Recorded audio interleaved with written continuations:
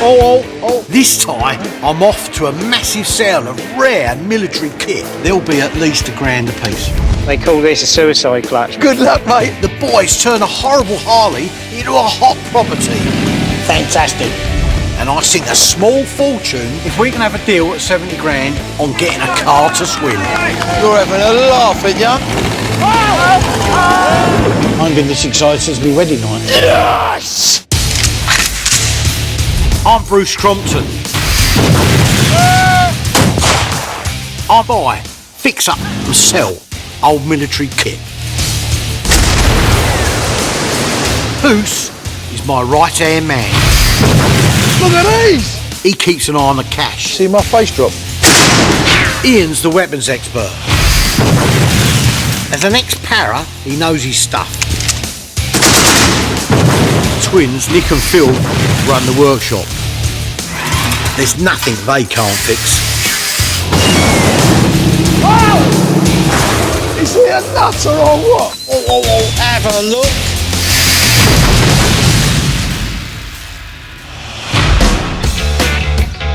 We're going to get any work done today? Because I've got some fantastic news for you. Guess who's been asked to do the Heavingham Hall Country Fair? Beyonce. Heavingham where? Heavingham Hall is the local aristocracy down the road.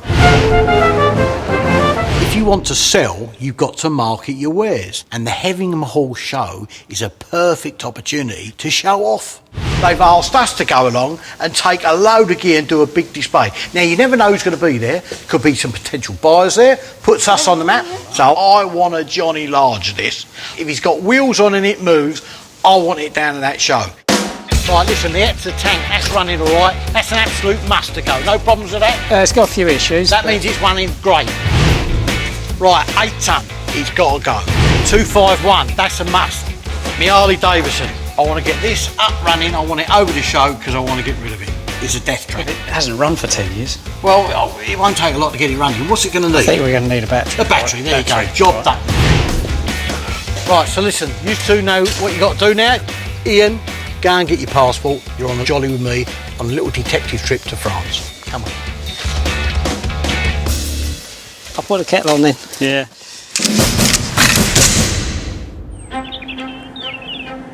Putting on a show, you want something special to show off. And there's something very special I've wanted to get my hands on for ages. I'm off to Normandy to the site of a big battle. It's a great place to pick up military kit. Mortain is the site of a terrible World War II battle. In 1944, Hitler orders an SS Panzer division to attack the invading American army. But the Americans give them a right old kicking, forcing the Germans to retreat. But as they retreat, they abandon their vehicles around the old Mortain train station. That's the station there. If you zoom in, Right. yeah, them two splat marks there, still up on that corner up there, see it? We've come to the exact spot where in 1944 a photograph was taken with the station in the background, and it shows the vehicle I'm after. It's a German amphibious car called a Schwimmwagen. They're so rare that if it is still in the area, it'll be the find of a lifetime and worth a fortune. That's the tree there. The Schwimmer's there. 20 years ago, I was shown this photograph by a local who believed that this particular Schwimmwagen still exists. There's a legend about this Schwimmwagen being pulled off and taken off by a farmer, and apparently somebody around here still got it. If it could be found, it's priceless, mate. But whether it's a story, a myth, I don't know. When something is linked to a genuine wartime photograph, it acts as proof of its history, and this sends the value through the roof. But first, we've got to find it. I don't know, Nick, this bike, mate. It's horrible, isn't it? If the horrible Harley doesn't work, we can't sell it. And if we don't get it fixed, by the time Bruce gets back, he's going to kill me. The 1943 Harley-Davidson WLA recce bike was built for the US Army and modified for the British and Canadian forces in Europe. It was known as the Liberator because it was amongst the first Allied vehicles to enter liberated European towns. I bought this for £11,000, but it's worth much more if it's up and running. We fitted a new battery, But these things were even a nightmare for soldiers to start. So we need expert help. The good news is we know one of Britain's top wartime bike experts, Harvey Hoare. Harvey, Yes. we've had nothing but ag in starting this poxy thing. The bad news is he's in Chelmsford. If anybody can get this thing going, it's him. The first problem, turning the monster on. Right. Now the throttle gas is it's a twist grip on the right hand side. The fuel is in fact a little screwed valve. What's he talking about? I don't know. Harvey! Now you need to move that choke lever up. Nick, what he's saying is, right, you turn the throttle full on, Don't we turn the fuel on? the fuel's already on, isn't it? I don't know. I haven't turned it on. Well, obviously we're supposed to turn the fuel on, aren't we? That would help, wouldn't it? Open the throttle right out. Right, yep, kick it twice. One. Right, now turn it off. All right, open it a quarter, put the ignition on, and kick-start it. And it should go. They stopped making these after the war. I wonder why. On the hunt for our swim wagon, we head into town. But this ain't going to be easy. I can't speak any French. No, listen, neither can I, but the hands work wonders. My name's Bruce, pleased to meet you, old son. Où est l'allemande amphibian auto? Take Schwimmwagen home. Schwimmwagen. Do you understand me?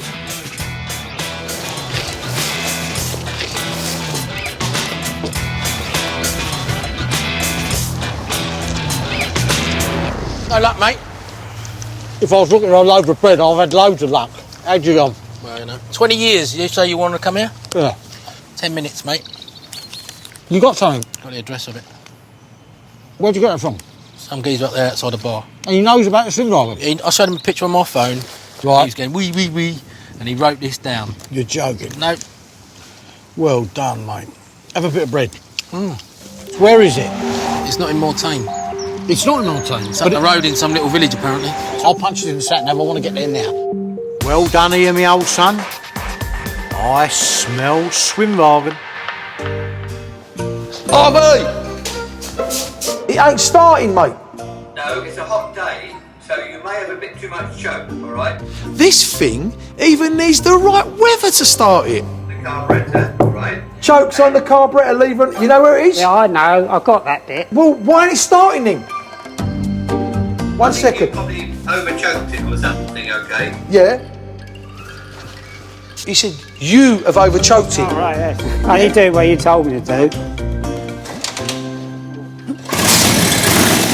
Yes! We have liftoff! Awesome. Harvey! Yeah. We done it, mate. Mission 1, start the bike, complete. Mission 2, get Harvey off the phone. Right, now listen, now you've got it running, What more? Ongoing. you need to back the choke off gradually by moving it down. It'll run a bit unevenly, but just open the door up a bit. Ian. Phil! Where's the bike?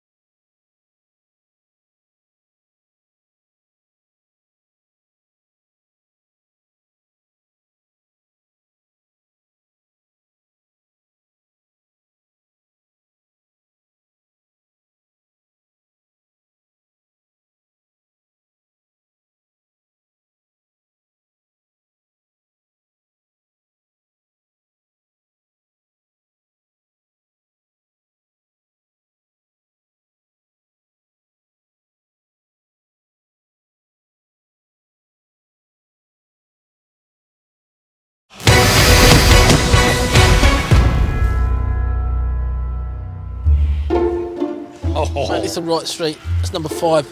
I'm out with Ian, scouring the Normandy countryside, looking for a very special German vehicle, a legendary 166 Volkswagen Schwimmwagen. This amphibious car allowed army reconnaissance units to cross rivers at will, even when there were no bridges. Number 12. Yeah, look. Ian's tracked down the address of a farmer who we're told might have one. The good thing about farmers is they hate chucking things out. Bonjour, monsieur. Hello, my name is Bruce, and this is Ian. We give Euro Dresso to look for Schwimmwagen. We come for look for military vehicle. Yes? Schwimmwagen. Schwimmwagen, yes, this is it. Monsieur Yves Echard has spent his life as a farmer in this area. And just the fact that he knows what a Schwimmwagen is sending my pulse racing. Whoa. Ian, we got something here, mate. I've got to tell you. This place is brimming with my favourite stuff, rusty gold. Here, look, he's got Schwimmwagen pieces there. It's for Schwimmwagen. Yeah, I'm happy. Christmas. That is a swimmer engine. So we're hot on the money here. Well done, Phoebe. All this original stuff. It's like a little gold mine, trust me. This is the type of barn I dream of. I've already seen a couple of engine parts. Who knows what's in the other barns? In here, monsieur, yeah? In here? Where? Yeah? Where? Shall we open it for you? Ian, grab that wrist, yeah? Right, there we go. Yeah. Oh, Ian. Now this is what I'm looking for. Hang on, look. There's runes. It's painted on it. Straight away, Ian spots a telltale sign. This is the symbol of the Waffen SS. SS 212. There's the remains of the number plate. Then I see it. Look at that. Unbelievable. This marking is the Wolf's Angle or Wolf's Hook. It's the sign of the Das Reich, Hitler's elite fighting force, feared and hated across Europe. I'm not being funny. I do not think that has been monkeyed up in this barn. That is from the day. The one that is in the photograph outside Montaigne Station. So it does exist, and this is the man that's got it. This is incredible, mate. This is a time warp. Look. To see the remains of a Das Reich vehicle is very rare. It also means the Germans sent their best soldiers to the battle in Mortain. And defeating this SS division was an important victory for the Allies. Look at that. It's been smashed to bits. They're all shrapnel marks, bullet holes. This has been in a proper tear up. Whoever was in this got absolutely blasted to pieces. Here, look, there's loads of stuff in the back here as well. Look. Yeah. Everything is here. There's a bloody dashboard, look. Ouais, ben j'en ai 2 ou 3 de ça. Everything's here, look. Mate, I mean, I've got to be honest with you. If we can get our hands on this, well, I just don't know. I don't know. I'm getting very excited here. I haven't been this excited since my wedding night. Monsieur Echard has saved all the bits. We could have a complete and authentic vehicle here. Look, no tech light. Fantastic. This is a convoy light on all German vehicles. Basically, it projected the light down so that it couldn't be spotted from the air, and these came in a kit form, one on the front, one on the back. Yeah? An original no-tech light will set you back a couple of £100. Add that to a restored vehicle and it will bump it up by thousands. I've got to tell you, this is something of historical significance. Would you restore it or would you keep it like this? You've got to keep it like this, mate. You'd have to gonna put say, all the parts will have to go back on it, right? Put it back together, but it would have to be left like that. And leave it like that. I've dreamt about this, Ian, all my life. This is why I love what I do. Who'd have thought a piece of living history was hidden away in this barn? This is so rare, the sky's the limit to what it's worth. I don't know how much we can get this out of him for, but to be quite honest with you, I ain't going to say money's not an object, because it is, but for me, this is something absolutely unique. I mean, I would give me right arm for this. Monsieur, avez-vous une coffee and une calvadosi? Ouais. Yeah, wavy. A little snifter should smooth negotiations, but I need to get this deal done fast before anybody gets a whiff of it.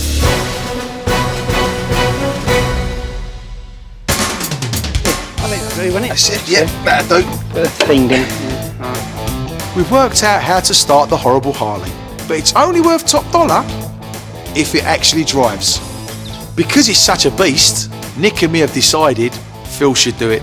You're having a laugh at What's the matter? What's this? Got the kit, haven't I? It's a bit tight. The problem with the bike is the clutch, or should I say clutches.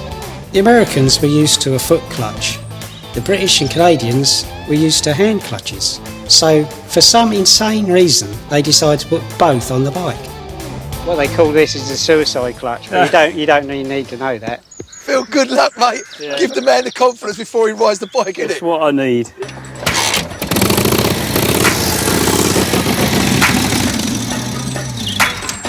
Come on, Phil, I thought you knew how to ride this thing. Suicide clutch or not, it's hard to kill yourself standing still. Nearly.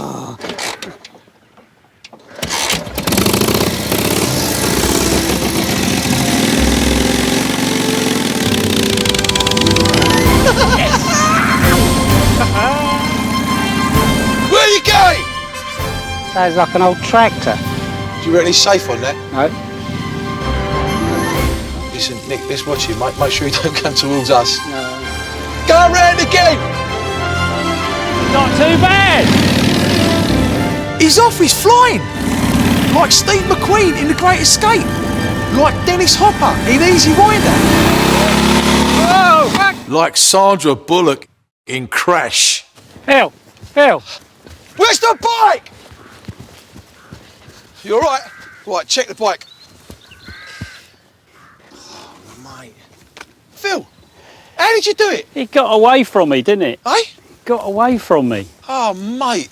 Is it bad, Nick? It's not good.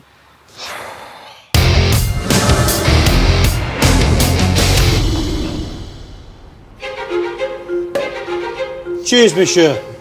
Lovely. Bottoms up. Cheers. I'm in a barn in Normandy trying to do a deal on a unique Das Reich swim wagon, and the homebrew is flowing. Oh, fantastic. Put ears on my chest, that is. This old boy's hung on to the swim wagon for 70 years. He knows it's valuable, but what does he think it's worth? Monsieur, your swim wagon is fantastic. Is possible we make exchange? Swim wagon comes to me. Is possible? Maybe. You think? No. I'll tell you what I'll do. You can name your price here. The thing is with farmers, they love to drive up the price.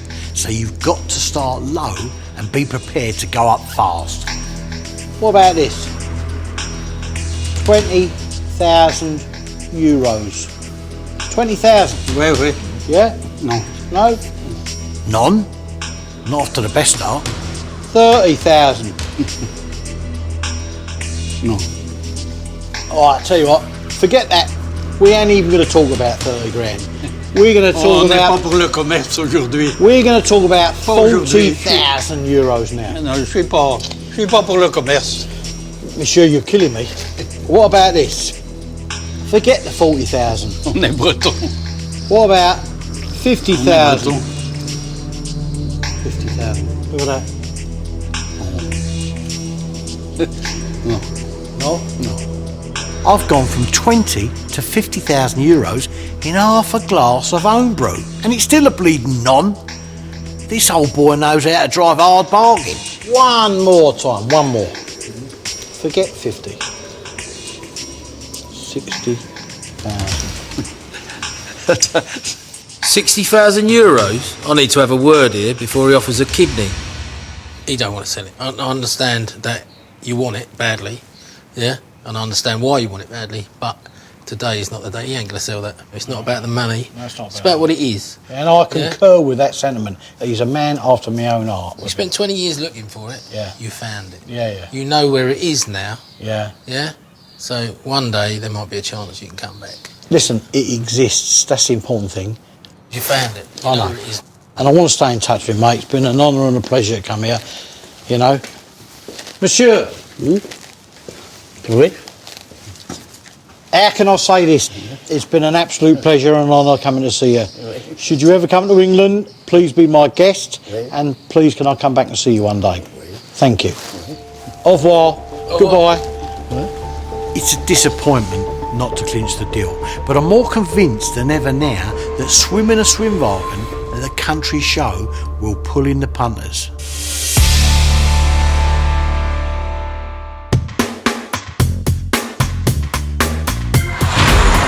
So after putting the word out with a few dealers, I've been told of a collector, John Phillips, down in Kent, who's got one and might be prepared to part with it if the price is right.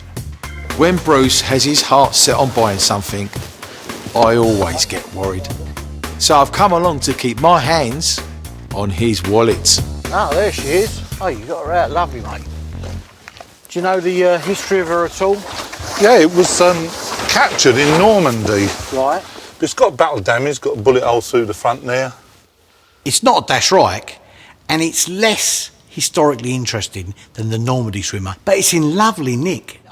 These swimwagens are gorgeous. Chassis developed by Ferdinand Porsche, engine by Volkswagen. If this thing still swims, it'll be worth over 100 grand, I reckon. What do you think? Oh, that much, eh? It's a lovely thing. Your wife would look lovely in this, driving around. Looks like a bathtub. Well, it is a bathtub. That's basically what it is. It's a bathtub with an engine, right, that gets you over rivers. It's a very clever bit of kit. Does it swim? I'm not quite sure. That's a bit of a no, if you ask me. You wouldn't like swimming it then, no? Not without a life belt. Right, okay. All right, okay. Just in case. I've got to have one that swims, and it's how much work I'd have to do on it to get it swimming. Got an original engine in it? Yep, that's all there and complete. Yeah. It runs, the engine runs all right. Yeah, it runs like a dream. Let's just have a look here. That's definitely the original engine. Can you, any chance of starting it up so we can hear it? Yeah, sure I can.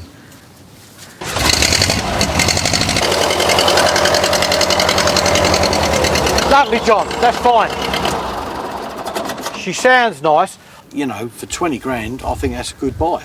Are we in the ballpark there? No, Okay, more like 85, mate. Is that the sort of money you're asking for it? Yeah, it is, yeah. 85, John. Oh, that's a lot more than I thought it was going to be, mate, to be quite honest here. I mean, I know it's original and all that, but can I see the other accessories you got? Yeah, John? okay, Yeah, no what have worries. you got? Yeah, if we can, mate, that'd be great. Okay, I'll go and get them. At that price, this swimming car is giving me a horrible sinking feeling. If we can have a deal, I'll slap your hand now, job done. Can't go that low, mate, that's a joke. That's a King's Crown, £1,000.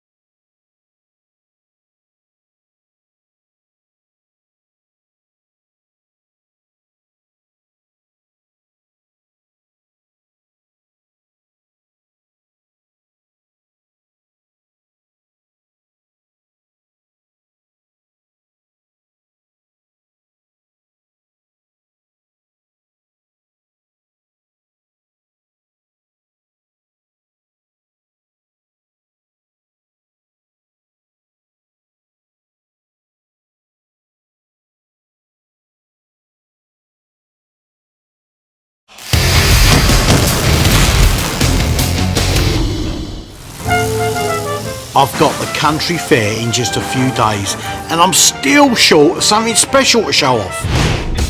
A rare swimwagen slipped through my fingers in France, but I've tracked down another in Kent. It could be perfect, but the price is coming in too high.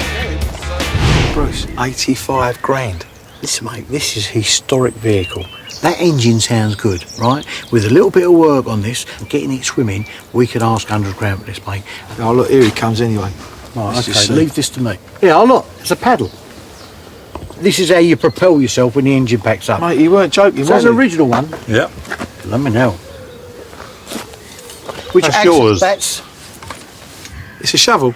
No, it's a multi-purpose tool. It's a shovel, but also, go like that.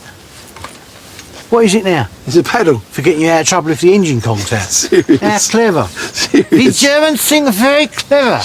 John, honestly, mate, I've got to be honest here. I'm really interested in this. You know, if we can have a little discussion about the price. I mean, 85's too heavy for me. I've got to be honest here. I'm thinking more around the 60 grand mark. I mean... Oh, no, I can't go that low, mate. That's a joke. It's not even like matching pedals together, and you're still saying you want that much money. It's a car, mate. It's an amphibious vehicle. It's not a paddle boat. Well, 65 grand. Nah, sorry. Nah, I've already dropped, you know, I'll say 70, 75. 75 is me. Sorry, you said 70? 70. No, 70. Was that a 70? 70. Oh. If we can have a deal at 70 grand, I'll slap your hand now, job done.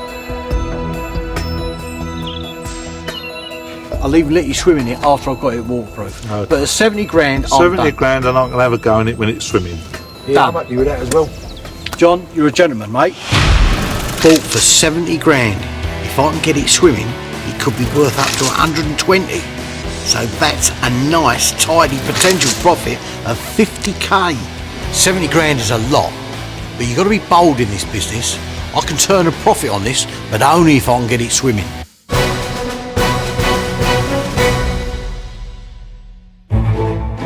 It's got a few scratches, but So we drag the Harley out of the hedge and brush her off. Now for the clutch that God forgot. you've got the throttle here, and then you've got the clutch right in front of it. I mean, you can't actually physically turn the throttle and pull the clutch lever at the same time. I can't understand why they did it this way. If Bruce is going to use this, I think we'll just do away with it. And it'll be more original as well, because obviously he wants it back to American spec. Next step, remove it. The hand clutch has its own cable going to the gearbox. We've just got to remove the lever and take out the cable. Should be able to just pull the cable through. Now, riding the Harley should be as easy as falling off a log. There we go. It's done. Good. Along with getting together the Harley and the rest of the kit for the What's-His-Face show in 2 days, the swim wagon also needs fixing. Right, I think it was going to swim all right. You right? Oh, yeah. This thing is over 70 years old and it's showing its age. Pull that engine cover up, let's have a look. This is not going to be pretty. Oh dear. Some pretty dodgy welding going on down here. This thing is about as watertight as a shopping trolley. You've got to admire the engineering. Work, back. Simple but effective. The propeller engages directly to the engine crankshaft. When you lower the propeller into place, the teeth and the crankshaft lock, and off you go. Ready? Yeah. Oh, that's the idea. Whoa, that's not good. It's not engaging. No? No. Oh, it's a bit dry. There should be an oil running out of there. This chain's slack. The drive chain has been worn and stretched, so there's no tension. But that's not all. The reason it didn't line up is it's taken a hit. Yeah. The crankshaft comes in through here and it's off to one side. So there's something bent here. It's got to be at least ½ an inch out of centre. To replace this, there's no way we're going to do it.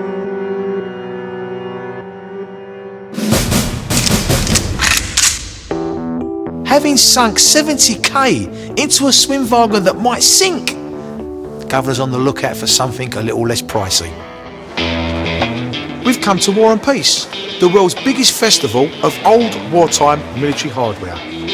Look at the size of it, it goes all the way over there, look, it's huge. 100,000 people come here to buy and sell old military kit. It shows you how big this world is. There's repro stuff and plenty of original kit too.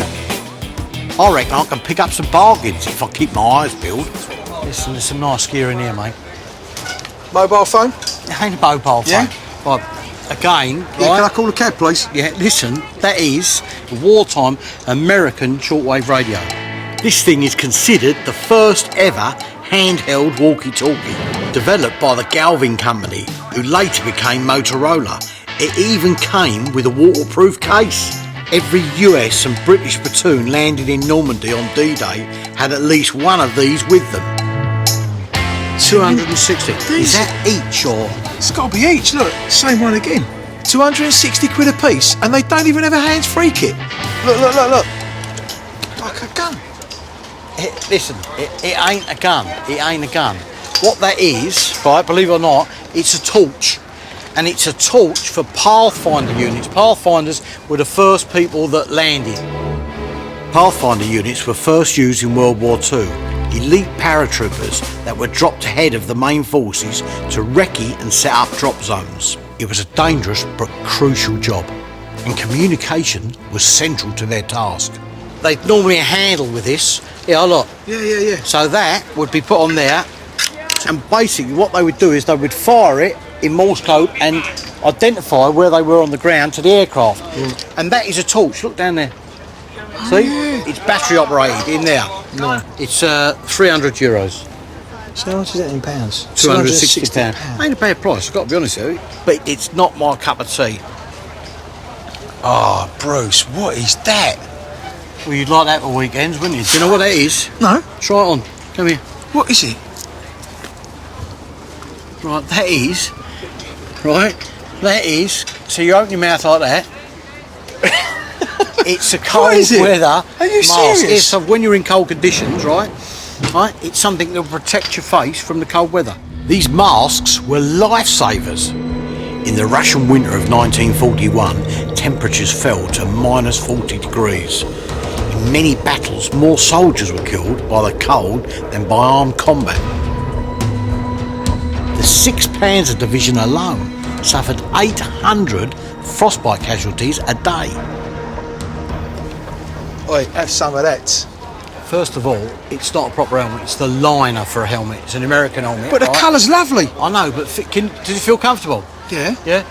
Oh, Bruce, No, don't do I that, know. mate. It's an inside shot What are you helmet, doing? Right? Put it down, you ain't supposed to touch stuff like that. There's loads of stuff here, but to make money on it, it needs to be really special. Here, Bruce, What? come and have a look at this. Is that a real one, a rebar or I'll what? tell you, inside, Yeah. that's a real one. That ain't cheap, right? Because of the black liner and the manufacturer's name, 1944, that's an original wartime Airborne berry. Serious? Yeah. This distinctive headgear was adopted by the British Airborne in 1942 at the direction of General Frederick Browning. And if you think the colour is impractical, you're not wrong. Rumour has it was chosen by his missus. It's got the original King's Crown on it, right? Yeah. That's how you can tell whether it's wartime or whoever the monarch was. So you can have a King's Crown and a Queen's Crown. That's a King's Crown. The top section of the badge is meant to be a crown and an imperial lion. Some troops call it the dog and basket. The make is, I think it's Kanga. There you go. They're the main manufacturers for wartime berries. I'd thought Kangol was a trendy fashion label. I'd no idea they made World War II red berets. Let's find out how much they are. There'll be at least £1,000 a piece. £1,000. There'll be For a 1,000. berry? Yeah. Because you have to earn it. Mate, I ain't touching that then. Original berries like this go for silly money, but you can't do them up. So to see a return on your investment, you've got to sit on them for at least 10 years. Lovely things, but not to pick. Here, look. Airborne radio stuff. These are the radio sets that they used at Arnhem and Normandy, right? Good communications in war are vital. And these number 38 Mark II radio sets were invaluable to the Allies. They had a range of 2 miles. Around 190,000 were made.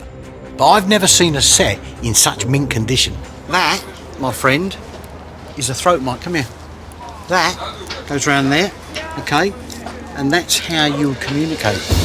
These mics pick up vocal cord vibrations through dual sensors attached to the neck. So you can communicate even in the middle of a noisy battle. Wow. That is 70 years old, and look at the condition of it. Right? Now, there are all kinds of components go with this. Look at that. It's all here, and it's all brand new. To find original kit in such good condition is rare. This is something special, and it wouldn't be breaking the bank, as I've seen them sell for up to 650 quid. How much that set complete? I'm looking around £575. That's a little bit more than I thought. I mean, I thought they were going for about 350 quid. I'm willing to haggle with you, but that's a little bit too far out. What's the best price you can do on it? Come on, give me a good deal here today. Sun's shining, you're in England, God's own country. Come on, what can we do with this? Well, the very best would be 525. Let's say 4 1/4, 425 quid. Ooh. What about 5? 450. 75. 475. 475 and we have a deal. It's a rare radio. Yeah, it's a rare radio, I must say. Is that gift wrapped? It is indeed. 475. Job done. I'll have that. All right, thank you very much. All right, lovely. Number 38 Mark II radio set. Not bad. Bought for 475, worth 650, so that's a potential profit of 175 quid. The thing weighs a ton. At least we can listen to the cricket on the way home.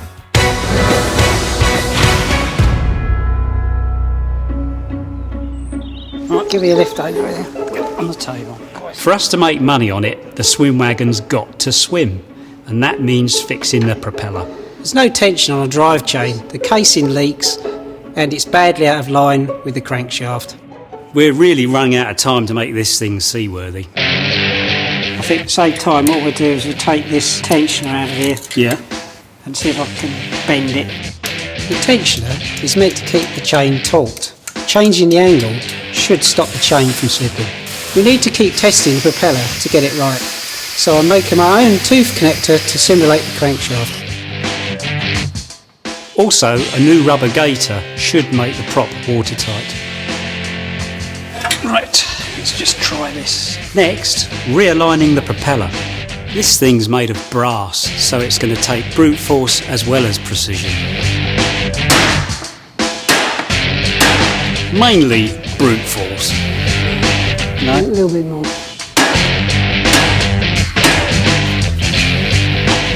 Oh yeah, That's a lot better, isn't it? good, isn't it? Yeah. So the propeller is aligned and the chain is taut, and it should run. Success! Right, that's got it. So now the swim should go forwards in the water. Trouble is, he may be going down at the same time.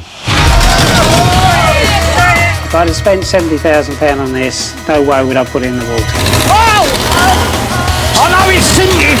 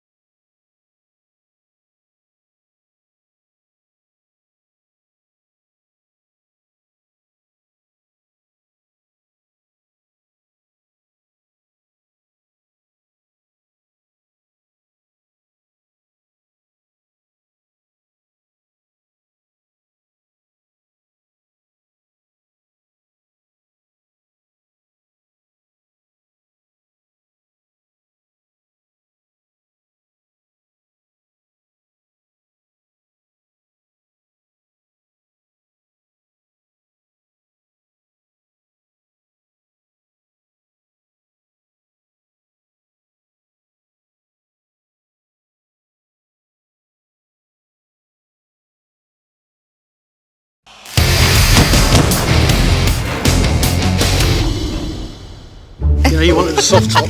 Little convertible. Oh, a nice little convertible you was on about. Less than 24 hours to go before the country show. Just enough time to show the love of my life, Sue, our new convertible. Not what I had in mind. It's a lovely, lovely swim bargain. And Laurel and Hardy are keen to test the propeller to make sure it runs in water. Crack it, mate. That's good.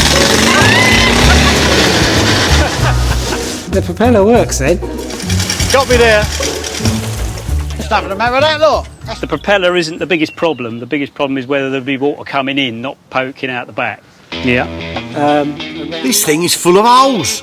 I want to swim it in just over 12 hours, so the twins need to find them and plug them. Yeah, possibly. It's a shame Bruce is going to be in this. It's going to sit a lot lower in the water than it would normally. To find leaks, we're going to force water in with a pressure washer around weak spots in the chassis. Mainly the wheels, the engine and the steering column. All areas which are welded through the bodywork. Whoa! That's not a good start. We've got a leak around the handbrake cable. That's going to leak bad. That's leaking. It's coming in right down there in the base of that steering column where it goes through the floor.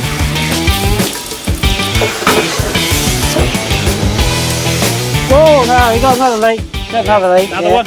Yeah. Seems to be coming from along this seam here, along with it. A short test has thrown up 3 leaks, which is not good. And that's only with the pressure washer. I mean, you get it in a lake where it's basically sitting in a tub of water. It's going to find all the other leaks as well. There's bound to be more. I can't believe that's all there is. Right then, how are we doing? Is there water coming into it or not? Yeah, there was water coming in. You wouldn't have flowed this shit tomorrow. Would you swim it? I personally wouldn't. Would you swim it? If I'd have spent £70,000 on this, no way would I put it in the water. I may have spent 70 grand on a sinking ship. If I can get this thing to float, the price rises by 50 grand. If it sinks, I'll risk losing the lot. It's time for the twins to get plugging. It's the morning of the Herring Hall Country Fair, and it's showtime. We got tanks, armoured personnel carriers, the renovated Harley, and hopefully the star of the show.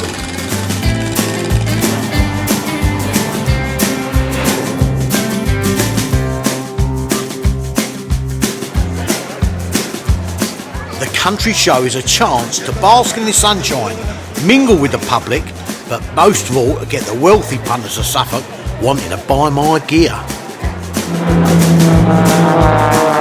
We've set up shop in the main field. The first on display is that tamed beast of a Harley. So if I punt this now, put this out, we can have no trouble starting it. No. We can come and see it run, we can drive it, right? How much do you think you'll get for this? This is worth about 15 grand.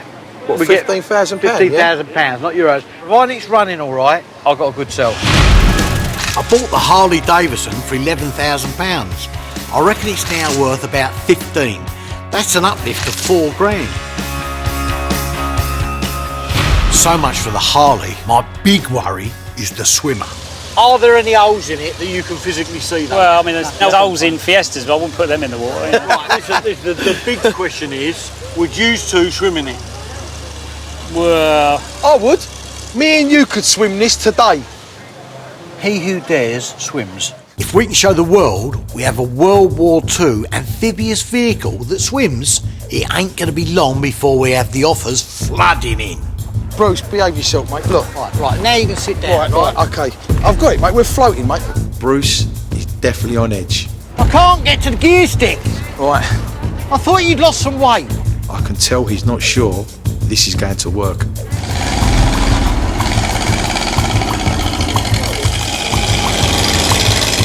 The eyes of the world are on us, and I'm starting to feel the pressure. I've got 70k and a lot of pride invested in this voyage. If it sinks, I'm going down with it. Here we go, 70G going in the water, bruv.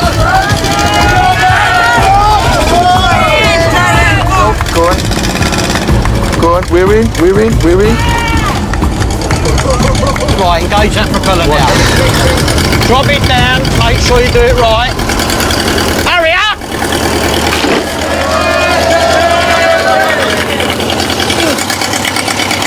Yeah, is it working? Go. Hey! I can hardly believe it. We're seaborne. Let's go. Listen, make sure there's no water coming in. Keep going, mate. We're going great, mate. We are floating like a baby. Brilliant. The sun is shining, the crowd is cheering, and I'm loving it. I'm Drake on the Golden Hind. I'm Nelson on the deck of the Victory. Yeah, more like Kate Winslet on the Titanic. Looks amazingly low in the water. I know it's sinking. Look at the water coming in here now. Let's just get it out. Come on. Keep still, don't rock it. Look, it's coming in up here now. Come on, we need to get it out. I got visions of 70 grand going down the plug hole and taking me with it. Stand up, pull the propeller up when I say. Oh! It's like Dunkirk all over again. Pull it up, quick! Right, stand back Just over wait. here, get over here, get over Wait. here. Pull it up, get over here, get over I can't get to it. No, got to leave it then. No time to get the propeller up. We need just one final push. No.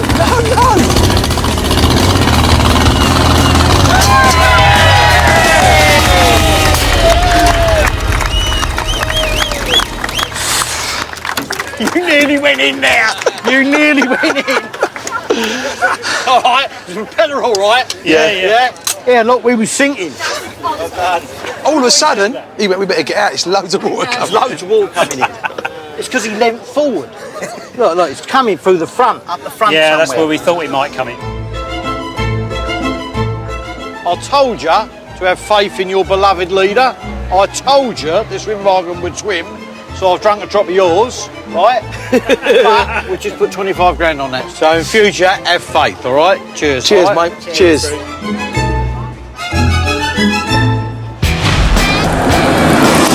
What a week. We've scoured Normandy for the holy grail of floating cars. Oh. The lads crashed and fixed a classic wartime Harley. We picked our way through all sorts of amazing military knickknacks. Did you feel comfortable? Yeah. And took a 70 grand gamble on a 70-year-old swimming car. Against all the odds, we've won, and more importantly, we've turned a profit. Can you feel the vibes? Yeah, it's lovely. Well, feel them.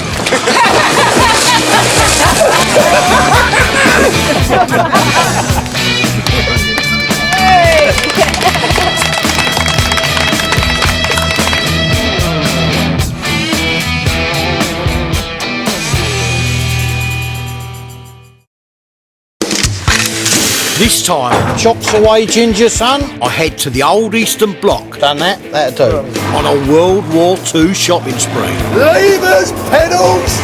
You're off your head, you are. The twins turn rust into gold as they make 70-year-old tank parts as good as new. Let's go. And I bring out the big guns Whoa! as I attempt to drum up business with a mega-rich Russian. Whatever he wants, we're going to have. Oh, yeah! I'm Bruce Crompton. I buy, fix up and sell old military kit. Bruce is my right-hand man. Look at these. He keeps an eye on the cash. See my face drop?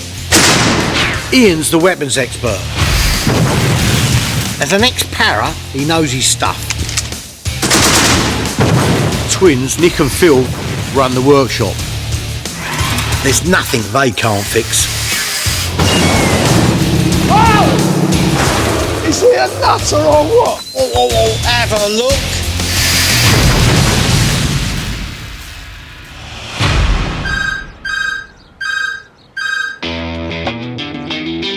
Thanks, I'll come back to you. Lovely. Yeah, let me come back to you, mate. Cheers, bye. The Russians are coming, the Russians are coming, the Russians are coming. In this business, you've got to know who the big buyers are, and they don't get much bigger than the Russians. Phil, Nick, here, listen, you ain't going to believe this one. The blooming Russians are coming, right? One of them oligarchins, right? Was it a Chelsea geezer? No, he ain't one of them wag football geezers. He's another guy called Slava, right? But he's got loads of money, mate. He's bought, in the last year, 300 military vehicles. If he's spending money, I want him to spend some money with us, right? So what, is he coming here? He ain't coming here yet, but by the time I've got into him, I'm going to get him to come up here to see our collection and see what we've got. So what does he want then? We don't know, I don't know, but whatever he wants, we're going to have, or I'm going to supply him. I'll come back and be in touch with you. All right. So you standing by then? Absolutely. Standing by. Are you standing by? I'm standing by the tank. Oh, right. Okay. The rich Russians flown in specially for a huge military event down in Dorset. Tankfest is a magnet for collectors from all over the globe, and I've arranged to meet him there. Russian oligarch Vyacheslav Len, or Slava for short, is one of the biggest military buyers out there, and I've got to land him as a customer. It was roasting here yesterday, honestly, but it was very good. Slava's an interesting geezer. Although he's Russian, he also speaks German, so he's brought along Patrick, his German translator, who speaks English. Hope you're following this. How was the flight? Good? Ja. The weather in Russia good? Hot, cold? Nein, warm und sehr schön. Keine Regen. Hot, no rain. I can see why he's come here. There's loads of great stuff. A Tiger, British Centurions, and American M5s. The plan is to stop him spending money here and get him back to mine instead. I just need to find out what he's after and tempt him with the right bit of kit. Hetzer für mich sehr interessant. Hetzer Ich suche schon is 3 Jahre. very interesting for me. Why didn't you tell me? The one that you're looking at here is nice, but the best Hetzer in the world is at my house. Mine is perfect. Original engine, original gearbox, turn the key, press the button, boom. The Hetzer is what the Nazis called a tank destroyer, and it had a unique remote-controlled machine gun, which allowed the gunner to stay inside the tank and fire via a periscope. Also known as the Jagdpanzer 38, these things were deadly. Oddly enough, Hetzer means beta, which is just what I'm using mine for. I'm not really looking to sell mine. It's the only original working Hetzer left in the world and worth about $500,000. But it's so rare, I'm hoping Slava won't be able to resist coming to have a ride in it. If you're interested, maybe we can make an arrangement for you to come up and see it. Die Kanone funktionell und Maschinengewehr auch, ja? Function? The machine gun mount on the top works, we fire it, it's perfect. When could we come today? No, hold on, time out. But we could arrange it for next week or something, or whatever. All right? All right.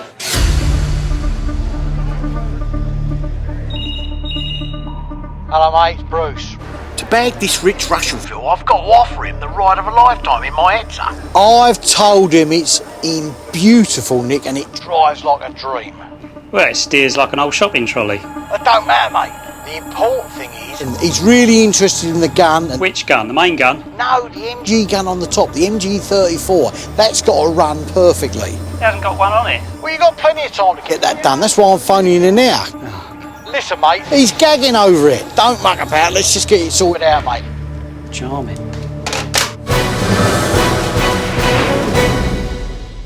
I've been a war historian and collecting for over 30 odd years, and back at my warehouse I've got about 50 original bits of kit that might interest Slava. But there's one thing in particular I know he's looking for, and that's a World War II German army vehicle known as a 251 half-track. It's called a half-track because it's got half wheels and half tank tracks. This made it very effective across almost any terrain. The basic 251 was just a chassis, then the top half of the vehicle was adapted to suit different purposes. It could be armour plated, open topped to carry troops, supplies, or have special mounts to carry cannons. 15,000 were built, but very few have survived. As it happens, I have a rusty 251 chassis. It doesn't look much, but it's a start. What do you Well, it's on the whole, it's quite a good chassis. Tracks are rubbish. We definitely need to do something with those. I want him to see this being built up as it goes, right? Right, okay. Because then people could see that we don't cut corners. It's done perfectly. So the plan is to sell the chassis to Slava with a promise to create a vehicle round it using authentic 251 parts. For me, it's money in the bank. For him, it's a custom-built, bespoke 251. But first, I've got to clean up the chassis and quickly acquire some genuine 251 parts. And in Germany, I know just the man who might have some. Mario, it's Bruce. Hello, mate, I'm here. I parked out the front of your shed. All right, OK, I'll wait round the front here. 5 minutes, OK? We'll just wait for you. Mario Schooneman deals in lots of stuff, but he's known for his passion for tracked vehicles. He's got a Hetzer, but it's not as good as mine. Have a look, dig eye. Look at him. Look, he's gunning that thing and all, mate. He's going to go over it. No. Yeah, is he? What? What is he doing? He's got me rock. I'm a nutter. Now, is that a proper entrance or what? Mario! Hey, boss. Who's that, the wife's car? Oh. You're off your head, you are. Come on, please. Come on. I know you shouldn't accept lifts from strange men, but he's driving a Hetzer. I ain't getting on it, Bruce. Come on! But after what he's just done... Come on, you old tar! Get on it! Are you serious? Come on! Don't touch that! Come on! Turn it off. Stay there!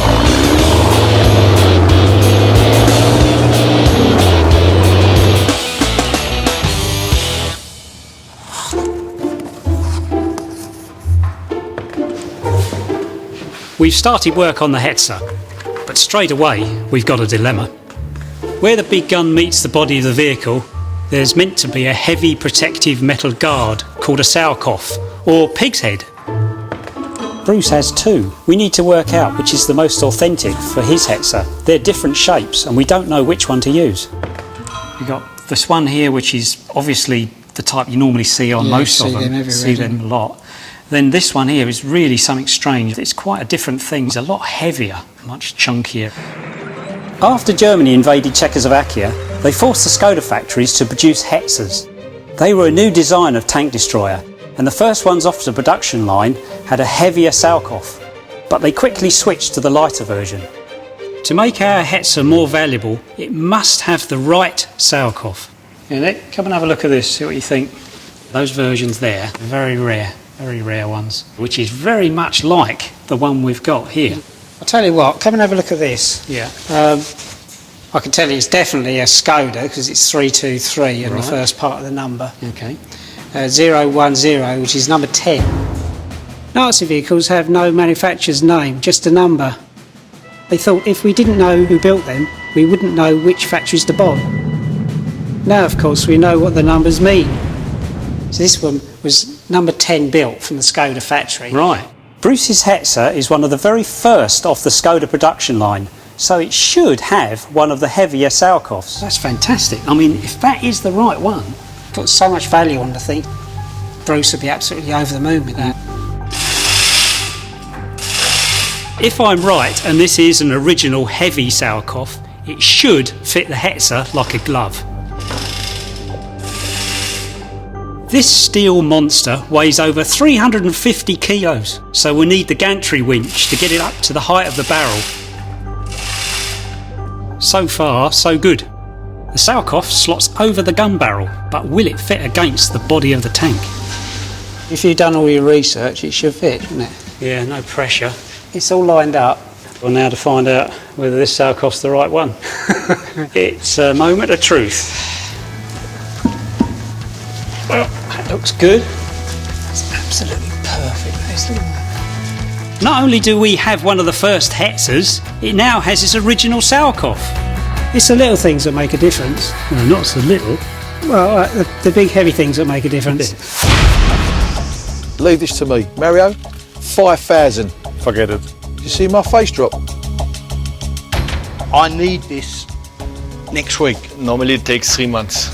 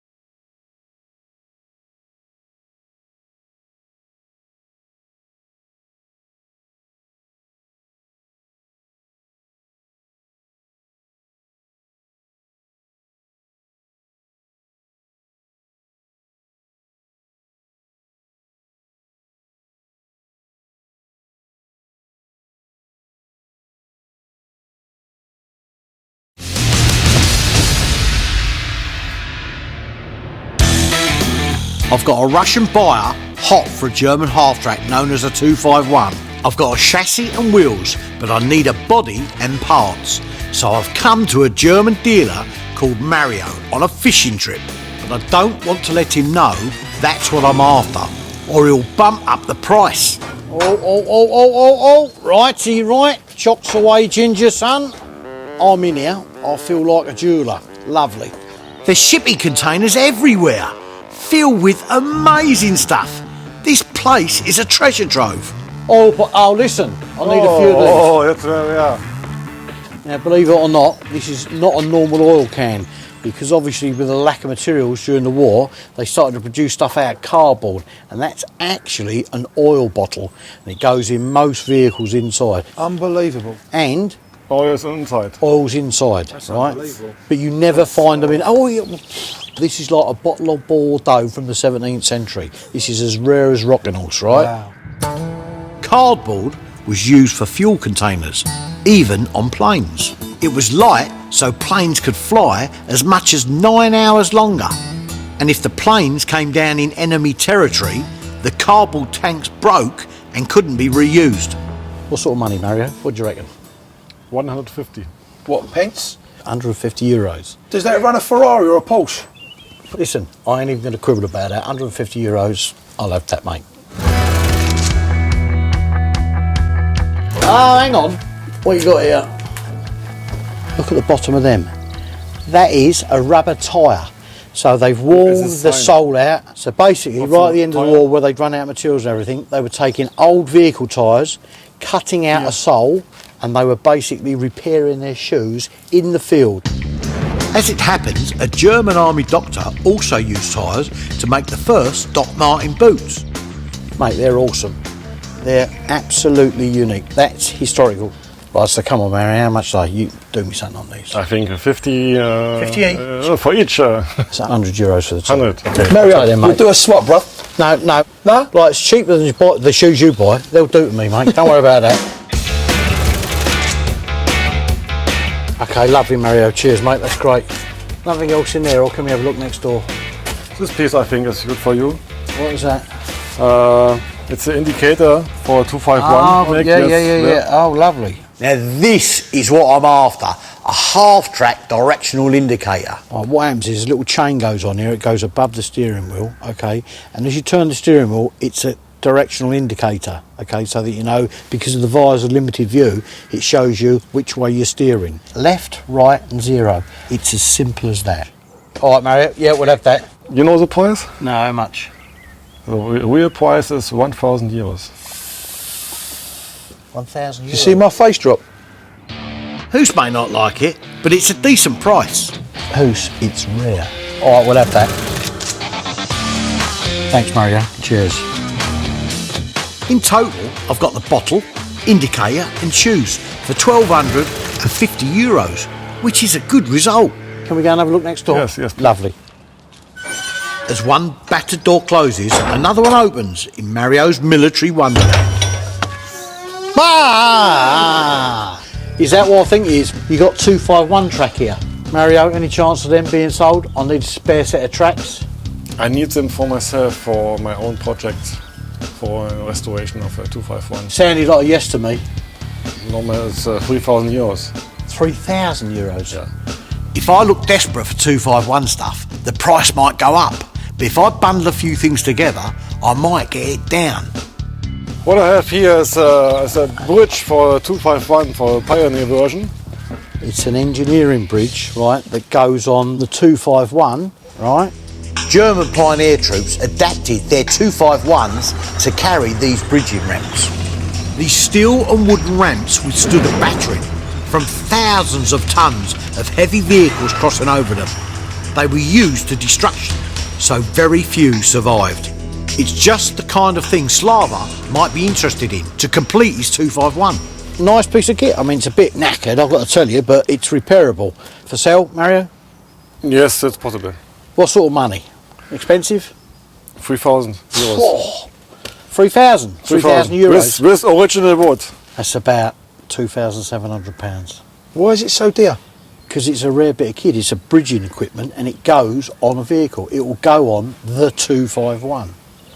Well, £2,700 for that. The least you can do is just chuck them 2 rusty spare tyres into something, because he'll find something to do with them, won't he? Are they for 251, yeah? Yeah, let's have a look at these.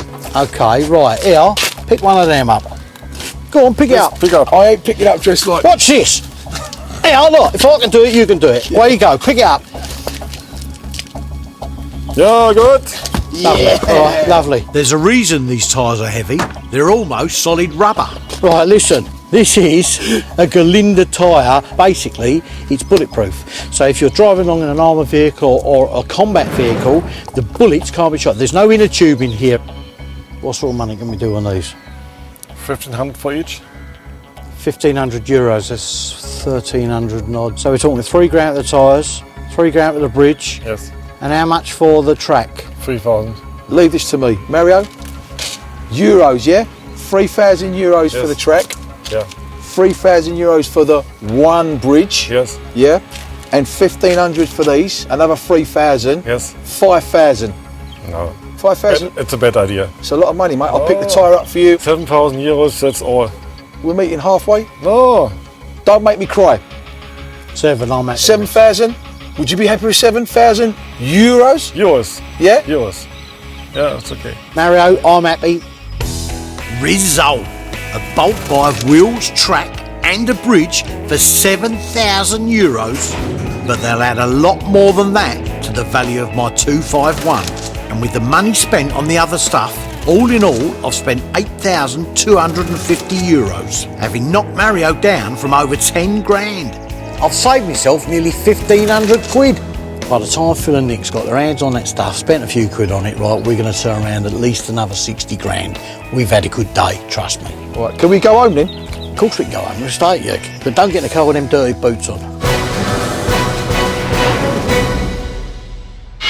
Right.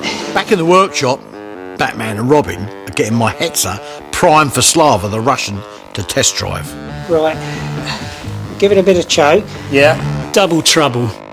The Hetzer engine is not authentic and it's not working. And, nothing's happening.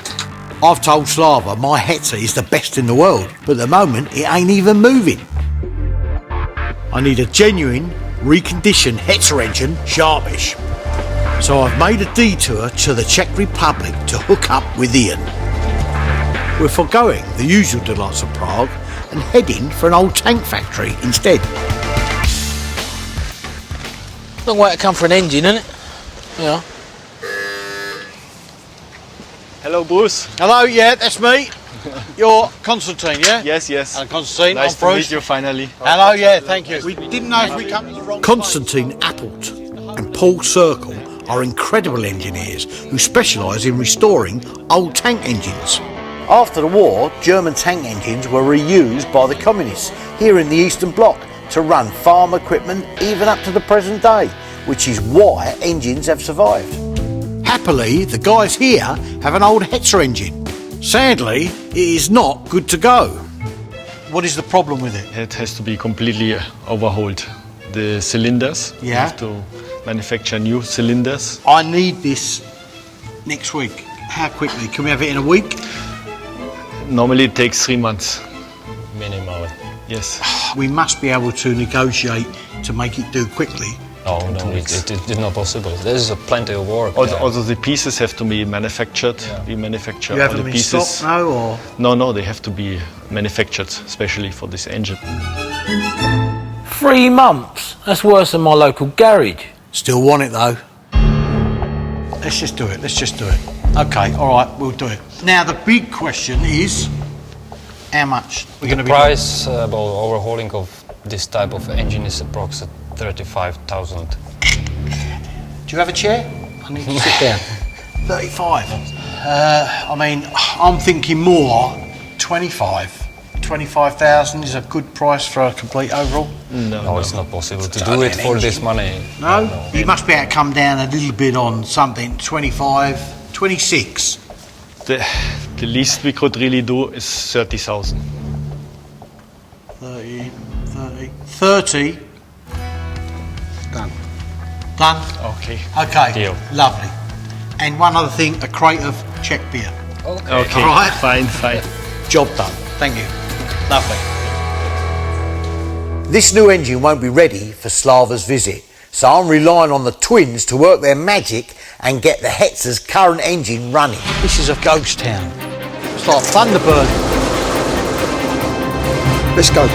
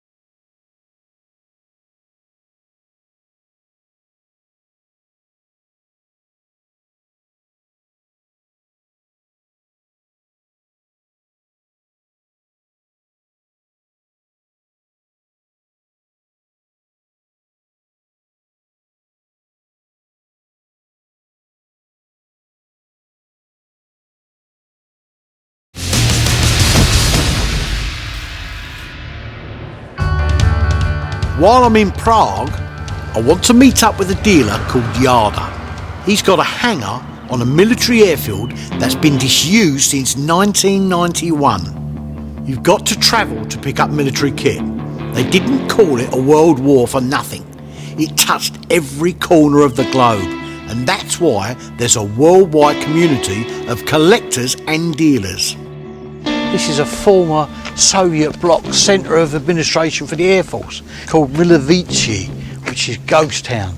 And he's told us just to get here, get through the gate, walk to the airfield, right, or the runway, and then look for some bomb-proof craters. And he said there's a few of them, and he's in number 38. Look at the size of this place. That's huge. I ain't seen a runway this. Well, I ain't seen one this big. So nothing lands. There were Russian MiG fighters based here during the Cold War. They sat in these bomb-proof hangars, protected by metre-thick steel doors. Mate, there's quite a few of them. Yeah, but it's got to be one. It can't be that far. There he is. That's him. Yarda! Hello, Yarda. How the devil are you, hello, my friend? Bruce. All right? All right? This is Ian. Pleased to meet you. All right? Hello. How's your English? Improved? Yeah, so little cash, money, deposit. About as good as my Czechoslovakian. Is this your building, yeah? Yes. Can we have a look? Yeah? Yes, Right. come.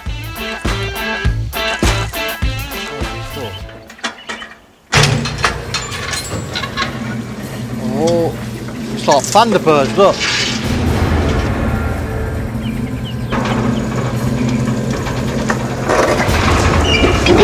Impressive, very, very good. Straight away, tucked away at the back of the hangar, I spy an OT-80 armoured personnel carrier. Interesting vehicle and a Cold War classic. It's running? Yes, have a little problem with clutch or running, yes. Right, okay. It's but it's complete, yeah? Yes, yes, yes. Can we look inside, yeah?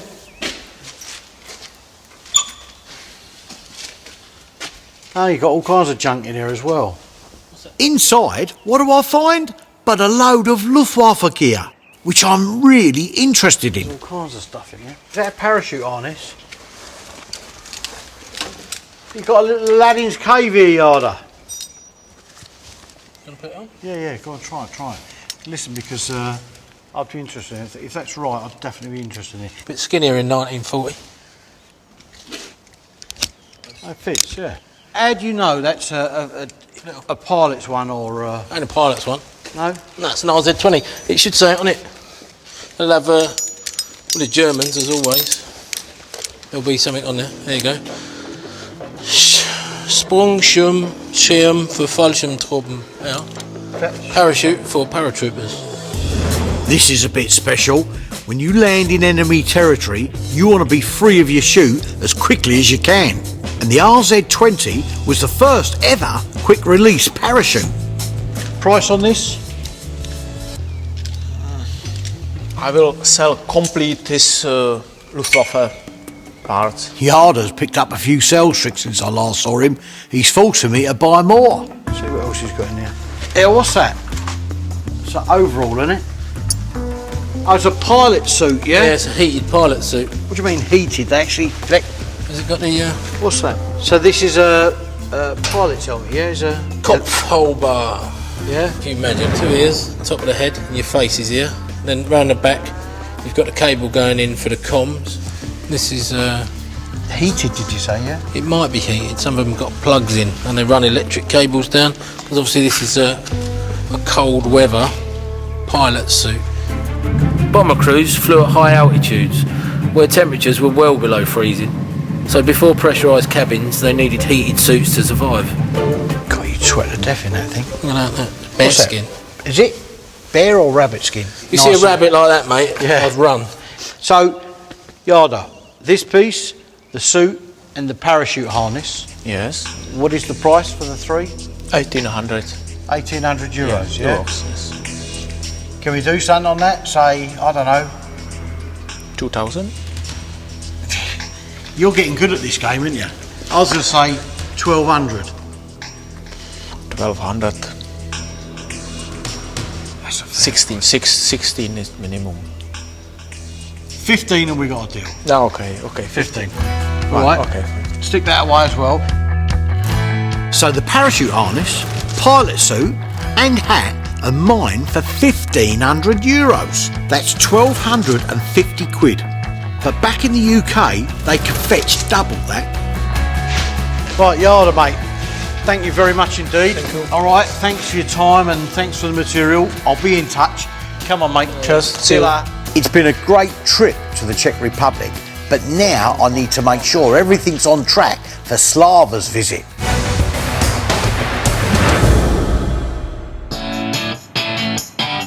Bruce wants to sell a 251 half-track chassis to this Russian bloke, but right now it looks a right old mess. It's got to be stripped right down and sandblasted. Right, let's slip this drive unit off. Okay. Some of these are loose, I think. Let's loosen this. Oh, one more. Oh. Someone's been adding bits to this 251 chassis. They're not original, so they got to come off. The thing's too big to sandblast here, so it's got to be sent off to specialist sandblasters. Meanwhile, we'll turn our attention to the Hetzer engine. Right, we'll get it going then. Yeah. Pump the fuel and see what we get. Yeah, that's coming up all right. Yeah? Yeah. You feel it? Yeah, that sounds about right. Yeah, okay. Let's see what we got. Doesn't get any easier getting in this thing. No. Nothing's happening. Oh, God. So, we've got no power. No power. Whether it's a tank or a car, if it's not starting, check the battery. Right, you hold that bit. Yep. Red to red. Red to red, it's a good idea. Oh, God. Right, what we got? 12.4. That's all right. That's good. What's wrong with that then? It's got to be something else then. So the battery's fine. Then we notice something. Is that earth strap off? Oh crikey, yeah. Well, if that that's battery's not earthed, it's not going to go, is it? No, that's the main earth strap for the whole battery. Right. That goes on first. That's on. Good. Right, let's give it a go. Sometimes it's the simplest things that fix the problem. Bruce wants the Russians' visit to run like clockwork. I thought, in his absence, I would check the Hetzer is running smoothly. Let's go. I'm leaving the helmet on. Move down to the front. Just work your way down. How'd you get to the seat go forward or what? Feet first. Yep, I'm in, mate. You're there. Wow. So this is where the driver would be stationed. That's it, yep. Mate, this is really claustrophobic in here, isn't it? Oh, yeah. Not a lot of people get a chance to actually even sit in here, let alone like me, learn how to drive it.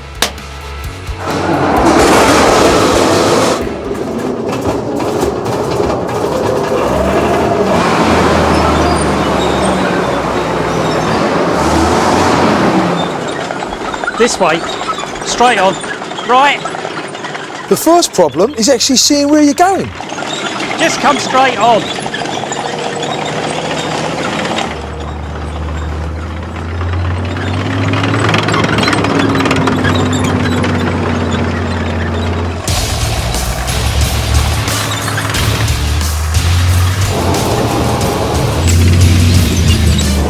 This is great! Look at this, boy!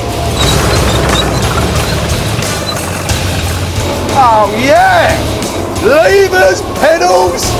Now we're having some fun, son. It's like driving a Dodgem.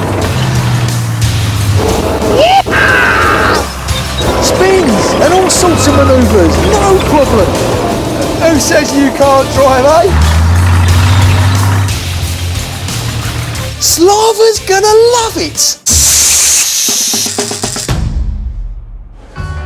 The chassis of the 251's gone off to be sandblasted. Now the tracks need stripping, cleaning and reassembling. It's going to be a dirty job and a long one. A set of tracks has 111 links. It's full of grease. Yeah, they usually are. And each link is made up of 11 moving parts. Amazing, all this stuff just in one track link. Yeah, when you're in comparison to this one here, I mean, it's just one pin.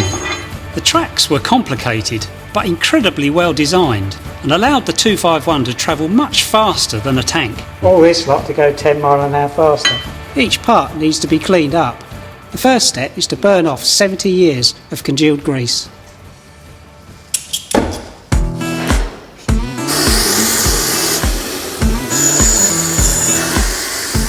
The links might look too rusty to use, but sandblasting can work miracles.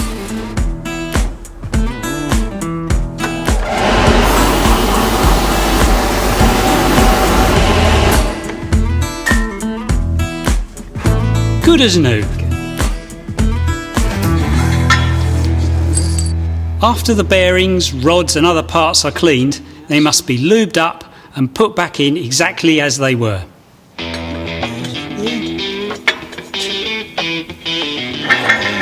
After fixing the link pin, there's just one thing to add. Track rubber. I've got a whole shopping trolley of track rubbers that Bruce has bought over time. You never know when you might need one. It's good, doesn't it? How many more we got to do? 110. Oh, that should take a while then, shouldn't it?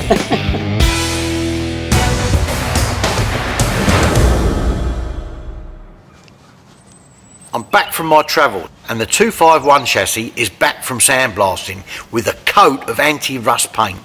Morning. Yeah, 251 chassis, lovely. That looks really, really nice, mate. You happy with it? Yeah, it's good, nice and straight. It's good, it's come up well. Yeah, really, really well. Yeah. Okay, because as you know, the oligarchy Russians come in here, right? Yeah. So I'm chuffed because he's been able to see this in its bare bones here. That's what's really important to me. Okay. No, I'm chuffed, that's good. Yeah. This chassis looks like new, and with all the other 251 bits and bobs I've acquired, I'm hoping Slava will be tempted. Okay, he's going to be happy with that, mate. Should we get this in then, yeah? Yeah. Do you want a hand? If you like. I'll go and get the garden. Oh, yeah, right. We can do a deal on everything. Everything's to sell, it's Christmas. Stop.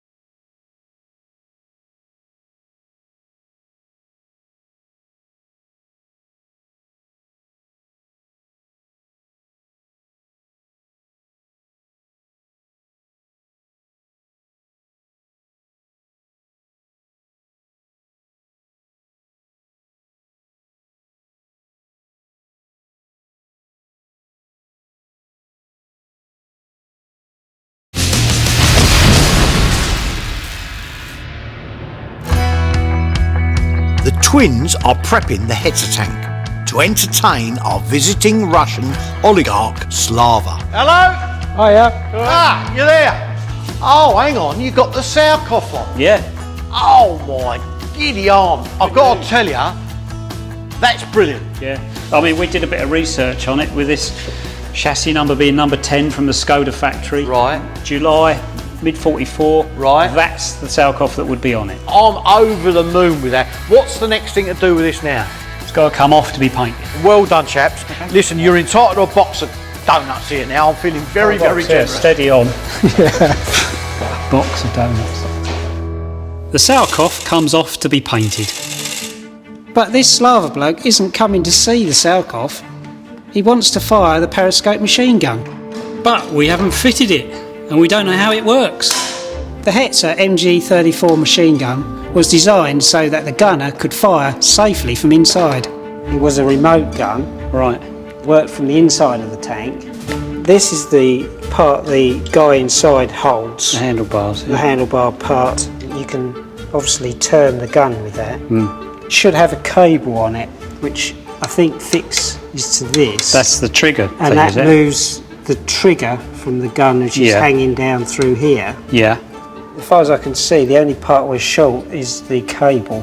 For the width and strength required, we reckon a bike cable should do nicely.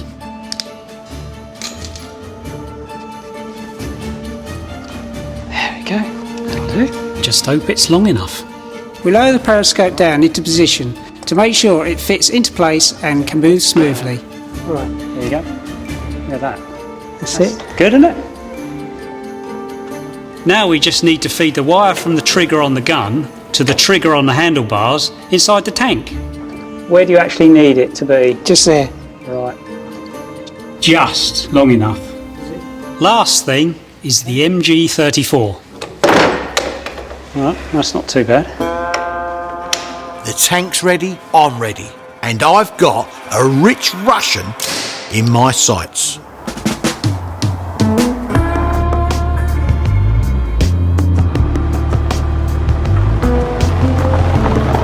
Patrick, left here, left. Okay. Left, down here, that's it. Lovely English weather. Yeah.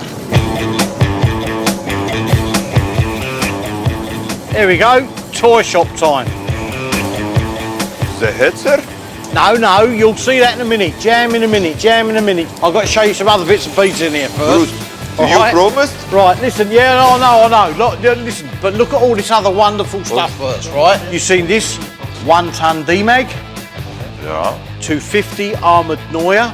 This is the 259, the radio vehicle. Complete with radios, all original. Came from Belzik. Lovely bit of kit. Nice, yeah? Very nice. Very nice, yeah. All original, all running. This is something you'll really enjoy. Cat and Crad. You've seen these Cat and Crad? Been in a lot of films lately. Beautiful piece of kit. This one came from Normandy and everything on it was original. We've just redone it up, got the engine running and everything.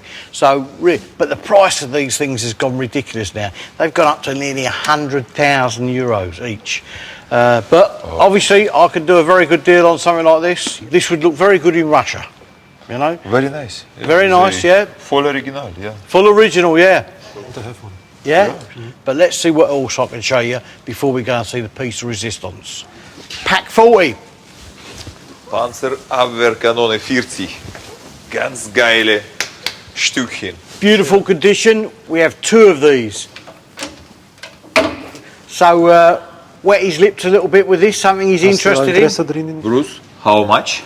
Ooh, dear, oh dear, let me think. Ballpark will be £20,000, not euros, pounds. We have to talk about that. No, wir sprechen, aber ich denke, dass ich nehme das. We talk about that. I think I will take it. Yeah? Yeah. That'll take it. I mean, I had a frog in my throat. I meant £30,000. Oh. No. I'll stick a deal as a deal. Okay, we can talk about that. We can talk about working that in to see what he thinks about what I'm going to show him next door. Yeah, right? okay. So he's interested. Yes, of course. Lovely jubbly, that'll do with me. Good condition, yeah. We can do a deal on everything. Everything's for sale. It's Christmas.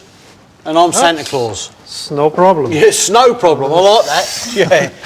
I could have got more for the Pack 40, and that's annoying. But the goal is to sell him the 251 that doesn't exist yet. I've got one more thing to show you before we see the Hetzer. Look at this. Interesting. Interessant, ja.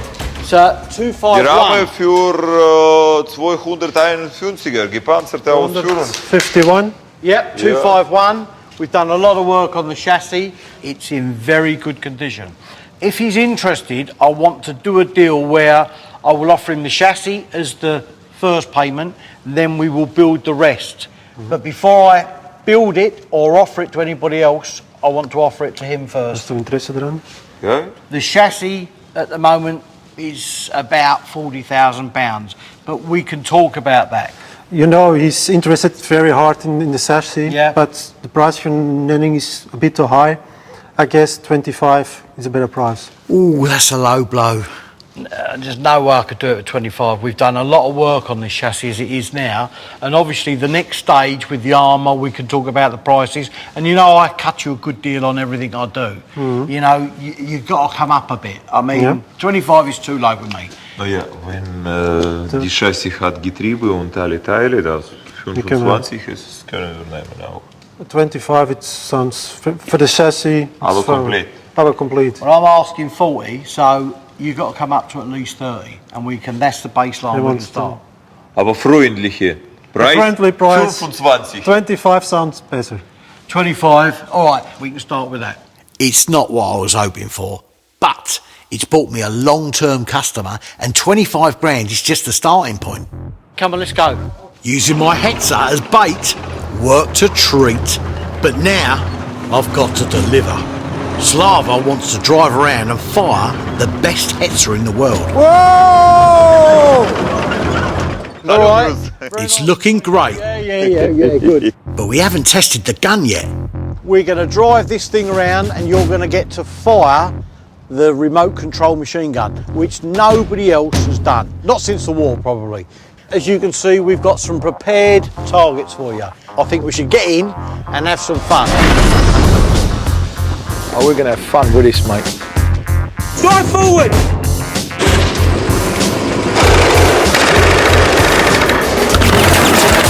There we are, showing the second-hand cars who's boss, when suddenly the gun jams. Stop. Up pops Ian to clear the blockage. But the blasted trigger is stuck. And it starts firing while he's clearing out the ammo.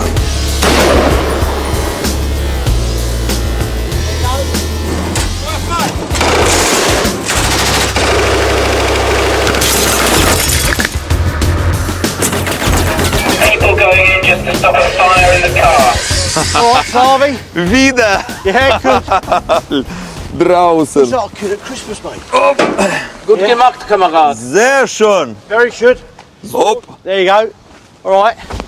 Good. Sehr schön. Fantastic. Herzlichen Dank. Slava's had the ride of a lifetime, and the twins have come up trumps fixing the gun.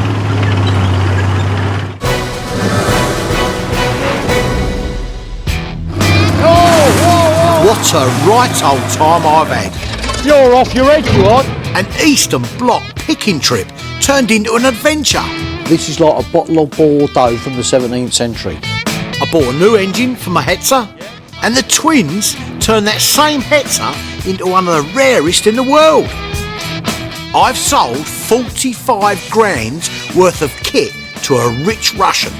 We can do a deal on everything. Everything's to sell. It's Christmas.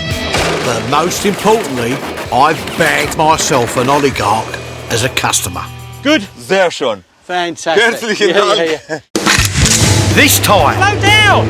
the twins go out on a limb to fix a World War II classic. No, stop it. Going too far. Ian puts a machine gun through its paces and sticks to his guns over the deal. End 1,200 quid. And I go bargain hunting, €100 for a packet of fags. ready for a parachute jump. But my D-Day dreams come crashing down to earth. I'm Bruce Crompton. I buy, fix up and sell old military kit. Hoos is Ian's my right-hand man. Look at these! He keeps an eye on the cash. See my face drop? Ian's the weapons expert. As an ex-para, he knows his stuff. The twins, Nick and Phil, run the workshop.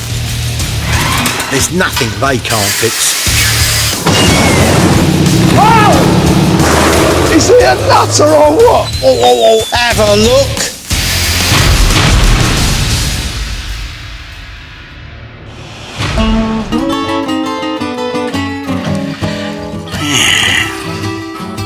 See that handsome devil?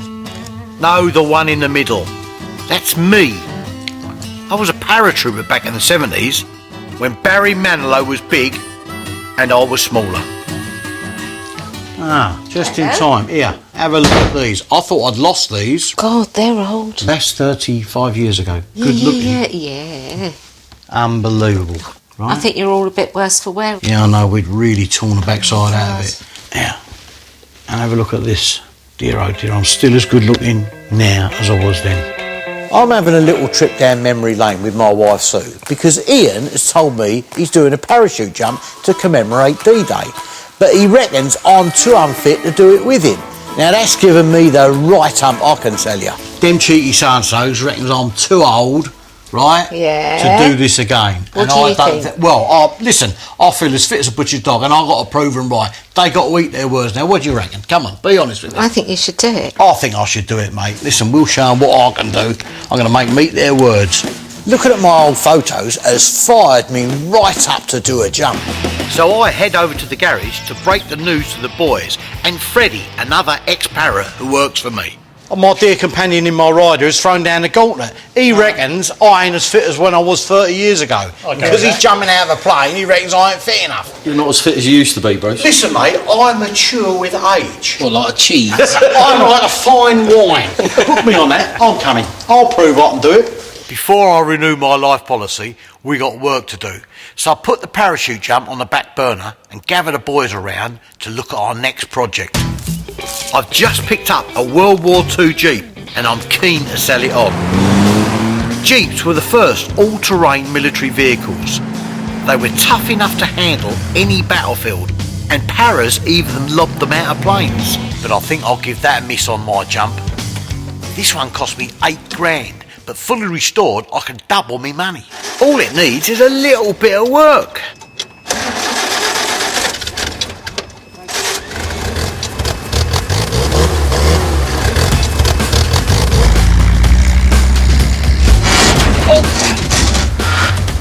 Gearbox a bit wonky. Alright, maybe a lot of work. This is running a bit rough, isn't it? This is 70-year-old, this vehicle. Some things get better with age. Yeah, like me, I'm mature with age. Ask my wife. Oh. Yeah, let's let the boys have a look at it. Oh. Yeah.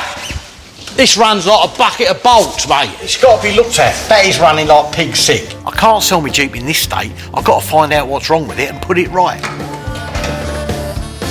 It's in a bit of a rough state, so we're thinking the best route is to put a brand new engine in it.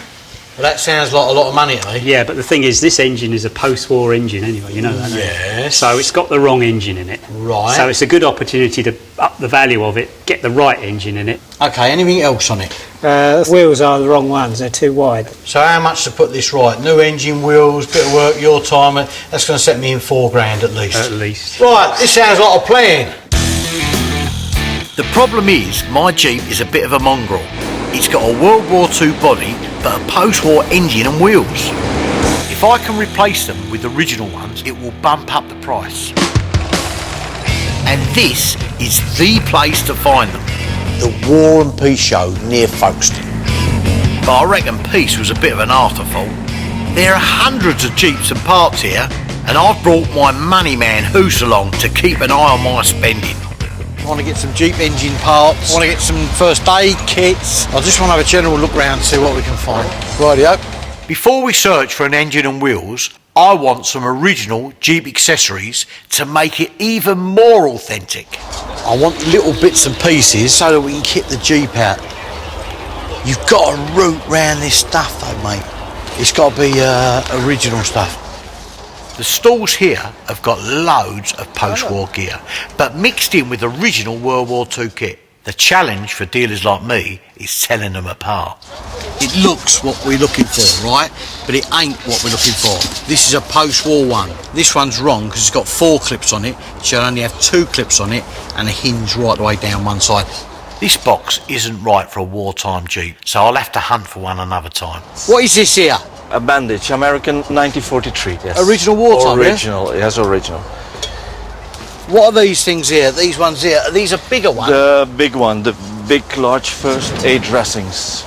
Lovely, okay, all right. We take bandages for granted, but they're almost as important as a gun to a soldier. During World War II, a soldier had an 85% chance of survival if he was treated within an hour. So to reach injured troops fast, the US Army started filling jeeps with first aid kits and used them as 4-wheel drive ambulances. Because of things like this, you were 10 times more likely to survive being wounded in World War II than in World War I. How much is that? What's that, £10? It's 10 euros. 10 euros. To be honest. Oh, that's okay, it's even better. Listen, can I make a little bit of a pile and we'll have a little divvy up at the end? We'll put them here. All right, put them there. Can I just have a look at that mess tin? Is it an American one, yeah? It's an American one. It's marked US. I think it's 44. That's what we want. This goes in the Jeep. All the American troops used to carry it. See when it's been burned. Do you have any of the heater things that go with it? Yeah, the heater things, Second World War. Lovely. So you'd open this, put it underneath, they put these on the bonnet, boom, and they cook on them straight away. These mess tins and burners are fantastic. Over 16 million Americans served in World War II. That's a lot of mouths to feed. The last thing you want to be carrying into battle is heavy cooking gear, and these little windproof burners meant troops could rustle up some hot grub under any conditions. But they did have a downside. Don't touch, they're poisonous, look. If you have these in a confined space, you'll keel over. It's like you're on brandy. These burners used a toxic alcohol, which if you drank it, could kill you. But the troops found ways to distill them and mix up a cocktail or two. I think I'll stick to the Baileys. We'll take 4 of them, yeah? Yeah, no problem then. All right, because he's hungry. These accessories will make my Jeep more authentic. I had ear defenders and a gun strap to put together a bulk buy. Right, let's have a little tally up. Yep. 10, 12 is 22 and 30. 52, 30 is 82, and the air defenders... Times 2, yeah? 90 altogether. So what's my discount? Your discount? Come on, you gotta have a bit of discount here. The best I can do is minus 10%. So no, Belgian can count. So 90, 80. 80. That's better than 10%. Job done. Lovely. I've got a good little deal there, I reckon. It's always worth asking for a discount, especially if you're buying a lot of stuff. You all happy with your shopping there then? Yes, I am. Very, very happy. You go home now? No, we can't go home yet. Right, you know what we're looking for, but there's other stuff here we could be interested in. See these? These are the mounts, the 30 cal mounts. As well as filling jeeps with first aid and cooking kit, the US Army also mounted weapons on them. I fancy doing the same, but this isn't the place to pick up a deal on a gun. So I've sent my arms experts, Ian and Freddie, to hunt for one at Drop Zone Warehouse. This place specialises in old deactivated guns and it's packed with memorabilia. Even got a helmet for you. Go with fireman's out. Oh, Omega. I'll wear this one if you put that other one on. See ya. Yeah. Because we're doing a D-Day jump, Bruce is keen to fit the Jeep with a 30 calibre machine gun, just like the US paratroopers did during the war. Finding one amongst this lot is not easy. Luckily, weapons expert Dave Main's on hand. So, anything that floats your boat? Well, we're after a 30, not one of those. The A6? That just looks like a machine gun drawn by someone that can't draw. America's best answer to a light machine gun at the end of World War II. Yeah, but compare that to this, look. I know what one I'd pick. This is more like it, the 30 calibre M1919. M stands for model, 1919 the year it was invented. The Americans made nearly 500,000 of them during World War II. They could be used by infantry or mounted on armoured carriers and jeeps. It's a nice gun, that one. That's a 42 dated one. That's more like what we're after. Yeah, what's the date of your Jeep? Ask me a question on sport. Okay, yeah. Well, I mean, it's certainly period, and it's got to be appropriate for the Jeep, but that's the one you want. That's what we're looking for, really. Yeah. I mean, I'm an armourer, so I work on these things. Have either you ever fired one of these before? No, not with them, no. Do you like to fire one of these? Yeah, I wouldn't mind, yeah. I've got one of these in stock. I've got a place down the road, and we could probably set that up. If we buy the gun, it'll be a deactivated version, but Dave has a live one locked up for special occasions. Perfect. I'm a big fan of try before you buy. So we head down to this range to put a real one through its paces. The sun is shining. I've got a box full of ammunition and a nice big target. Life is good. Oh, that's a long bloody way!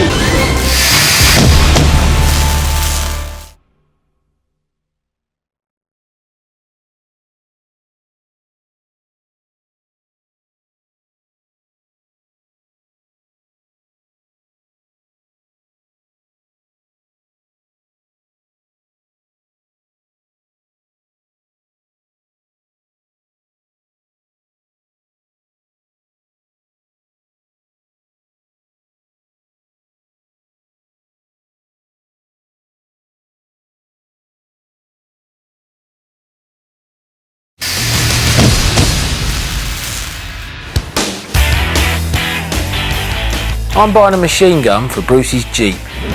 My weapon of choice is the M1919. That's your target. Have a bit of fun, see what you can knock down.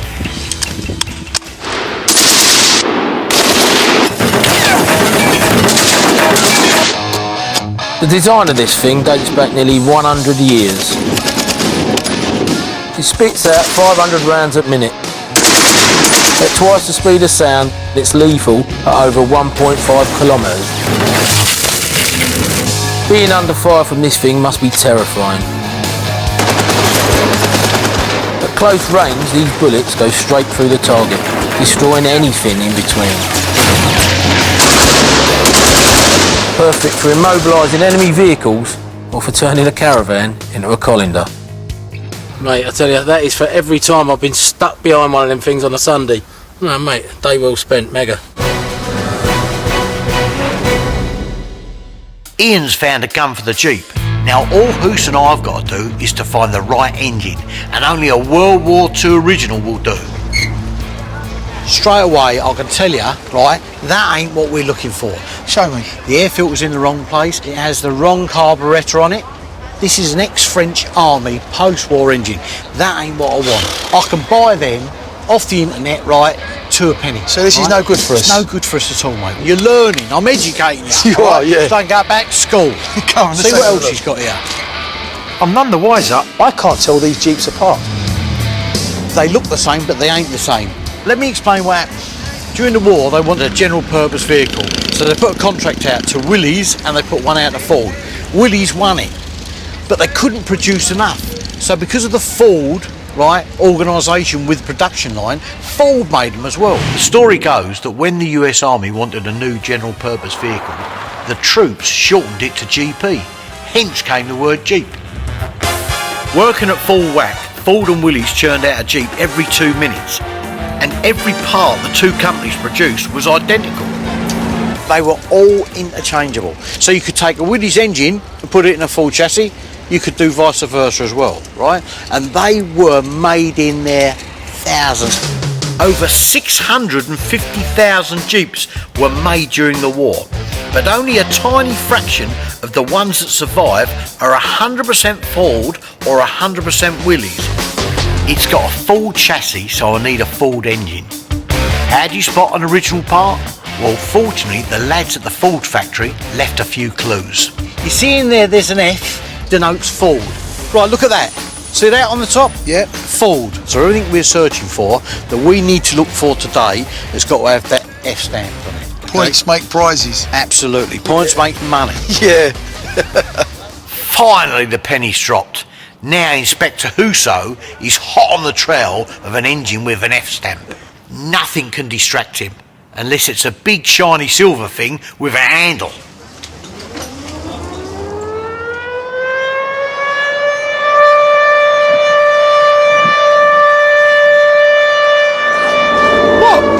tyrant of the Jeep. What is it? Well, it ain't for a Jeep. Look at the size of the thing. Air raid sirens were only removed from British towns 20 years ago. Hoos nearly started World War III with this one, but on the plus side, he stumbled across what we're looking for. That is a Ford engine. See that F there? Right, yeah. That's what I'm looking for. That's what we've been walking around like an idiot for. With all the accessories on, this will drop straight into an original Ford chassis. If I could get it for about £3 grand, right, it'll whack up the value of that original Ford Jeep. This engine is spot on, and they stock the wheels as well. Happy days. I've got the wrong wheels on the front of mine. I've got the wide wheels. I don't really need the tyres. It's just the wheels that'll do me. All right, let's have a word with the geezer. This engine, I see it's a wartime Ford engine, yeah? Yeah. Completely rebuilt? Yeah. Back to an original standard, I take it, yeah? Yeah. If I had the two wheels and the engine, how much that be? Roughly €5,000. So you're saying 5,000? What about 3,500? You got to do something on it for me. The price is 5,000, but I can give you 4,500. What about 3,500? That's too low. Oh, come on, what can you do to me? You know, I'm a cash buyer, bang, on the nose, paying the money straight away. We can meet in the middle, 4,000. 4,000 euros for the two lots. Yeah. Put it there, lovely. Okay. When Bruce splashes the cash, I get a bit twitchy until I do a quick tally up. We budgeted 4,000 sterling for the engine and the wheels, and we got them for 4,000 euros. That's just £3,400. I reckon there's enough left over for Bruce to treat me to a novelty alarm clock. You want that now, didn't you? I want it on my bedroom door, mate. Yeah? Nice. Yeah. Wake up time. So keep the wife away, that's why. You alright, Pete? Alright, what we got there then? I want to talk about this, really. I like the gun, so I hope that Pete, the owner of Drop Zone, is up for doing a deal. Bruce has given me a tight budget. The best price you can do on it.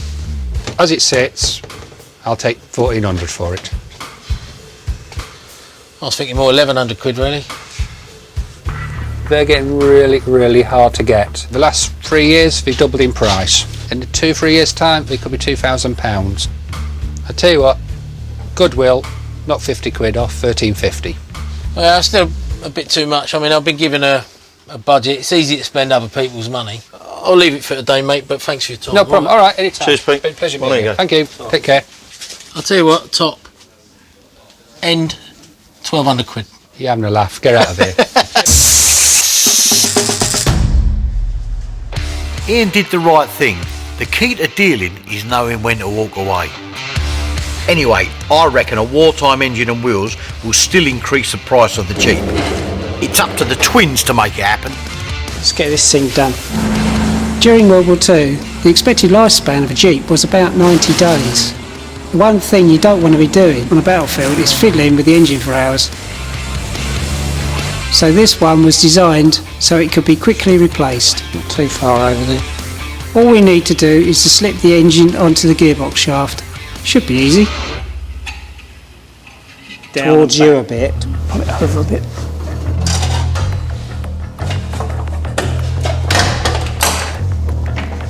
This is a flathead 60 horsepower engine. The US troops loved it and called it the Go Devil. But we reckon the Go Devil is hell to work with. Getting the mad with it now.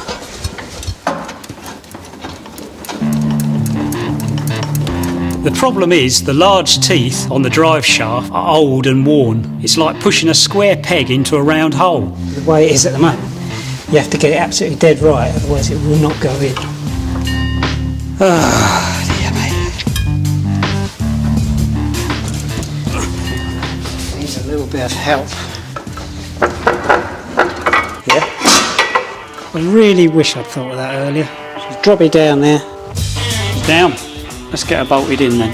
The key to wartime engineering is to keep things simple. It only takes a few minutes to bolt the engine into the chassis. Excellent. Carry on fitting everything onto it.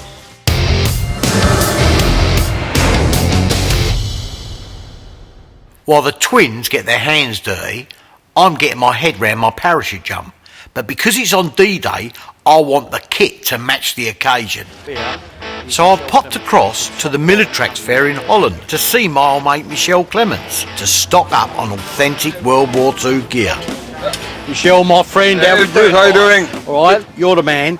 Can you sort us out? We need some airborne clobber, we need jump jackets, we need helmets. Okay. Whatever you can do for us, I would appreciate, mate, yeah? You may think the stall holders have the best stuff on display, but for those in the know, it's always worth checking round the back.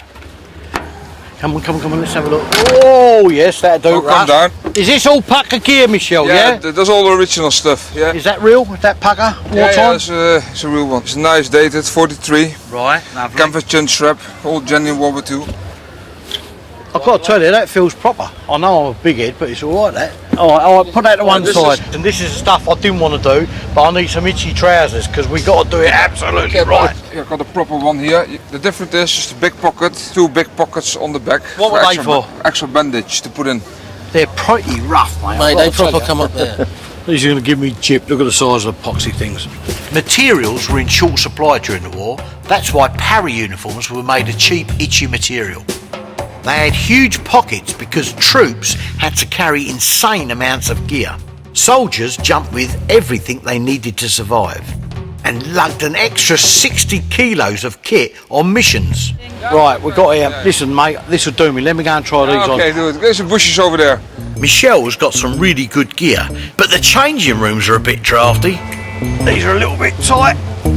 Are they supposed to be this tight? Right, hang on. Between 11 and 12 grand. As little as that, yeah?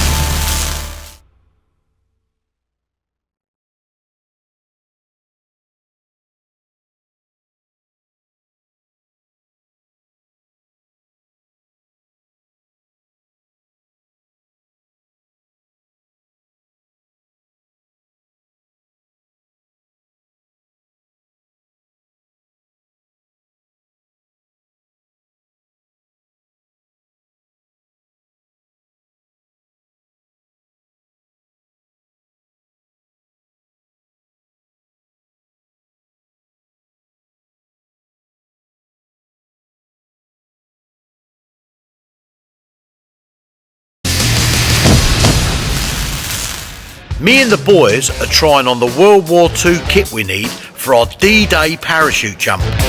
And I'm showing Ian what real men wear. What about you two? Huh? You know you ain't supposed to wear Y fronts no more. How high are they supposed to come? Because they're right on me old Charlies. Pull them up as far as you can. Right, hang on! How can you jump in these things? Michelle, me man, I've got to tell you, outside being the itchiest thing I've ever had on in my life, how's that look? You look fantastic. The most famous thing the Paras wore was the Denison smock. Oh, how the hell did they put all this stuff on? It was windproof to keep them warm on missions, smooth to stop the uniforms from snagging on branches when they jumped, and hand camouflage to help them hide when they landed. Oh, as it happens, that ain't too bad. No, that's all right. Perfect. No, that's all right, that's comfortable. Sure you don't want to add a pair of these on, Bruce? Stop your trousers chafing. No, because I've got to tell you, mate, I've already got some of them at home, but that's for the weekend. Hey, mate, look at this. Oh, dat is Fairbairn Sykes, third model.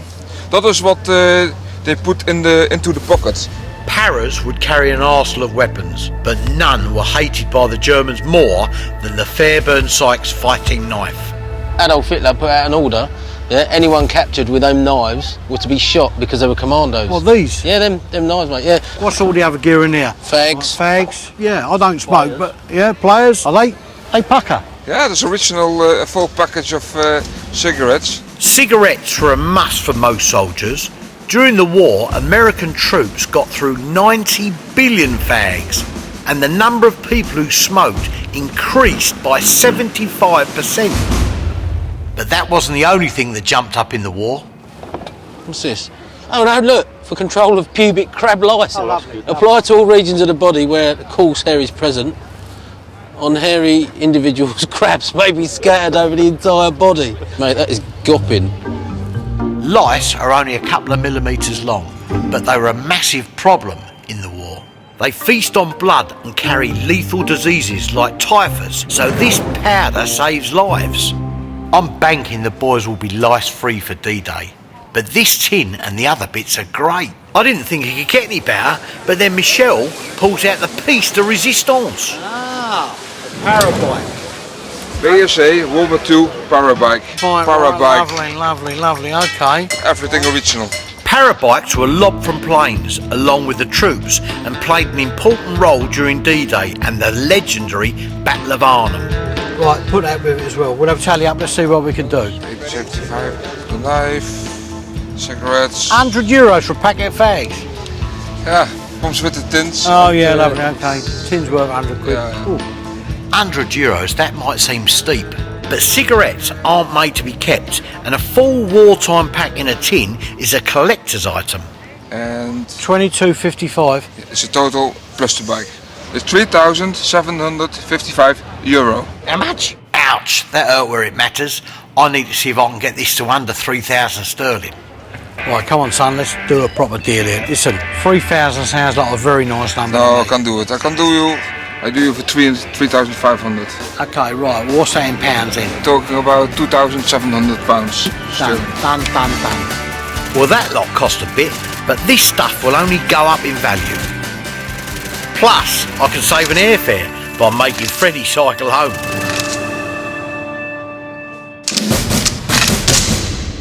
We've got the Jeep engine fitted, now the wheels have arrived. After a quick lick of paint, they're good to go. Paint's dry, put the wheel together now. Oh, good. Here we go. Right, this is the two halves. Modern wheels have high-pressure tubeless tyres and you need heavy machinery to fix them. World War II Jeeps used these split rims so soldiers could get to punctured inner tubes easily in the heat of battle. All you need is a bit of soap and some elbow grease. You know, anybody could undo either side of the rim, pull them apart, pop the new tyre on, push them together, bolt them up again. 3/4 wrench, a hammer and a bit of soap. Job done. Certainly a lifesaver, I should think, if you're stuck on the side of the road with the Germans chasing you. Yeah. These wheels weren't just great for fast repair under fire. If a train got blown up, troops could fit them with extended rims and run their jeeps on rail tracks.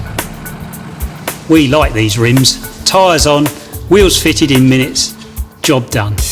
Nice new engine, the right size wheels. Be like a new old one, won't it?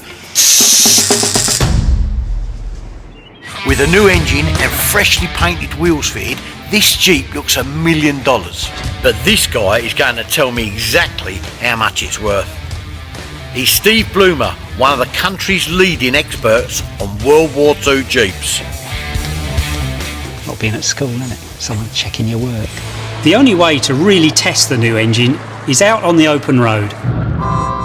There's nothing like taking a vintage World War II vehicle out for a spin. I feel like a 1940s matinee star. All that's missing is my beautiful leading lady.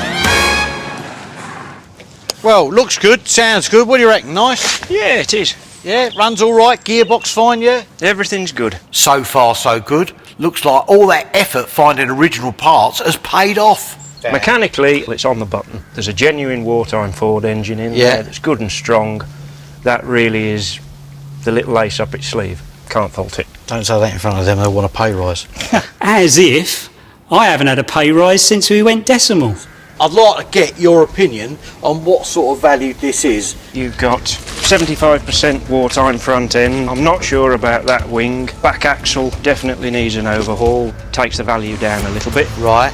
This is not good news. Listen, most importantly to me, what sort of dough do you think it's worth? You've got to give me a ballpark figure.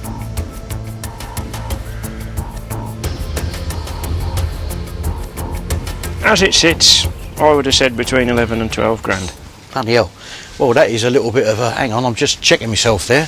To be quite honest with you, I thought about 15, 16. Maybe I'm out. That's why I'm asking you. But honestly, is that what you think? As little as that, yeah? I'm gutted. I'm down more than a few quid here. And I can't believe I never spotted those post-war parts. I need to make good on the cash I've lost. And that means more work for these two.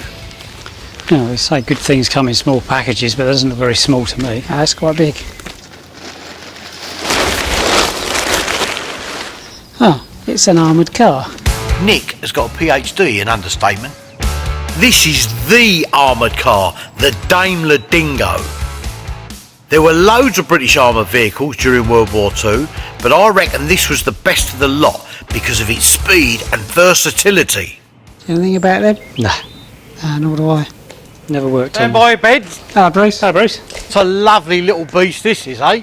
Interesting. Daimler Dingo. You must be enthralled to see something as historic as this. You do realise this was used in every theatre of war, Far East, in Africa, Northern Europe. Yeah? Yeah, this thing helped us win the war. It was designed to be a forward reconnaissance vehicle that could fly along. I'm thrilled. It's got a Daimler engine. People pay a fortune for it. I love the Dingo. 3 tons of the best of British engineering. It's a scout car made by the Coventry company Daimler, and this thing can tackle any terrain. Before D-Day, it was modified so that it could drive in water 3 metres deep, and it could hit nearly 90 kilometres on the battlefield. I bought this one, and I need the twins to check it out and spruce it up so I can sell it on. Any idea problems? Don't know the extent of how good or bad it is. Right, So okay. I knew you'd be thrilled. Yeah. I knew you'd be happy. Over the moon. Sunny, lovely day to get stuck into this. Right, okay, wonderful. Right, have fun. Thank you. Dingy dingo. See you later. He's done it again, hasn't he? Done it again, hasn't he? The bodywork looks okay, but we need to take her out to see how she's handling. Because she's sitting crooked, you can see out the front and out the back quite easily. Oh, whoa, whoa, that's the wrong bloody way! What's going on? We want forward. Oh, no, whoa! What are you doing? We're in the hedge now. No, I think I've got it sussed. You've got 5 gears here. Yeah. Which seem to be working in reverse as well as in forward. Because the Dingo was a scout car, it had an angled seat for better visibility and a lever so the driver could reverse as fast as he could go forward. I call it the Italian gear stick. Let's try going forward. We can't go backwards because we're in the blasted hedge already. Right, let's go for it. There we go. There we go. Not a bad ride, is it? Too bumpy. You don't notice being sitting crooked either. You're going to start slowing down soon, are you? I am. What do you mean you have? Pressing really hard. Well, you're going to slow down. No, I can't. Slow down. It won't slow down. It won't slow down, will it? It's not stopping. Oh, bloody hell. Oh. So it turns out that the Dingo drives okay, but the brakes ain't working. I need to get to the bottom of this. What's all that mud stuff on there? That's brake dust mixed with brake fluid. Well, surely that helped make it stop, wouldn't it? No, you lose all your friction on your brakes. You just don't do anything when you put your foot on the brake. I need this thing up and running if I want to sell it. So while I head off to get ready for my parachute jump, I'll get Laurel and Hardy to see what they can do. The problem is the cylinder seals have gone and they're leaking brake fluid all over the brake shoes. Any liquid gets into the drums, it just the brakes don't work. Right, I'll just go and get this drum cleaned up. While Nick fixes the cylinder seals, I give the brake drums a scrub in the degreasing tank. There's decades of dirt and grime on this stuff. We're literally stripping away history. I'll clean the drum. Oh, sorry. That's what you got. Right, just put new brake seals in. That's all done. All I've got to do is put these couple of bits on, the retainers to hold the shoes, and you're good to go. After cleaning the drum and replacing the brakes, they look in pretty good shape. And the new cylinder seals should keep them that way. Good grief. So we're happy with this fix. Let's hope the boss is too. Good day's work, isn't it? Yeah, I think that's enough. Right, let's go home, shall we? Let's go.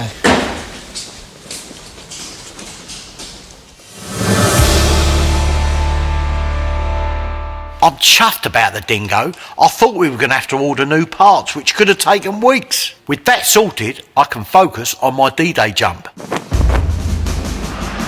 I'm off to Normandy with Ian to meet up with my ex-army mates. While we wait for them to arrive, we visit one of the most important sites of World War II, Pegasus Bridge. This bridge was the first place to be taken by the Allies on D-Day. It was rebuilt a few years ago, but it still drips history. It must have been terrifying for them, you know. You got the gliders landing there. You got all the big drop zones all around. I mean, coming back here just makes you think what it's all about and what the sacrifice these guys did. It's almost 70 years since the battle for Pegasus Bridge. Each year, surviving veterans return. One of them is Jock Hutton, one of the heroes from that day. 69 years after the day being back, how does it feel seeing all these people here? Well, of course, you never imagine anything like this, you know, coming back here after so long.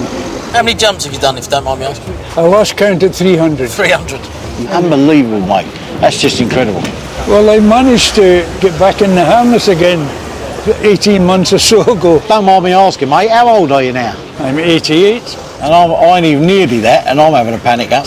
So Jock is knocking 90 and he's still hurling himself out of planes. If he can do it, I've got no excuse. We're lobbing tomorrow. You're going to come over there and have a look at the drop zone? You two are both going jumping tomorrow. Yeah. Both both. X-Power Edge as well, so. Are you coming on the aircraft or are you going to be on the drop No, zone? I'll check you out before you go. I'll check your kit and just walk out for a bollocking if there's anything wrong. Lovely, lovely. OK, we'll make sure we're trousers fresh then, won't we, yeah? What a man, he's made our day. He's even going to inspect our kit before we jump. I can't wait to tell Freddie and the lads, if they ever turn up.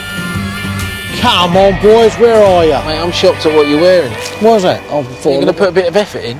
Well, I look at the part. Parachuting into Normandy, not going to Henley Regatta. I've got maroon trousers, haven't I? Hello!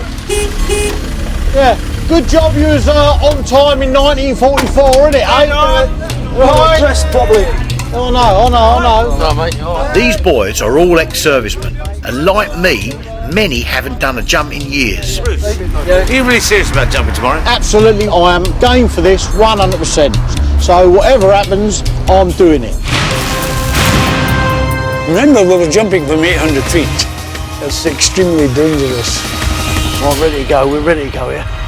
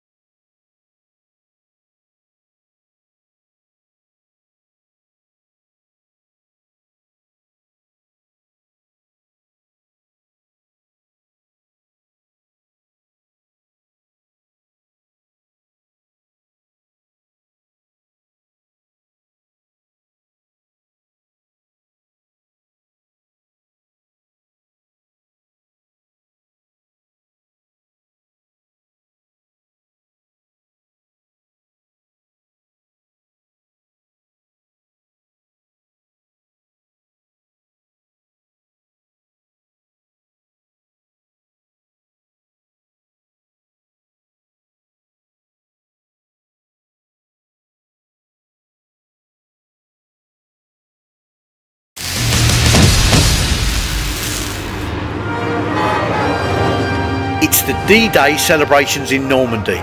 Me and my ex-army buddies are in France for our parachute jump. Thousands of people have come here to celebrate their country's involvement and reenact the event.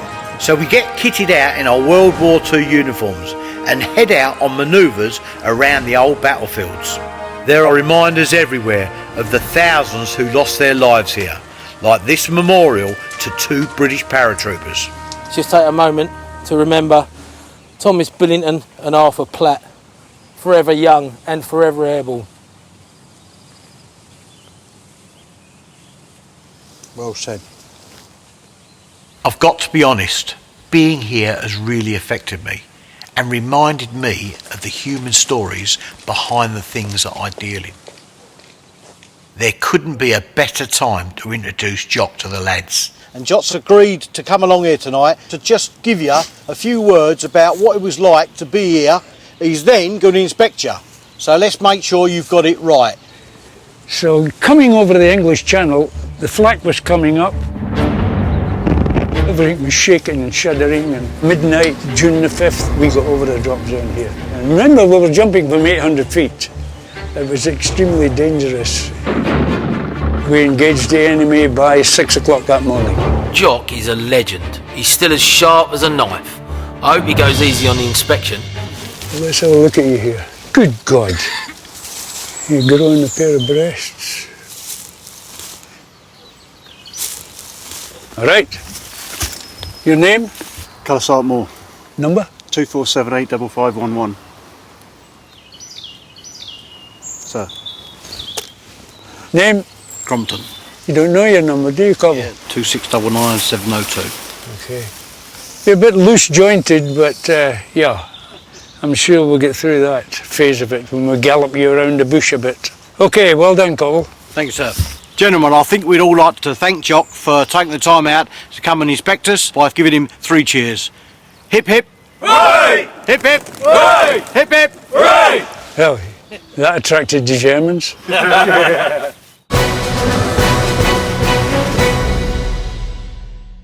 Jock has given me the perfect send-off for my first jump in 30 years. There's 10 of us jumping today. We're doing it over a village called Sanaville, a vital drop zone on D-Day. Or we will be if we remember how to strap on our gear. Right, lads, let's get kitted up here. Buddy up, eh?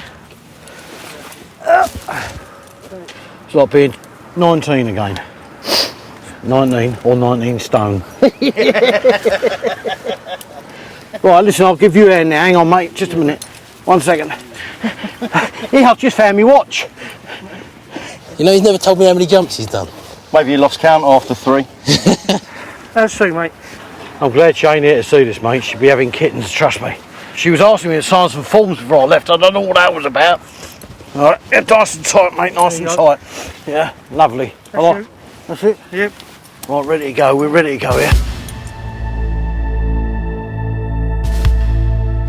Like the paras on D-Day, we're doing a low-level jump. Jumping between 180 and 240 metres help them avoid enemy radar. But the lower the jump, the higher the chance your chute won't open. When the doors open, the whole thing seems like a really bad idea. I'm just glad Sue isn't here to see this. I've popped across to surprise Bruce, but seeing him up there is really making my stomach churn.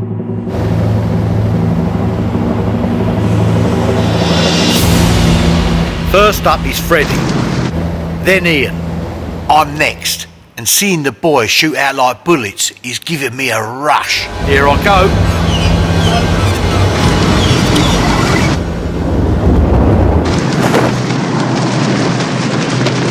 From this height, I've only got seconds to sort out my chute. 1,000, 2,000, 3,000, check. Canopy. I'm dropping at over 6 metres per second, and in under a minute I'll hit the ground. Oh, God, let's get you down. It's coming up to meet me like a freight train. That was a truly horrible landing.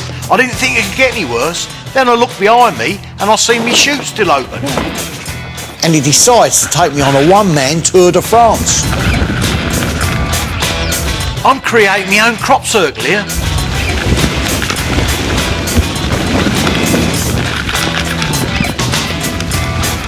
But my problems are nothing compared to Freddie. Oh, I really need some help here. When he hit the deck, something happened. Oh, that hurt my back, mate. Stay there, Freddie. Stay there, mate. Oh, I can't walk, mate. Freddie's really hurt his back. He's going to need an ambulance, and I need to find Bruce. Bruce! Oh, God, where is he? They're all down. Is that him? Lucy! Lucy! Oh, I'm so proud of you, mate. I'm so proud of you. So proud. I'm so glad you're safe. I come down like potatoes. I can't believe how quick I came down. Yeah. See me getting dragged all over the place. Yeah. I was hoping it wasn't you. Yeah, it was me. I've left about a 4-foot hole over there. His crops are knackered. A flattened field is the least of my worries. Freddie broke his back when he hit the ground. Thankfully, he's on the mend, But when you consider that over 2,000 paras died in Normandy, it puts our rough landing into perspective. Stepping into the shoes of World War II heroes like Jock has been an honour and a privilege, but I think once is enough. Gonna do it again? No, never. You did really well. I'm so proud of you, mate. Quasimodo. Well, that was a week and a half. I scoured a military fair looking for authentic Jeep parts, only to find out mine was far from perfect. I'm not sure about that wing. Back axle definitely needs an overhaul. Ian had his membership of the British Caravan Club revoked.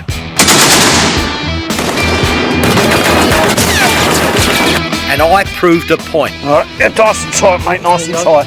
Yeah. By doing my first parachute jump in over 30 years. Even if it did end with me being dragged through a hedge backwards.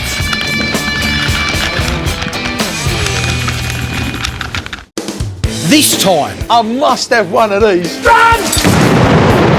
A throwback from the nuclear arms race. Nuclear reactor? Are you mad?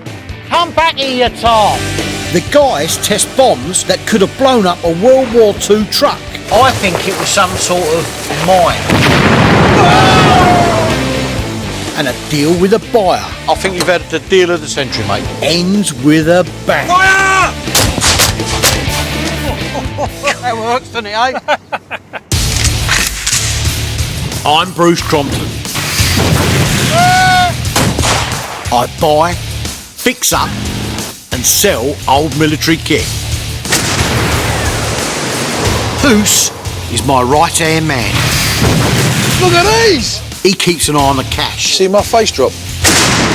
Ian's the weapons expert.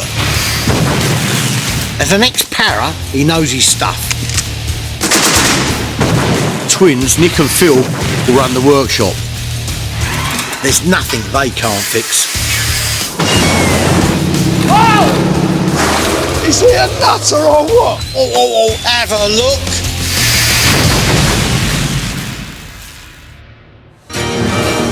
I've been dealing in military stuff for 30 years. I've got tanks, armoured cars and stuff. But it's often the smaller, quirkier items that have become really collectible. So I'm heading to Germany with Hoos on a picking trip that's a bit out of the ordinary, to say the least. So, who are we seeing and what are we picking? You're going to meet a raving lunatic now. He's named Renee Volt. He's a good mate of mine. I've known him for years. He is the nicest raving lunatic you'd ever want to meet in your life. It's not hard to find Renee's place. This is the house with all the rockets and shells in the front garden. When you get in this place, don't touch nothing, because this place has got more munitions lying around than you've ever seen in your life. The dodgy looking place, isn't it? Look at the rockets outside the door. Ah, Bruce! Renee! Nice to see you. And you make a long trip.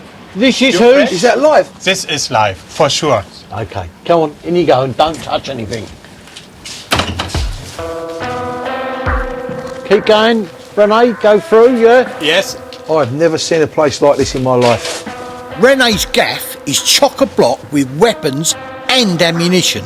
All of it, he assures us, is totally decommissioned and perfectly safe. It's a little Aladdin's cave here, to be quite honest, yeah? Of course, even in a place like this, things can go wrong, as Rennie knows all too well. Come in my basement, please. Go on, Bruce. Bruce, I can tell you on this place happened my accident. In here? Yeah. Renee was innocently cleaning the head of a 75mm German artillery shell, when, to his great surprise, the thing decided to go off. I was lying here and I tried to move, but I cannot move because the leg was broken and this makes a lot of pain. Oh dear. So a piece of this broke your leg, yeah? Yes. You're lucky to be alive. Yes, I am. Listen, this gives me the creeps, let's get out of here. Rennie's got oodles of kit, but a lot of it is post-war, which is less rare and not what I'm after at the moment. So I'm digging around for any hidden World War II gems. Oh yeah, look, it's a nice bit of tackling here, mate. Renee, very, very, very nice. Look at this. Don't touch anything, it might hurt you. Right, what else we got here? Interesting. Bruce! I'm sorry, mate. I must have one of these. The American shoulder-fired rocket launcher, or bazooka, was designed by US soldier and engineer Edward Hall. It went from drawing board to battlefield in just a month. Thousands were made, so they're fairly common. So this isn't for me. But as Hoos is finding out, this is just the tip of the iceberg. Look at these! Put the thing. Look at these! Yeah, listen, never ever taking him away with me again. He's an embarrassment. These are good, these, mate. Is this a drill weapon, yeah? It's for bayonet practice, yeah? Yes. So you can charge and strike. Although bayonets were first designed back in the 17th century, they were still used as a last resort in World War II. Soldiers of both sides practiced drills to prepare them for hand-to-hand combat. Again, not rare items, but interesting though. While Arnold Husenegger searches for more toys to play with, I spot something interesting. Yeah. Ah, Nebelwerfer. Lovely, okay. Now I love these things. The Nebelwerfer was a 6-tube rocket launcher with a range of 7 kilometres. The British nicknamed it the Moaning Mini because of the bizarre wailing noise the rockets made. This one looks like it suffered a direct hit. Cool, it's a bit of a state, isn't it? Is there any other bits with it, or is this it? There are some small pieces. Oh, okay, right, okay, yeah, they're just like hinge brackets and bits. Right. I mean, I'm just looking to see if we can repair this. Getting this rocket launcher back to its original state is a tall order, even for the twins. But then I spot something. There's a number here, Renee, as well. This is 1941. It's very, very early. This is one of the first production Nebelwerfers that were about. It's a very, very interesting bit of kit because you don't get too many of these about at all. With something as rare as this, battle damage does not necessarily dent the value. This is one of the first Nebelwerfers produced. It's of real historic interest. In fact, repairing it might even reduce its value. How much was this? I think about it 1,500. You need to get it cheaper than that. 1,200 euros, which is 1,100 and odd pound. 1,200 euros, you got a deal. Okay, but one pipe I will hold then for me. No, no, no, no. Come on, listen. Put it there, 1,200 euros, you got a deal. Cash. Cheers, mate. Cash. Thank you. Cash? Cash. Pay the man. That's it, isn't it? Yeah, one more please. 1,200. Come on, let's go. £1,100 might seem a lot, but this battered, rusty chunk of metal is a piece of history, and I reckon it could sell on for £4,000. Renee, all the best. I'll see you later on. Bye. So happily, we leave Renee's place in one piece and head off to where it said Germany's nuclear scientists were trying to build an A-bomb. Nobody's ever seen anything like that in their life. Some kind of nuclear reactor? Are you mad?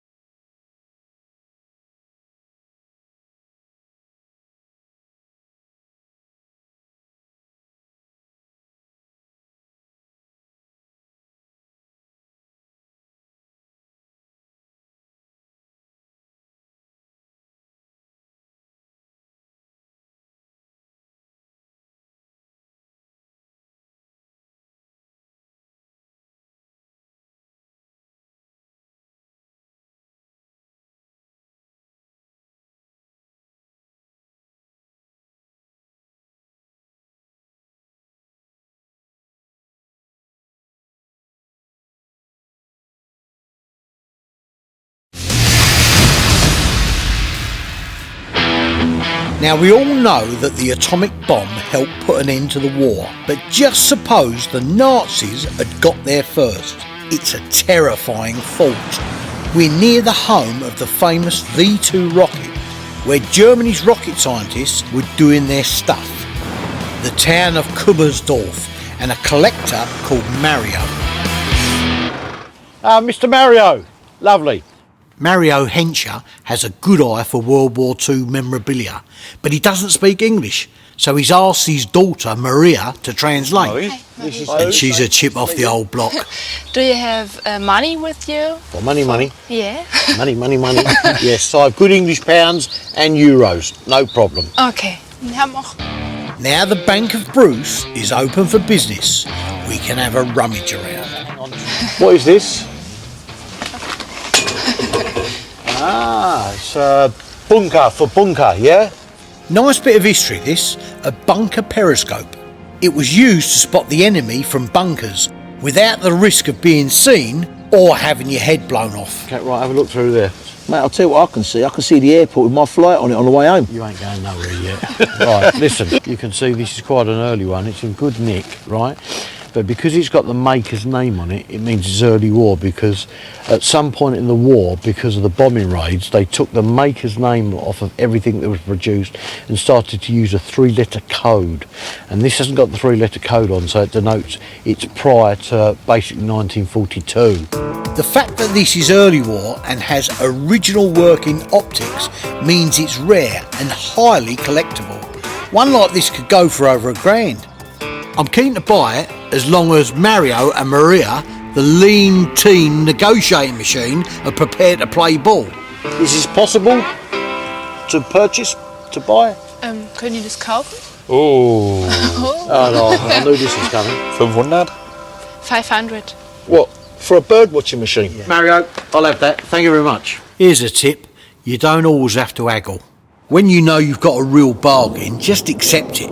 Save the bargaining for when it really counts. I've only seen one of these in my life, ever before. This is Tatra, this is a very, very rare vehicle. It's 1941? 41. 41, yeah? Tatra is the world's second oldest vehicle manufacturer, founded back in 1850 in Czechoslovakia. Hitler was a big fan of their engineering, so when the Germans invaded Czechoslovakia in 1939, they commandeered the company to make tank engines and trucks like this one. Ah, right, lovely. Original green plate. Right, see this here? That's the information plate for the vehicle. When it was made, engine number, chassis number. People collect just these plates on their own. The plates on their own are worth a few quid. A little bit of research and you can find out the whole history of something like this, and that will add thousands to its value. Mario, what sort of price would he want for this? Was würdest du dafür wollen? So? 6,000 euro. 6,000 euros, yeah? And what is that in pounds? That's going to be about £5,400. Yeah, can we, yeah, look, Oos, I won't take too much, but ain't a bad price. Problem is, the hidden costs on something like this can be a nightmare. First you've got to get it home, then there's the labour, and where'd you buy spare parts for a 1941 Tatra truck? You can't just call Quick Fit, so sadly, this time it's a pass. Was ist das? Ja, das Graphit, ein Graphitbehälter. It came from Kummersdorf. Gotto. From Kummersdorf? Yeah, Kummersdorf, Gotto. There was a big area where they made nuclear experiments. Right, okay, yeah. And this is a graphite tank from there. Hang on, so this is graphite from the nuclear research establishment. So this is some kind of a nuclear rod? We know that the Germans had brilliant nuclear scientists who ended up in America after the war. We know they were trying to develop a nuclear bomb, and here, near the Nazi Rocket Research Centre, is very possibly a Nazi nuclear relic. This needs investigating further. Not by me, it doesn't. I'm no nuclear rocket scientist, but I know dodgy when I see it. How often does somebody offer you what could be a discarded bit of prototype Nazi A-bomb? Radioactivity can last centuries, but nothing left Kummersdorf unless it was safe. Bruce, I think we should go. Listen, mate, listen. This is historically very, very interesting. Bruce, I really think we should go. Bruce, calm down, mate. You've got to understand how historically important an item like this is. And this should be recorded, and we should tell people in the UK about it. We should report it. Don't worry about it. Record it. Now, Renee's gaff, with all the mortars and grenades and stuff, that's one thing. But the idea of loading a van up with potentially radioactive atomic scrap, forget it. I'm going. Auf Wiedersehen. Come back here, you tart. Mary Poppins. Oi, come here. Oos has no sense of adventure. I'm very, very interested in this, and I'd like to maybe do a bit more research on it. Yeah. Is that okay? Yeah. So how did it go then, son? Donkey, you've given me right ag there, mate. Take that. I'm Mate, get out of here. Listen. Shush, stump. Seriously, well, you're looking at stuff like that, what do you expect? You're just not well. I think that nuclear reactor's done something to your head, mate.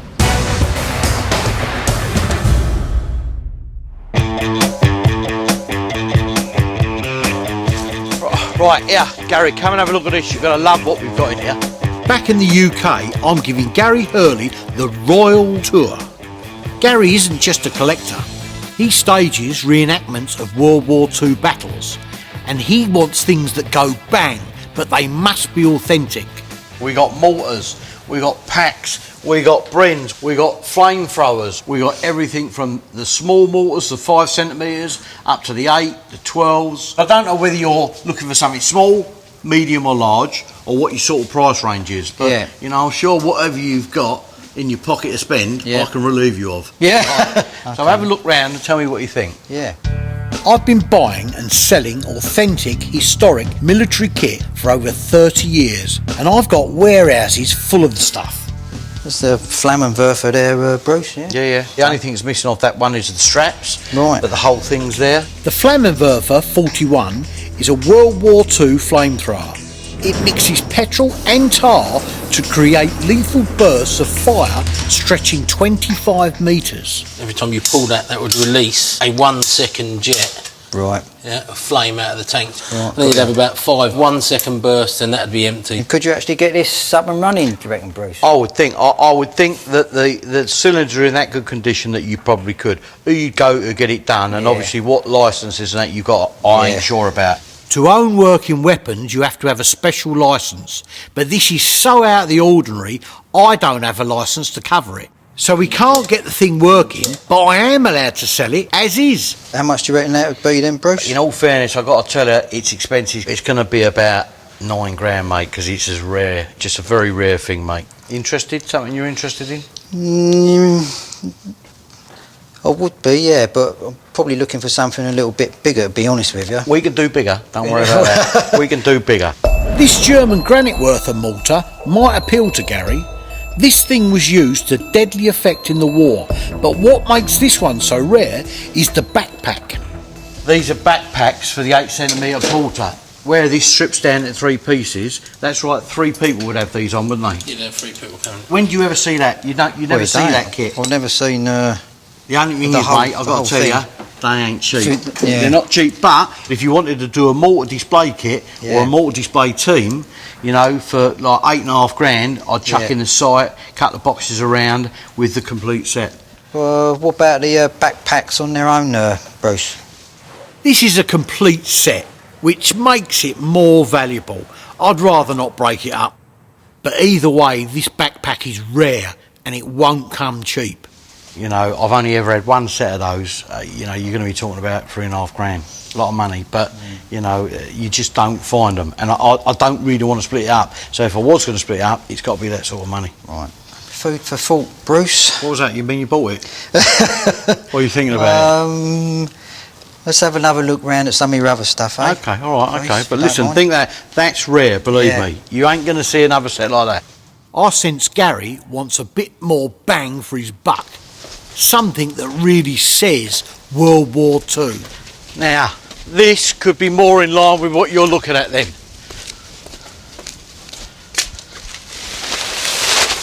Is that the sort of thing you're after? Oh, yeah. How's that? That's more in line with what you can keep in your garage as well, yeah? Yeah. This is a Pak 40, one of the most effective anti-tank weapons of the German arsenal. This one fired 75mm shells. Even from 2 kilometres away, it would go through most tank armour like a hot knife through butter. I picked this one up in Finland a few years ago for £7,000. You know, if this fits your remit for what you want for the group, we can do something on this, mate. Right. You know, have a look round, kick the tyres. You know, one careful owner had a little moustache.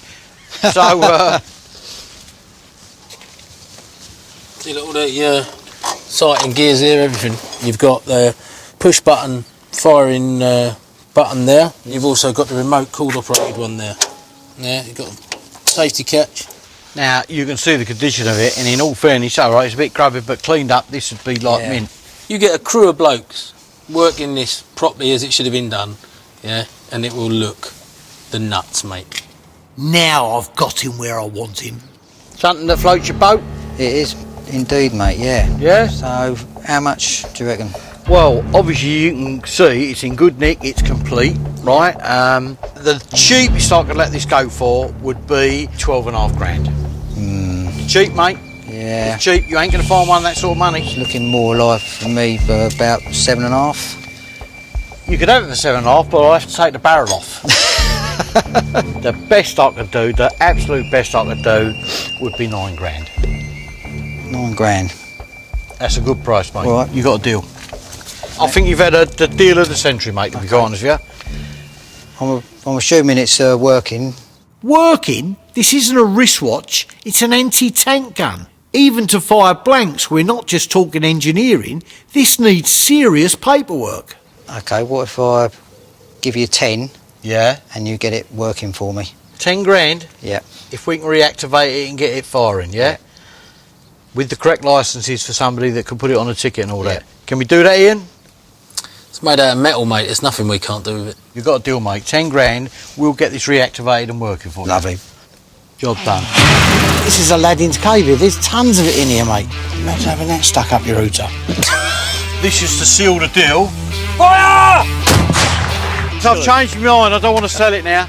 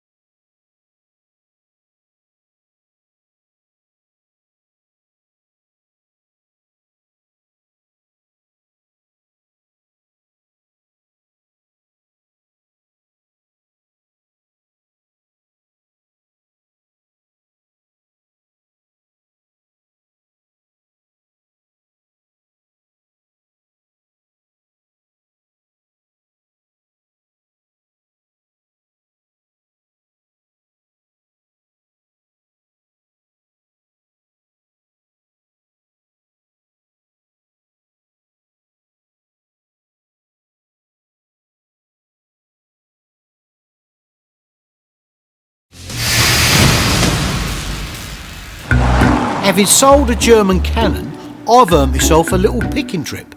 So I've brought Ian over to France to a town called Argentan in Normandy. There's a dealer here I've never met before called Arnold. He's told me to meet him at the memorial. This area was the scene of fierce action after the D-Day landings. There are reminders everywhere of what happened here 70 years ago. Oh, freaking hell, look at this. I've got to get up here and have a play with this. This is a German 10.5 howitzer, left as a memorial to the war. The locals positioned it so that it points in the direction of Germany to remind them never to come back. Unbelievable. That's in awesome nick. Well, as ever, if it's not nailed down, the boss wants to buy it. I don't think it'd be for sale, mate. It's on a memorial. You know, these French lot, they'll sell you anything. I don't know what Arnaud looks like, but he says he's driving a banged up cream van. But in this part of France, it's not giving much away. This is him. Mr. Arnaud, my name's Bruce. Yeah, welcome. This is Ian. Hello, mate. Hello. We've come to see you, or Yeah, if possible, can we but look? you can climb at the back. Get in the back. Yeah. You want to get in the back of a van with a strange man or not? You having a laugh? Come on then. Okay, all right. Don't know about this. Mate, what website did you find this bloke? I don't know, but go on in you get. Right, hang on. I'll sit like that. Mate, you'll fall out. I'm not bothered about being abducted, but I am worried about my very expensive jacket in this bloke's very dirty van. But when we reach Journey's End and I see Arnaud's farmhouse, I'm excited already. You know, it makes it all worthwhile. On the left. Look in here. There's loads in here. Look, 88 boxes, pack 38 cases, grenade boxes, German helmets here, oil cans, fuel cans, vehicle parts. This is Aladdin's cave here. There's tons of it in here, mate. Arnaud might look like a bit of a hoarder, but there's method in his madness. The longer he sits on this stuff, the more it's worth. And this stuff is special because it tells the story of a key point in the war. This material all came from Falaise and Normandy? Yes, most of it come from Normandy battle. US troops, led by General George Patton, defeated German panzer troops on Arnaud's doorstep 70 years ago. Arnaud scours Normandy battlefields, looking for memorabilia from these battles to collect and sell on. And judging by the quality of his kit, he's very good at it. I have more if you want to see. Yeah, please, yeah, can we? Please, follow me. My nose is telling me that the real valuable gear is inside that chateau, monsieur. Lead on, Arnaud, my old boy. God, you've got some lovely stuff in here. The best stuff has to be kept dry. He's even collected World War II cigarettes. These can sell for £100. What is this? Do it. Is it a propaganda book? Under Joseph Goebbels, the Nazi propaganda ministry controlled all forms of media and communications. Look, they've all got their moustache. Look. Allied forces dropped hundreds of thousands of leaflets, posters, fake letters, defaced postage stamps in an attempt to turn the Germans against Hitler. It's counter-propaganda. The Allies are saying this, yeah, and we are saying that. Right. This book shows the German propaganda machine's response to that. Oh, look at that! What the enemy says, yeah, Adolf Hitler is a kinder. When he was a child. And what he really looks like. Did you get people buying stuff like that in France? Yeah, it's for sale. How much is it? 40 euro. 40 euros for that? Yeah. About 36 quid. Is it? Not my cup. I'd rather read the Beano. If you want, I've got more things upstairs. Fantastic. Huh? It's got German boxes. Yeah. Here, have a look in here, and look, he's got some proper stuff in here. Oh no, what's this one? The American. It's a US knife with the marking PAL. During World War II, the US government purchased the entire knife production of most cutlery companies.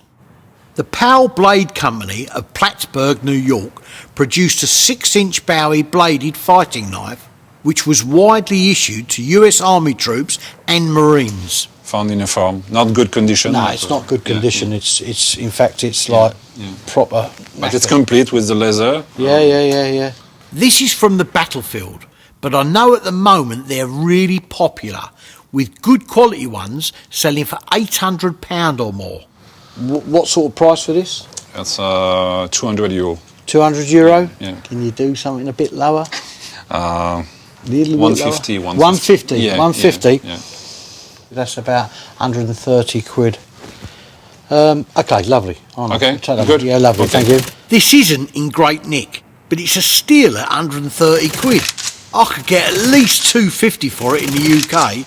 That's an easy uplift of 120 quid. Merci, monsieur. There's a fez up there, look. Is it? Next to that lufty helmet. Hetzer division, yeah? Yeah. The Muslim SS. Exactly. Very bad men. Not good men. Not a lot of people know about this. The Waffen-SS 13th Mountain Division, or Muslim SS as they were commonly known. That's a bit of history, mate. Basically, Himmler started to run short of being allowed to have the pick of recruits. So these guys were recruited from Bosnia, Yugoslavia. They were trained in France, but then they actually went into operation against Tito's partisans in Yugoslavia, and there was no quarter given on either side. These guys had a fearsome reputation. Some Muslim SS soldiers were still fighting to save Hitler in the last days of the war in Berlin. What is the price of this now? Price in France is about 1,500 euro. 13 in this condition. 1,350 quid. But again, hard to find. Lots and lots of fakes of these. I've seen so many fakes of these, but the easiest way these is to make. It's got red stitching, and that is the maker's name. It's pucker, mate. That's absolutely right. Original SS uniforms change hands for a fortune, but it's a bit too dark for me, not the sort of thing I like to buy. But this is interesting. Horse gas masks? Yeah. Do you have both types? Yeah, first model and second model. Mustard gas was one of the many horrors of World War I. When World War II broke, the Allies and the Germans issued gas masks to soldiers and civilians, but also to horses, which were a vital part of the German war effort. There were two models, and they're both rare. This one, they put this up the nostrils. Yeah. This part is directly in the nose. Yeah. Imagine having that stuck up your hooter.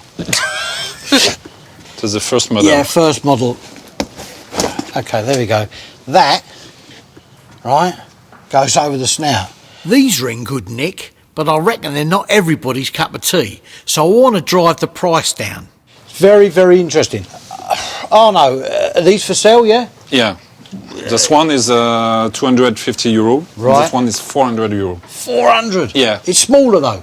It Yeah. must be cheaper. It's not the problem. The problem is that very difficult to find. You know, if I was to take both, 300? No. For both, it can be 400. 400? 400 if you want for the both. 350? Okay, 350 if you want. About 320 quid. 320 quid. Oh, lovely. That'll do. Thank you very much. Good for you? Yeah, Okay, very good. It's good for me. Horrible, terrible things, but it's interesting. That's a result. Two horses gas masks worth 550 quid, bought for 320. I've got both masks for the price of one. I don't think he quite got the hint when I was asking where the village was. Mate. Oh no, see you later, mate. Bye-bye, Bruce. See you later, mate. See you Bye-bye. next time. I was hoping we was going to get a lift there. I've had a good day. I've come away with some great clobber, but better yet, I've got a donkey to carry it all. Do you want me to carry that box? No, I'm all right, no.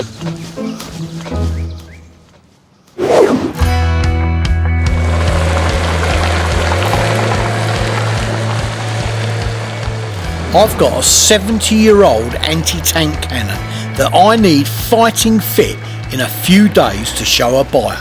Another job for the dynamic duo. Hi, fellas. Hello there. That's a big one you got there. Yeah, I've got another Brucey bonus for you. Oh no. Believe it or not, you've got to recommission this. Oh no. That's illegal, isn't it? No. As long as the breech is stored in a safe and held on a firearms certificate Yeah. in a separate location to the gun, like they only come together when it's going to be used, it's not a problem. Oh, right. The breech is the block at the back of the gun where the shell is loaded into the barrel. Without it, the gun can't fire. Gary has it locked away so it's safe and legal for the boys to work on. Really wants it done by the end of the week, yeah? All right. To get her all singing and dancing. Yeah, we'll do it somehow. Oh, I'll leave you to it then. Right. Oh, Okay. ta-da. First thing is to work out how it's been deactivated. One way is to drill holes in the barrel. Another is to put pins across it. This gun has a big steel plug welded in to block it. That's well and truly in there, isn't it? Look at that.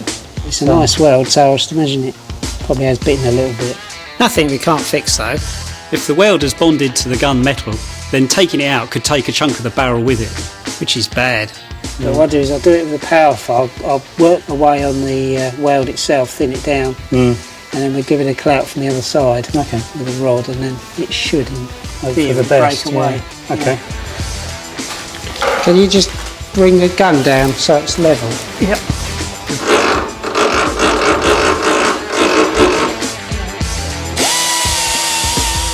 I need to make sure I cut the weld, not the barrel. A damaged barrel could make the gun dangerous to fire, even with blanks. I'll just get a hammer and pole. Okay.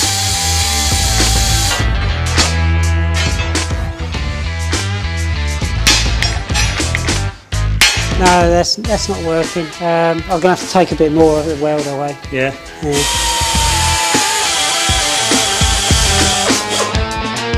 Right, give it another go.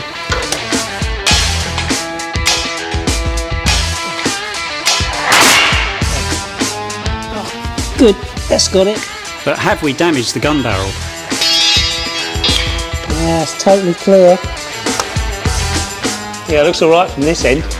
I've made a deal with my client, Gary Hurley, to deliver a working cannon. And that's just what I'm going to do.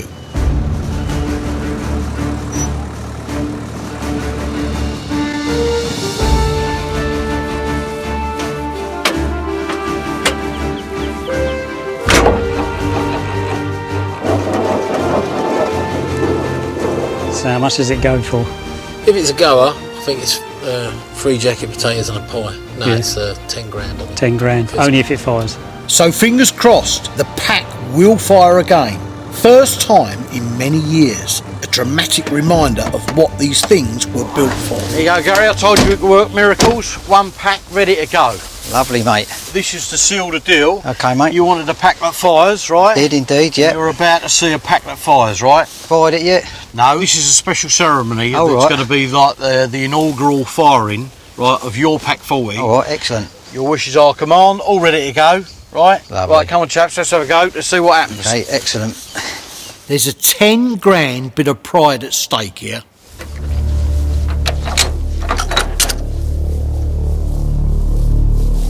So you can have a go then, yeah? Oh, yeah, I'd love to, yeah. We load a blank shell filled with black powder for the effect of live fire. If there's any weakness in the barrel, this is where we find out. You ready? Yep. Fire! Yeah. That's better. Yeah, all about that. Oh, you've got, yeah, well done. That works, doesn't it, eh? Listen, I've changed my mind. I don't want to sell it now.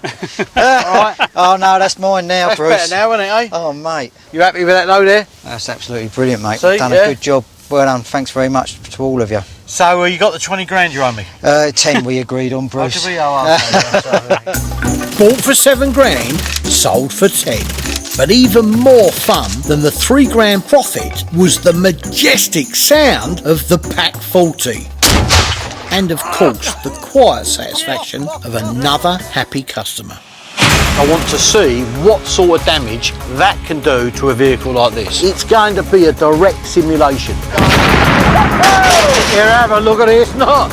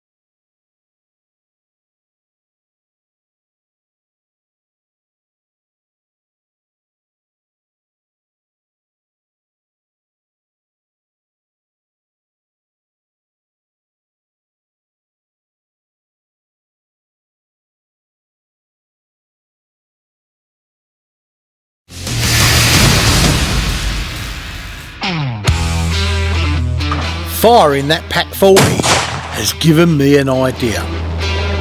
I've got a German 8-ton half-track with signs of damage underneath. I presume it's battle damage, but I don't know what caused it. And the more you know about a vehicle's history, the more valuable it is. Time for some detective work with vehicles expert Hilary Doyle. This is the vehicle. See your chassis number here. The 16 is the start number. That means it's manufactured and assembled by Sauer in Vienna. Okay. In October, probably late October 44. By the time they put the Aufbau, the body on, got it out to the troops, that'll be 6 or 8 weeks later. So that's going to be delivered to the troops in maybe even the beginning of December 44. Battle of the Bulge. Battle of the Bulge. So this truck could have seen action in the Battle of the Bulge.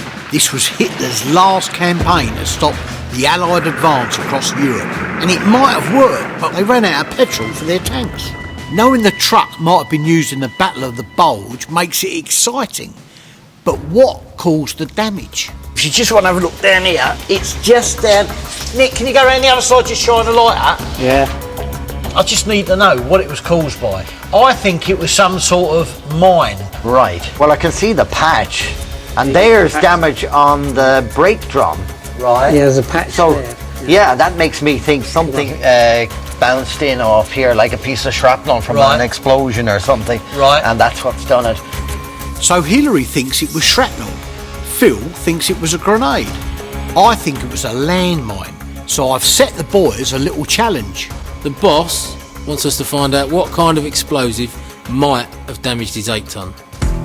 If we can dig out the most likely contenders from our stock, we can get working replicas made to test them to see what damage they'd do to a vehicle. What about this side here? These ones. What are these? Horrible things, though. Americans call them bouncing betties, but they're actually called Sprungminen and jumping mines. Germany churned out nearly 2 million of these jumping mines during World War II. Because of the horrific injuries, the Allies feared them more than almost any other Nazi weapon. How do they work then? There should be a finger on top, like 3-prong thing. They would be kept in a separate box, would they? Yeah. Yeah. So what you'd do, you should bury that into the ground. Yeah. It's only that bit sort of sticking out, basically. Someone walks along, treads on that. Yeah. That fires it. This would then jump out, fly up to head height, and in the bottom there would be a cord. Yeah. And when it reached to the end of that cord, another charge would then explode this. Right. And it's got like, I don't know, 2, 3, 4, 500 ball bearings in that. Oh, nice. And that would explode roughly about head height. Lovely. And you can imagine what it used to do. Bouncing betties jump almost a metre before they detonate, too high to cause the damage on the 8-ton chassis. So I reckon another mine from the Battle of the Bulge is more likely the candidate. Telemines, that's what we want. Classic German anti-tank mine. It's actually, tele means a plate. You can see why it's called a plate mine, can't you? Yeah, yeah. Another one. Hundreds of thousands of telemines were buried by the Nazis. It's thought there are still thousands hidden all over the continent, and they're dangerous to clear because of the way they were booby-trapped. Pressure plate on the top, and it's got a bit here where you could put the booby trap into. Right. But quite luckily it's got another one at the bottom you could do it for as well. Oh, right. So if you found it, if you tried to lift it, it'd blow up. If you tried to pull it, it'd blow up. Yeah. After the defeat in the Battle of the Bulge, the Germans retreated and may have laid mines behind them as they went. Telemines were buried just below the surface and were detonated by anything weighing more than 91 kilograms. The 8-ton weighs over 100 times that. This mine could be a contender. Any vehicle set for the right pressure went past. I'm sure you can vary the amount of pressure. Yeah, and you could also put 1, 2, 3, and then put a lump of wood across the top of them. So if you went over 1, all 3 would go up. So that's definitely something we could take. Yeah. Okay then. Let's do it.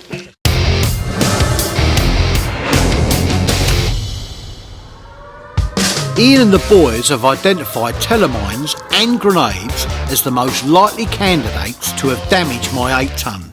they've organised working replicas and some junkyard cars to test them on. All we need is a crash test dummy. That's where Oos comes in. You thought we were down here to play with explosives, didn't you? Yeah. But the truth of it is everybody's here to see your new company car. Go on, go and get in, come on. No. So this junked car is no World War II truck, but it will give you a good idea of what damage a mine can do to the underside of a vehicle. That's a real World War II reproduction telemine with exactly the same amount of explosives as what was in the originals. All I want to do is I want to see what sort of damage that can do to a vehicle like this. It's going to be a direct simulation. The telemine is buried by an explosives expert. It's marked with a big white X, so even we can't miss it. So we set the car rolling.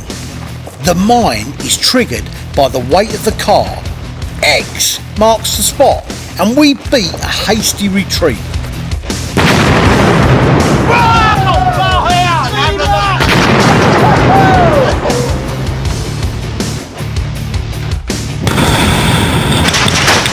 Here, have a look at this. Not.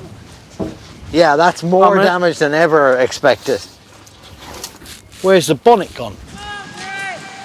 What? Even I was surprised how big that bang was. I don't think even an 8-ton would have survived driving over one of those things. My God. Now, listen, mate, I've got to tell you, that would have done some damage to the 8-ton. You wouldn't want to be in that thing, mate. It's a wreck. You know? Yeah, and it's too much damage. It's, I mean, it would have bent the whole frame and chassis of the 8-ton if that had gone off underneath it. So it's something less than that. Time to test the grenade, and also perhaps the lightning reactions of my team. It could have been a grenade or something like that. Where are you going to get a grenade from now? Well, I don't know. I don't know what we can find in Daddy's little pocket here. Run! The boys always love my hand grenade jokes. It gets them every time. But now it's time for the real thing. Blowing up a card with a grenade. 2, 1.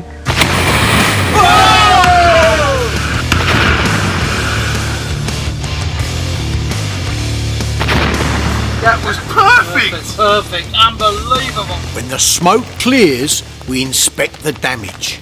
All the bodywork inside is knackered. That has been completely shunted back as well. It's done some damage, I've got to tell you, mate. You can see it's completely taking bent. the floor away. Yeah. That would have put a hole in that gearbox, definitely. Even a grenade would have done too much damage. Hillary was right all along. Shrapnel damage it is, and most likely from the Battle of the Bulge. Right, Ooch, listen, the problem is, how are you going to get home now? Your car's knackered.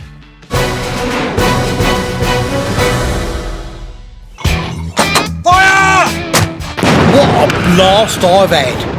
I've solved the mystery of what blew up my 8-ton. Look at these! Oos got kitted up and then turned chicken on a German picking trip. I think we should go. And we brought a big cannon back to life with a bang. And we're about to see a pack that fires.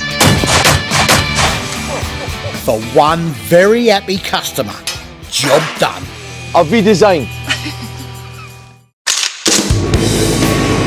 This time, I do a deal on a German tank trailer. He restored all this himself. And turn a huge loss, 80 grand, Mark. Don't touch me gear, mate. into a tasty profit. It's going to be $500,000. Sounds like time for a beer. The twins get a wartime VW up and running. You are the man. And a warehouse clear out ends with a bang. That's what I'm talking about! I'm Bruce Crompton. I buy, fix up and sell old military kit. Bruce is my right-hand man. Look at these! He keeps an eye on the cash. See my face drop? Ian's the weapons expert. As an ex-para, he knows his stuff. Twins, Nick and Phil, run the workshop. There's nothing they can't fix. Oh! Is he a nutter or what? Oh, have a look.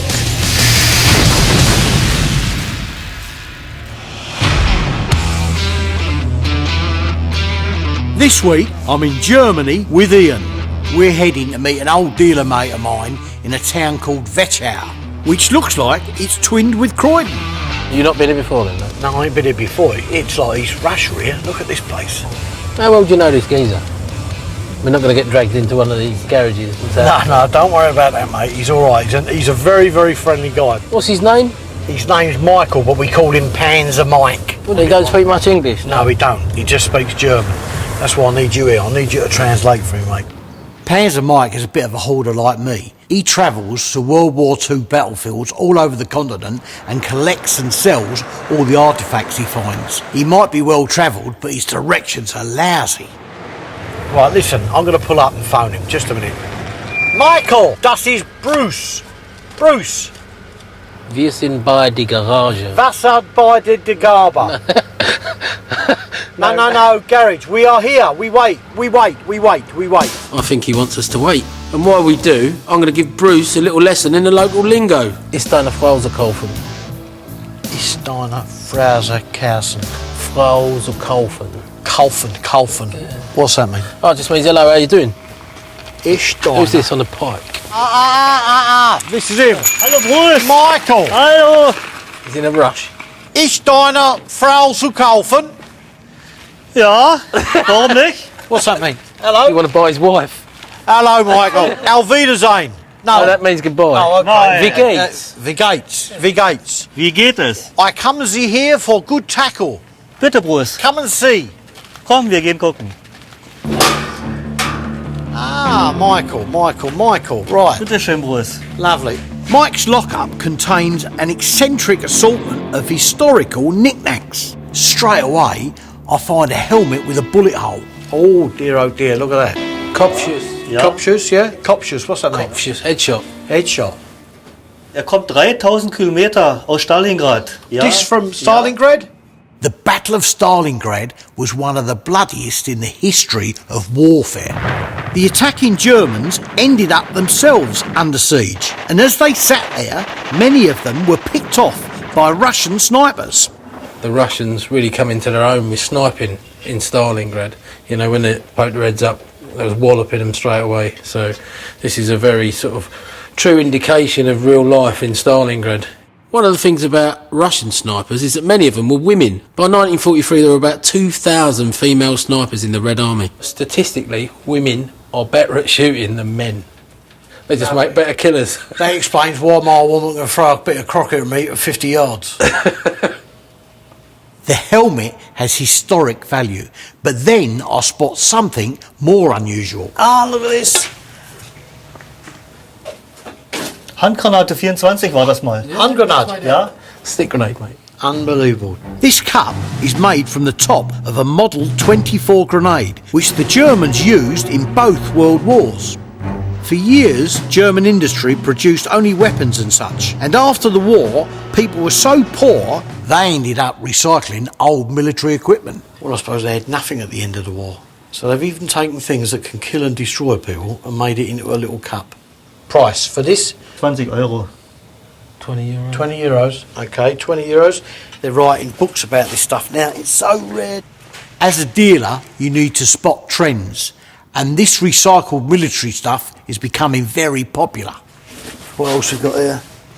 So these are the enamelled bits. That's a Panzerfaust head, isn't it? Panzerfaust? Ja.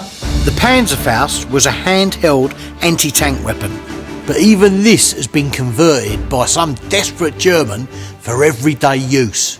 So they've taken the Panzerfaust after the end of the war, stripped it down and enamelled it and made a cup out of it.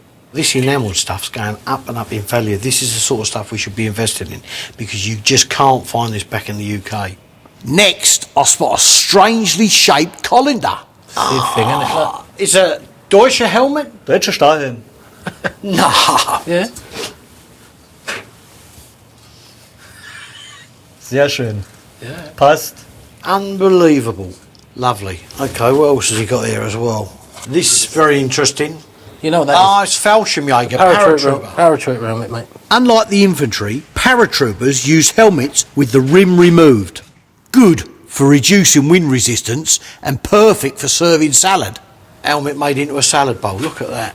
It's an expensive salad bowl. God, dear, oh dear, I'd love that, mate. Let's play that down a little bit. I've seen many of these, many. What else we got here? 2 former gas mask containers. They're very interesting.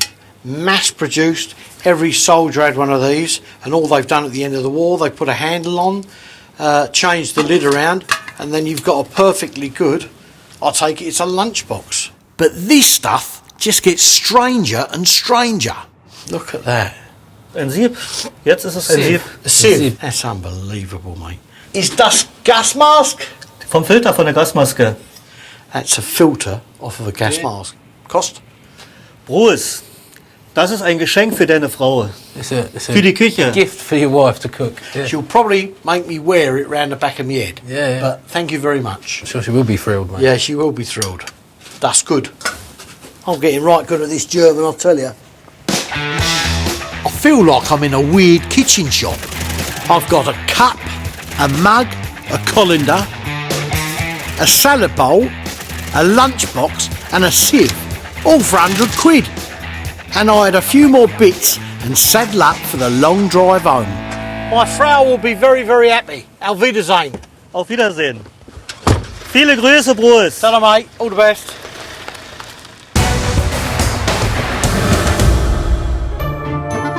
It's always nice to get back after a picking trip and surprise my wife Sue with some new kitchenware. It's the milkman! It doesn't sound like my milkman. Bear looking. You better come in then. Oh, more stuff. Yeah. More stuff. Bruce. Where's the Mad Turk? He's working hard in the office. I've got to quickly get hold of him. All right then. All right? Okay. Cup of tea would be nice.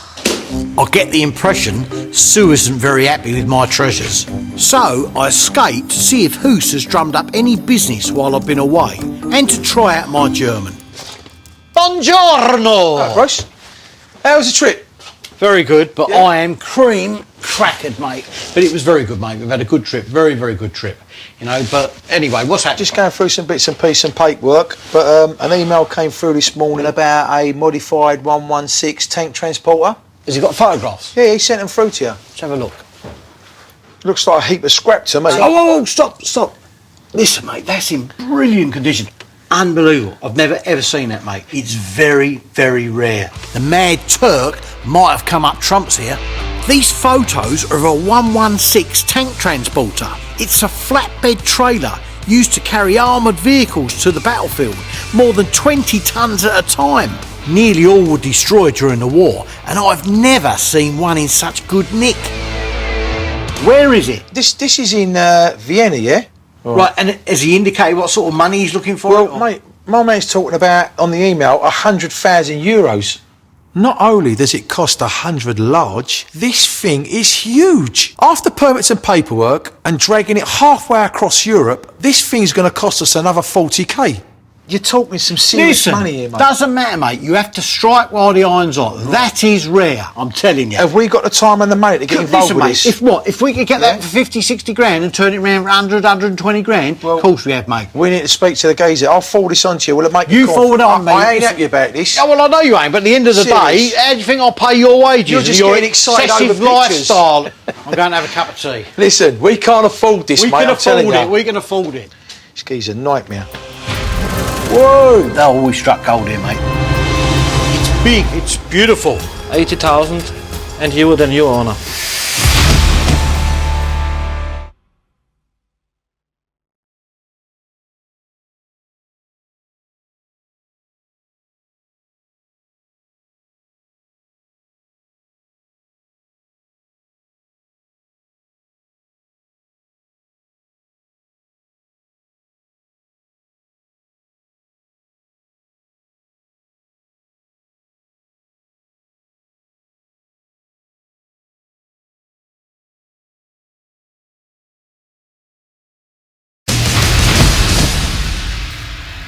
I've spent more than 30 years buying and selling old military kit, and I must confess I'm a bit of a hoarder. Behind every item here, there's a story. I just love my stuff, and there's nothing I enjoy more than being left alone to rummage through it in peace and quiet. Doghouse, I'm in. Yes, dearest. Come and give me a hand, can you? I've loved my Sue since I was 15. But even now, we don't always see eye to eye. We need to move some of this junk away and get some space in here. It ain't junk, it's treasure, all of it. This isn't treasure. Well, we just have a little bit of a clear up and all that. I mean, all this other stuff is really good gear. I don't want to just dump stuff, mate. You know I'm a collectomaniac. Everyone has a spare room full of bits and pieces. It just happens I've got a couple of warehouses. But one man's trash is another man's cash.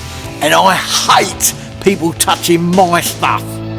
This junk, Bruce, has got to go. Not until I'm back from the little trip I've got to go on now. Please, please don't dump anything, all right? Just wait, have a look round, think about things you'd like to dump, keep calm. But don't dump anything while I'm not here. What Sue doesn't know is I'm hoping to make my collection a few tons heavier. I'm near Vienna with Ian to look at a World War II tank transporter that Who showed me on email. The owner is out of the country, so he sent some engineer called Alex to stand in. Okay, I open the gate. Thank you. Do you want a hand here? Look, it's British muscle, that is. Follow you? Yeah? Yes, follow me, please. Okay. I'm looking forward to seeing this. It's inside in this garage here. So it's been dry stored for a long time? About 50 years. 50 years? Yes. Finding any big World War II machine is good. Finding one that has been protected under wraps for 5 decades is even better. Blimey, it's big, isn't it? God, it's very, very big. I have to say, it's in very good condition. It looks like it's come from the factory, just painted in the undercoat. For a 70-year-old vehicle, this thing is in really good nick. It's even got its original red oxide paint. But it's absolutely huge and hidden under loads of other machines. I need to get a better look at it. Oh, this is the rear steering part, yeah? Yes. This is a special reinforced version of the 116 with a rear steering section. This one could carry around 35 tonnes and is a whopping 14.5 metres long. It's big, really big. Do you have any paperwork or drawings with this at all? I had the paperwork here. Oh, can I have a look? Yeah, yes, possible. Sure. Oh, fantastic. That's original then, yeah? And it's got all the technical specification on it. It actually tells you here the year of manufacture, 1944. So it shows it is a wartime trailer that we're looking at here today. Unbelievable. The documents look great, but paperwork can be forged. So before doing a deal, I need to hunt for more proof that this is an authentic World War II machine. Whoa, gold. They always struck gold here, mate. That is a full-on Waffen-Amp stamp, massive. That's awesome. That's what I wanted to find. The Waffen-Amp was a government office responsible for inspecting military equipment. And finding a Waffen-Amp stamp on the trailer is a pretty sure sign that it's the real deal. When have you ever seen one of these? I've never seen one, mate. I think it's a piece of kit. I know people in Russia, America, Europe and the UK that would give their right arm for this. But it's all about the price, mate. The price and how much it costs to get it out of here and get it back to the UK.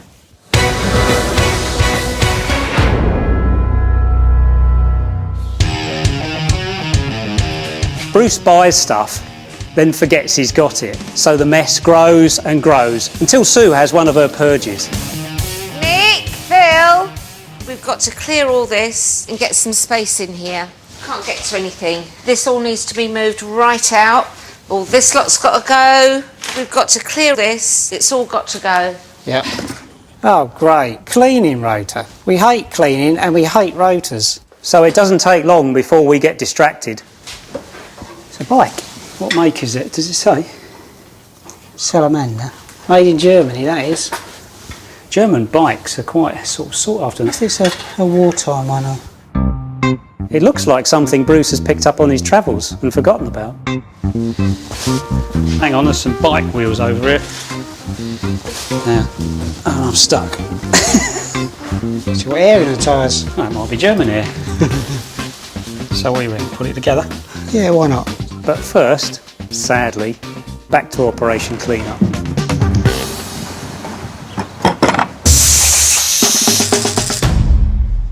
Over in Vienna, I've also got my hands full with a huge wartime tank transporter. If we were maybe to do something with this, you would have to get this out, clear this, and then we could look at it properly. Yes. Could this all be moved, yeah? I hope so. You know, it's a lot of work moving this, a lot of work. I'm really excited about the trailer, but this thing is humongous. Hoosh was right, dragging this thing home could cost me tens of thousands. How are you going to pull it? That's the big problem is, because if I had this, I've either got to get one of them 18-ton Famo half tracks, them huge ones, or Found. You know, the big German trucks? Yes. So I need to find one of those. But I know one found also. In this town? This town, yes. Restorated condition. No way. Restored? Restored to drive. No. Yes. It's about 2 miles from here. First, the rarest and most pristine tank trailer I've ever seen, and now a wartime truck that can tow it. You can bought in Austria one trailer and the found truck. My wife's not going to like you a lot.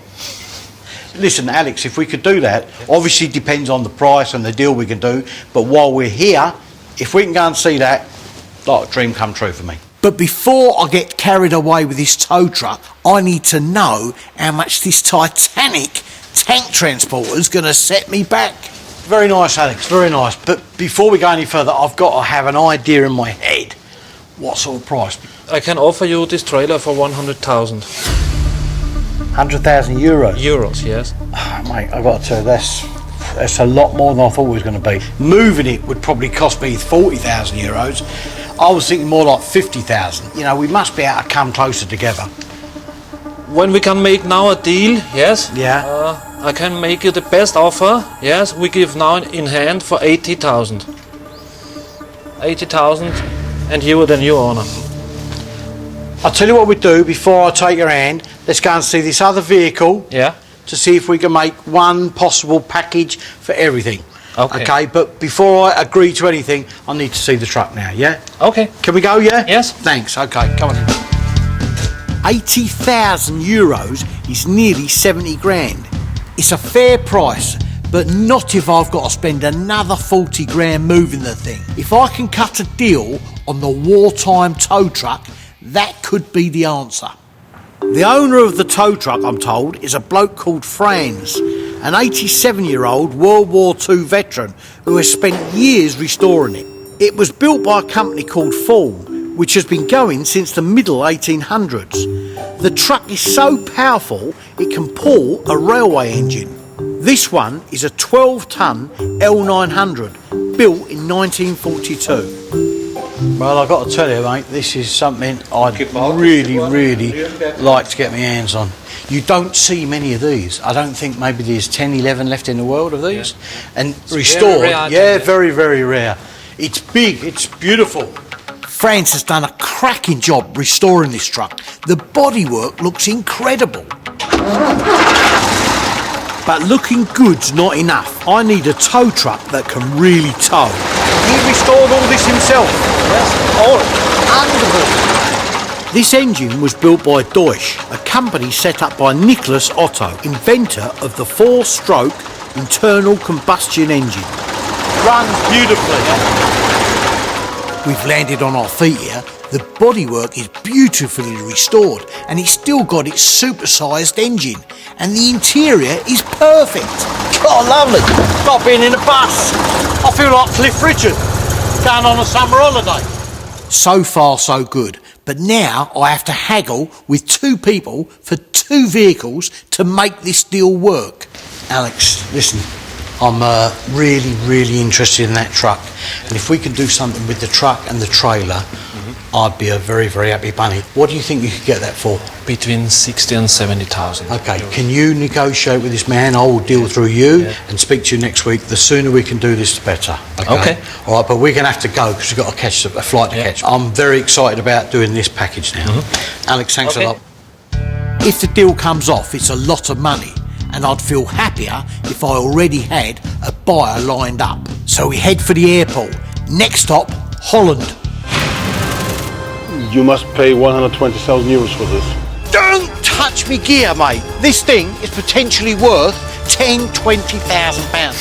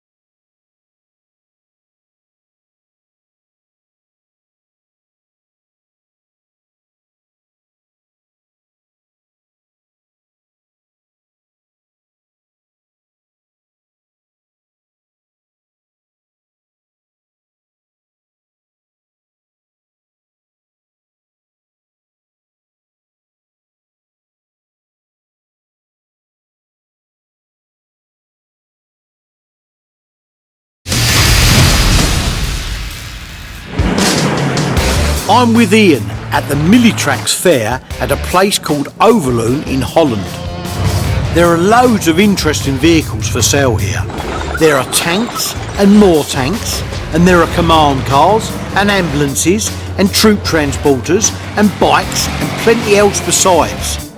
I'm on the lookout for a half-track. Half-tracks are highly mobile, versatile vehicles with a wheel at the front and tank tracks at the back. I've got a buyer who's after a German 251 half-track, and if I can find an authentic one, there's a 50 grand finder's fee in it for me. There's people here with all kinds of vehicles. If we're going to find a 2x1, it'll be here. Does it matter what condition it's in? No. As long as he's got tracks and a full body, we can flip this for a bundle of dough. Let's go and have a look Okay, around. all right. This place is teeming with dealers, so I'm going to call in a few favours to see if one of them can't help out old Brucey. If you hear of anybody with 251 to sell, and I'm in the market. At the moment I can't help you, Bruce, but I will ask around, okay? Ta-da, mate. Bruce, Bye. Ah! Hey, Bruce. Listen, just the man. I'll make some few calls, call you back. Trying to find another 251. Pretty desperate. If you can help, I'd appreciate it. Look like yourself, mate. See you later. Ta-ra. I'm not having much luck here. 3 strikes, no hits, and time is running out. Then bingo! I get a call from a dealer in Germany, and it's good news. Listen, if it's the right money, I'll buy it. You know I will. But tell me how complete it is. If it's in good nick, I'll be on a plane now. I'll be out there straight away. Just tell me the price. Saved by the bell. Apparently a 251 has come on the market, and I'd need to quickly do a deal before anybody gets word of it. And when it comes to quick deals, nothing negotiates better than cold, hard cash. Tell you how quick, get on the phone to Bruce, tell him to get me a bundle of dough, all right? He'll know what sort of figures I need. Sort myself out a flight to Dusseldorf tomorrow morning, because this deal ain't going to last, and I can flip this quickly. You get on and do that, I'm going to go and change it up. All right, lovely stuff.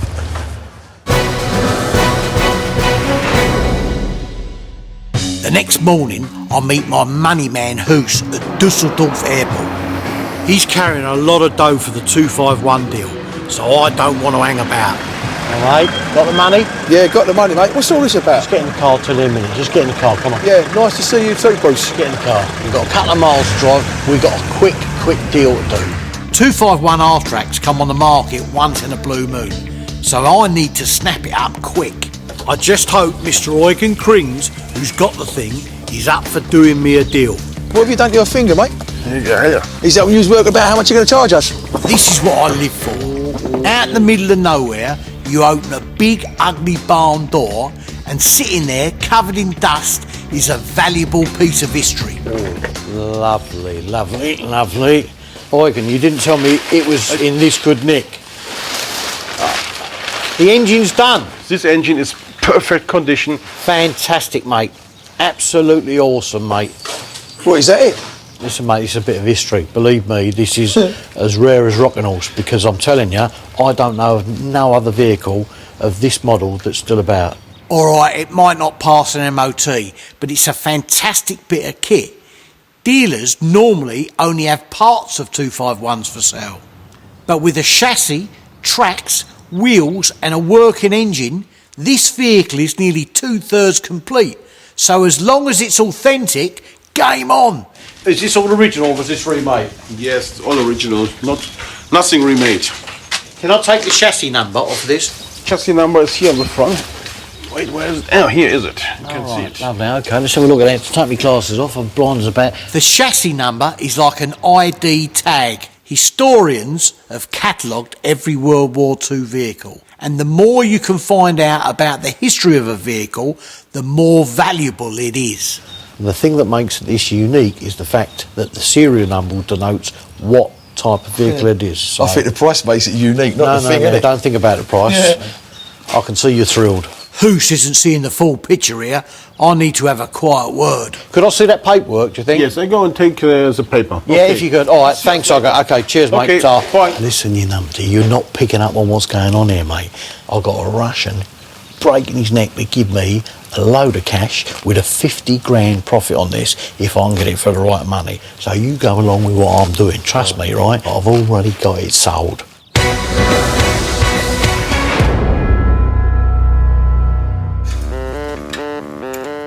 We've been distracted from our cleaning chores by this old German bike.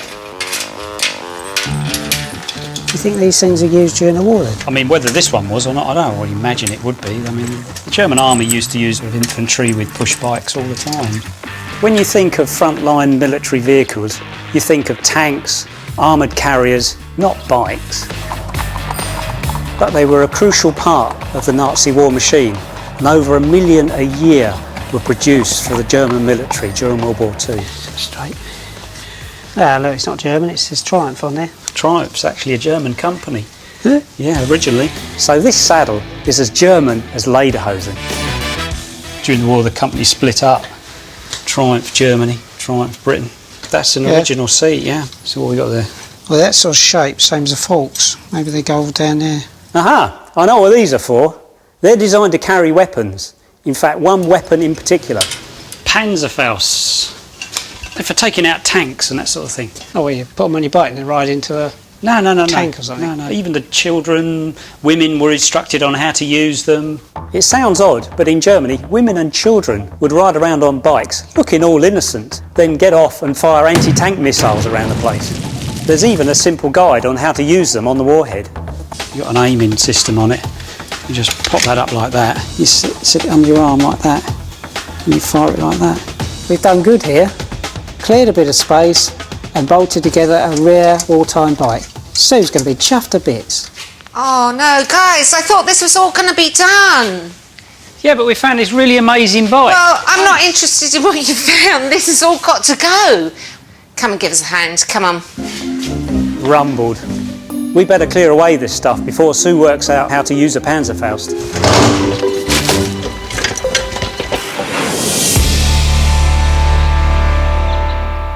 While the twins are getting sued, Hoos and I are looking at sealing the deal on the 251 so I can sell it onto a client and make a quick 50 grand profit. I've checked the chassis number, so if the paperwork is legit, I'm going to make an offer. Right, let's get down to business, mate. Now, what can we really do with this vehicle? You must pay 120,000 euros for this. I must pay 120,000 euros? I've got to go well south of that. 120 is a little bit. I was thinking more round about the 80 grand mark. Please, that's nothing. Alright, I mean, obviously I'm going to have to make a phone call and tell my kids that they can't have jam anymore on their toast, but I'm sure we can come up a little bit. We could possibly go up to 90 grand. I say for you 110,000. Bruce, I think 110,000 euros is a good price. 110?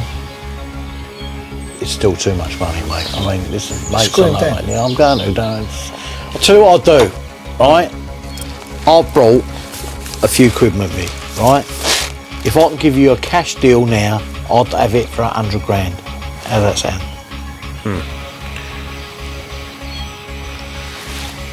Okay, I think 100,000 euros, and you make a big barbecue with plenty of beer, okay?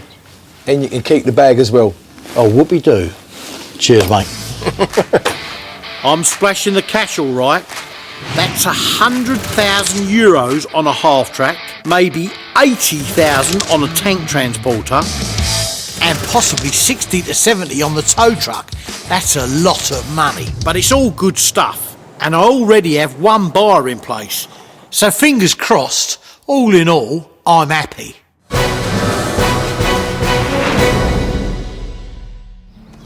We've been busy clearing out Bruce's stuff, but before he gets back, we got proper work to do. Bruce bought a German army runaround. It's called a Kubelwagen, which literally means bucket car. This one dates back to 1943. Nice vehicle, but is in bad need of service. Nothing? Oh, great. I'll get the battery and we'll jump it. Yeah, okay. Okay? Yeah. Oh, well, that doesn't mean anything though, does it? No. The Kubelwagen was invented by Ferdinand Porsche. Based on the VW Beetle, it was the German equivalent of the American Jeep.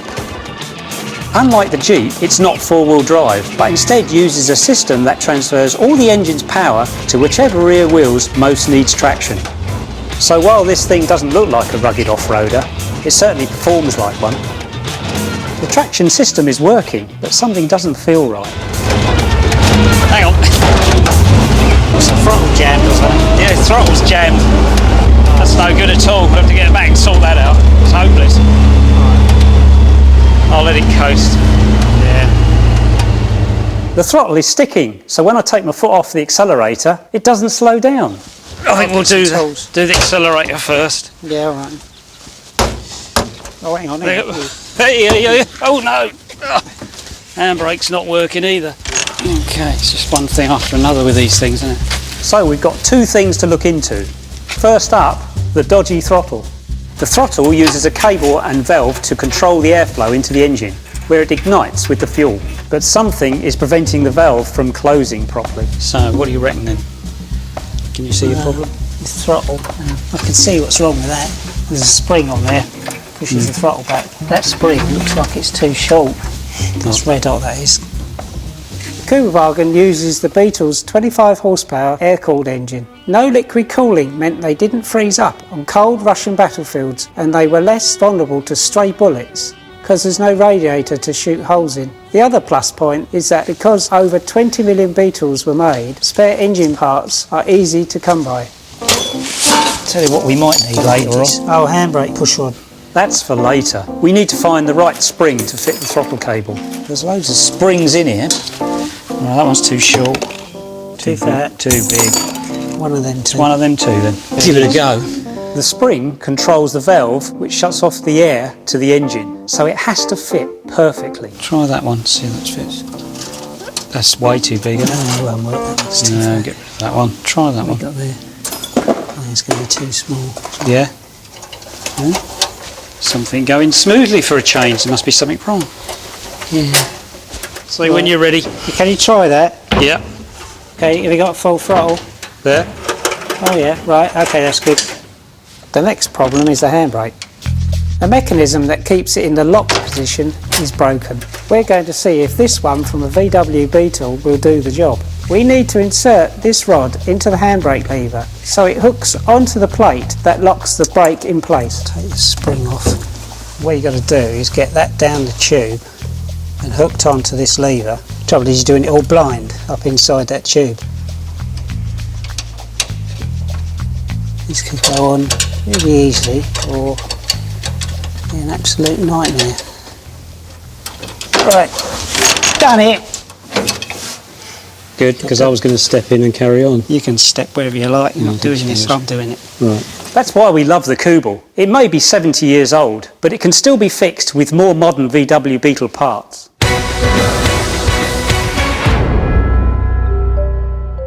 I get back from Germany to some very bad news. The buyer for the half track has pulled out, leaving me holding the baby, and I thought this was going to be a quick flip. So, I've had it up to here now. What Them now? Muppets have only gone and cancelled the 251 order, right? No. Get right up my nose, people. Call things on. I've spent all this blooming money, right? And now it's just for, oh, now at the moment we can't hear. You know what I mean? Don't mess me around. What are you doing here? I'm having a clear out of all the junk that was piling up in the... Hang on. You're having a giraffe here. You're having a clear out of what? Just sorting through some stuff. Hey, This is all old rubbish in here. Yeah, old rubbish. Hang on, just a minute. What are you dumping in here? Just old clothes. Mate, they're brand new. They've never been used. Well, they That's a haven't cover either. for a Pack 40, right? You know what this is? No. This is Winston Churchill's bath, out of one of his underground headquarters in London. This thing is potentially worth £10,000–20,000. That's why it's stuck away in the corner, right? And you're talking about dumping it? Well, Phil said it was all right. Don't touch me gear, mate. I can't believe this. I sink tens of thousands into a half track which is surplus to requirements, and now I catch the Three Stooges giving several grand's worth of irreplaceable history the heave-ho. I'm close to having a coronary here. Don't touch me stuff. I've got to go and have a sit down. Go and take some time out. I'm going to take some Prozac. I don't know anything else. My day's gone from bad to good to very good. The brake work!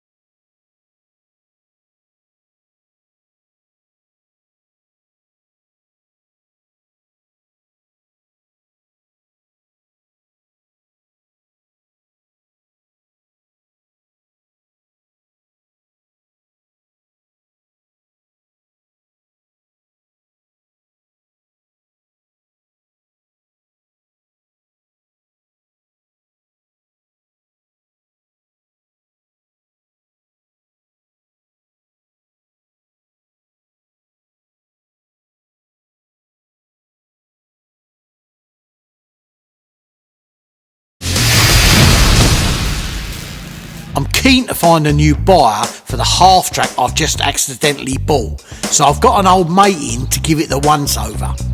Hilary Doyle is a well-known expert in World War II vehicles. If he can fill me in on the vehicle's history, I might be able to ask more for it. The problem I've got now, Hilary, is the fact that 251 I'm sitting there in Dusseldorf and the buyer's dropped out. So I really don't know whether to push on and just complete it as a standard 251 or what to do. So any history you can give me would help me immensely. You sent me photos of the chassis number. Okay. And when I look up 544 682, this is not a 251. Not a 251? My day's going from bad to worse. It's a 3-ton flak with an armoured front end on it. It looks like a 251, but it's not. This is one rare vehicle. I'm made up here. Hilary has just confirmed that my 251 is actually something called an SDKFZ-11 flak. It uses the same chassis as the 251, but predates the war and carries a 20mm gun that could take out aircraft over 2 kilometres away. So, are there any more of these existing at all? No, I mean, no, so I've never heard of one. Never heard of one. Only 200 of these were made, and I've never heard, let alone seen, a surviving one. If I put that together then, would this be the only one left in the world? It would. I mean, we're saying a standard 251's 300 grand now. What sort of money is this worth? It's so unique, it's going to be $500,000. I was really upset that somebody's dropped me in it.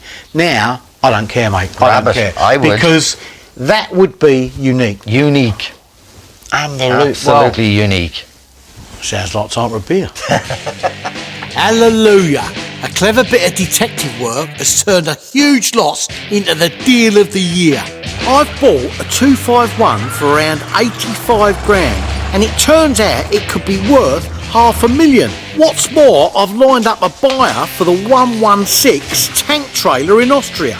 Even better, he's going to pick it up himself. So I've saved 40 grand's worth of transport costs. And the twins have got another revelation for me. Come on, what's to be surprised? Playing around with me Kubel? Yeah. There you go. Try that. Yeah, try starting that up. Whoa, it runs. Yeah. Well, I'll be. Does it drive all right? Yeah, it's fine. Give it a try. Give it a try. Go on. I can't remember the last time I took a Kubelwagen out for a spin. I bought this over 10 years ago, and if everything is in working order, now might be the time to sell it on. Do the brakes work? Yeah, they're all right. Sure? Yeah. It's the middle pedal. Fantastic. I've got to tell you, that sounds lovely. It's good, Listen, these things running and in this sort of nick, they're worth upwards of 40 grand, I've got to tell you. Yeah, definitely. It's good. So to actually have this running has made my day. My day's gone from bad to good to very good now. I'm arranging something for us. You could call it a sort of early Christmas party, but I'm not going to disclose at this moment what we're going to do, but you'll enjoy it. I've had a brilliant week. 3 great deals. The twins have fixed up my World War II Kubelwagen, and I've managed to have a clear out. So I'm giving the boys a little Brucey bonus.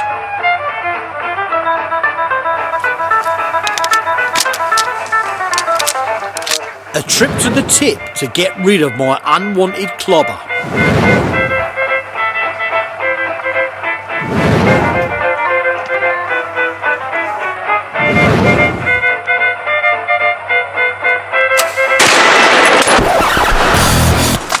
Me and an armourer mate of mine have organised a little treat for this lot.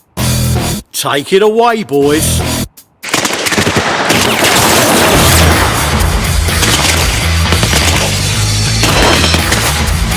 The Thompson machine gun, the weapon of choice for Chicago gangsters in the 1920s. This beauty fires between 600 and 1,500 rounds a minute. The Sten gun, a classic. Over 4 million were made. They were parachuted into France to arm the resistance. This spits out 550 rounds a minute. The MP40 was used by elite German paratroopers. It was the first submachine gun with a folding stock and pumps out 500 rounds a minute. The Luger pistol, one of the most sought-after trophies of World War II. I'm struggling to fire 1 round per minute.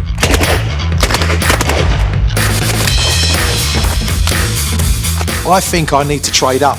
Just give me 2 minutes, yeah?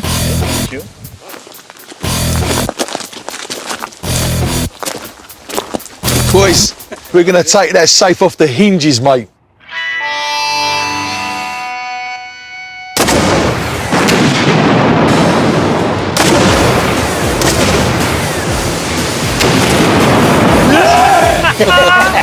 That's what I'm talking about! I'm told the Panzerfaust warhead detonates with a force of over 10 million kilograms per square centimetre. That's like 1,500 bull elephants standing on a stiletto. 54 grams of gunpowder push out the rockets and create a fiery exhaust that could kill you or give you a nasty cough.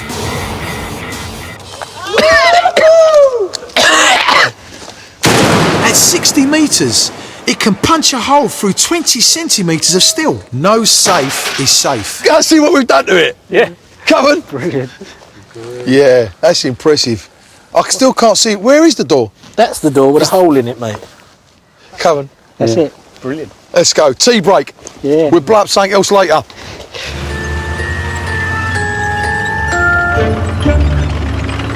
Good work, fellas. I reckon I deserve a bit of liquid refreshment as well. This is the bath Winston Churchill himself used in his underground bunker in London. He loved a good soak and a fine cigar. If it's good enough for the big fella, who am I to argue? You are the man.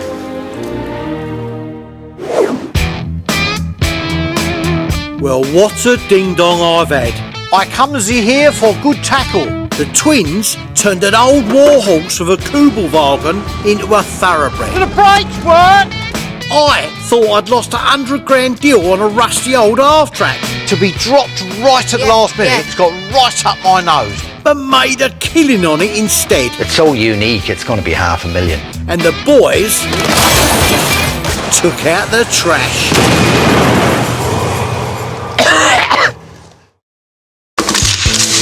Wagons roll! This time, a surprise find. Adolf Hitler's car in a warehouse in Leicester. You're having a laugh. It's enormous. 8 million plus. The twins set to work on a tank-tracked motorbike. Fully functional and original. I'll find you one cheaper and more authentic. And I try to rent out my kit. I've got to tell you, it looks too good to be true. For a blockbuster Hollywood war movie. I need to be a Hollywood celebrity. Go on, keep going. Ball's in your court. I'm Bruce Crompton.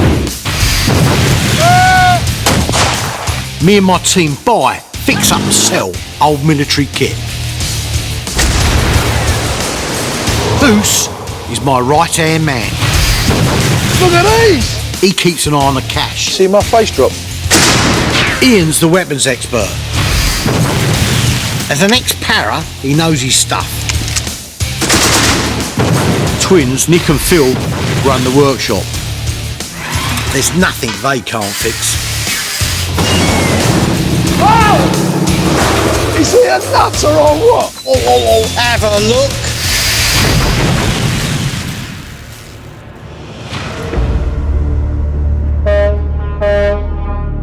So, mate, it's the middle of the night.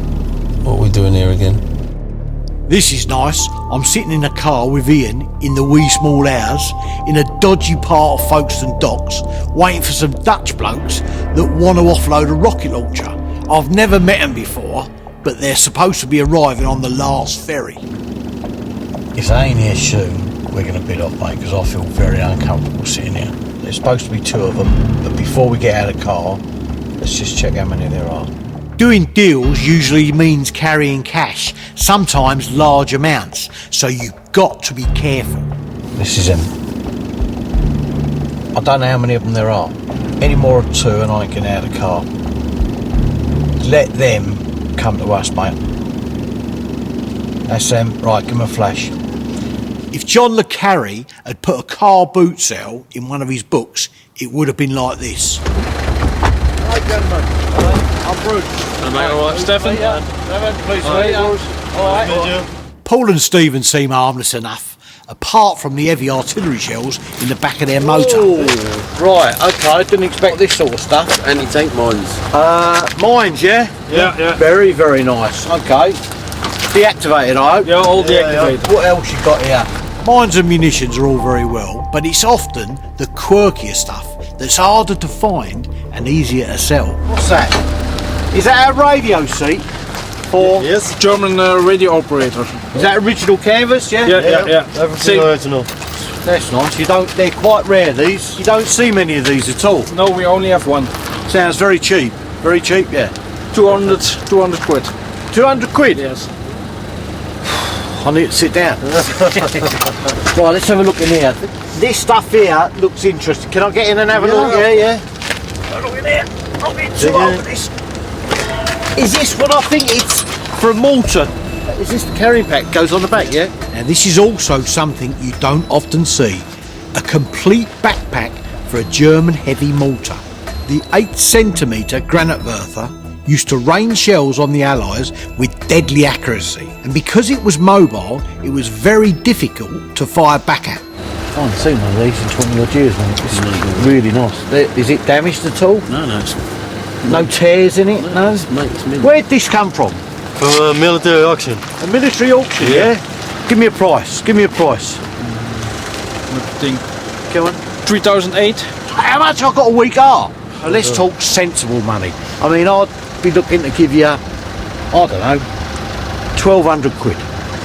Yeah. Can we do 2005? No, you're killing me here. Right, listen, I've got readies here, cash on the hip, good honest pound notes here, £1,600. Can we make 2,000? We have a deal? Yeah. 2,000? Yeah, for the whole set. I can live with that. Yeah. Done. Okay. All right, lovely, we'll have a deal. Thanks. All right, let's wrap this up because it's a bit dodgy here. All right? The prices they're asking are a bit steep, so I'm going to pass on the other stuff. But I'm pleased with my purchase. It might look like a knackered rucksack, but this thing is rare, and as part of a full mortar kit, could be worth a fortune. Of course, if you want to avoid meeting strange men in car parks, you can always go to a military auction yourself. Which, as it happens, is where I'm off to next with Oos. I'm in sunny Caen in France. You look healthy, you've lost weight. Cannot be. Yeah. Big auctions only happen 2 or 3 times a year, so dealers from all over the world have come sniffing for bargains. There's a few undercover money people here buying some stuff, believe me. There's people bidding for princes from the Middle East here, and the Russians are here. They're going to be spending big dough. I can end up spending too much at auctions, so Hoos has tagged along as the voice of reason. It's all about what the prices go for. The Sherman, he said, will kick off at 20,000. It's a lot of money. There's some nice stuff here, but one big item stands out from the crowd. Something I've never before seen for sale. It's got to be somewhere big because of the size of the thing. Oh, have a look. That is of a U-boat. This is what I'm here for.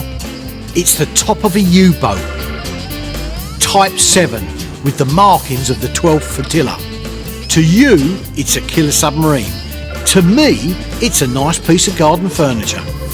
That could be done up, put in my pond as though it's just coming out of the water. The U-boat was one of the most effective weapons the Germans had. They sank more than 14 million tons of Allied ships, disrupting supplies of food and fuel. But you wouldn't want to be a German submariner. 3 out of every 4 U-boats were destroyed. Nasty way to go. One was even sunk by the captain flushing the toilet the wrong way. This is not the whole submarine, obviously. What this is the conning tower. This is the control centre, and this is, when you see the old World War II films, when you see a submarine rising out of the water, you'll see the periscope come up. This is the bit that you see silently coming out of the water first.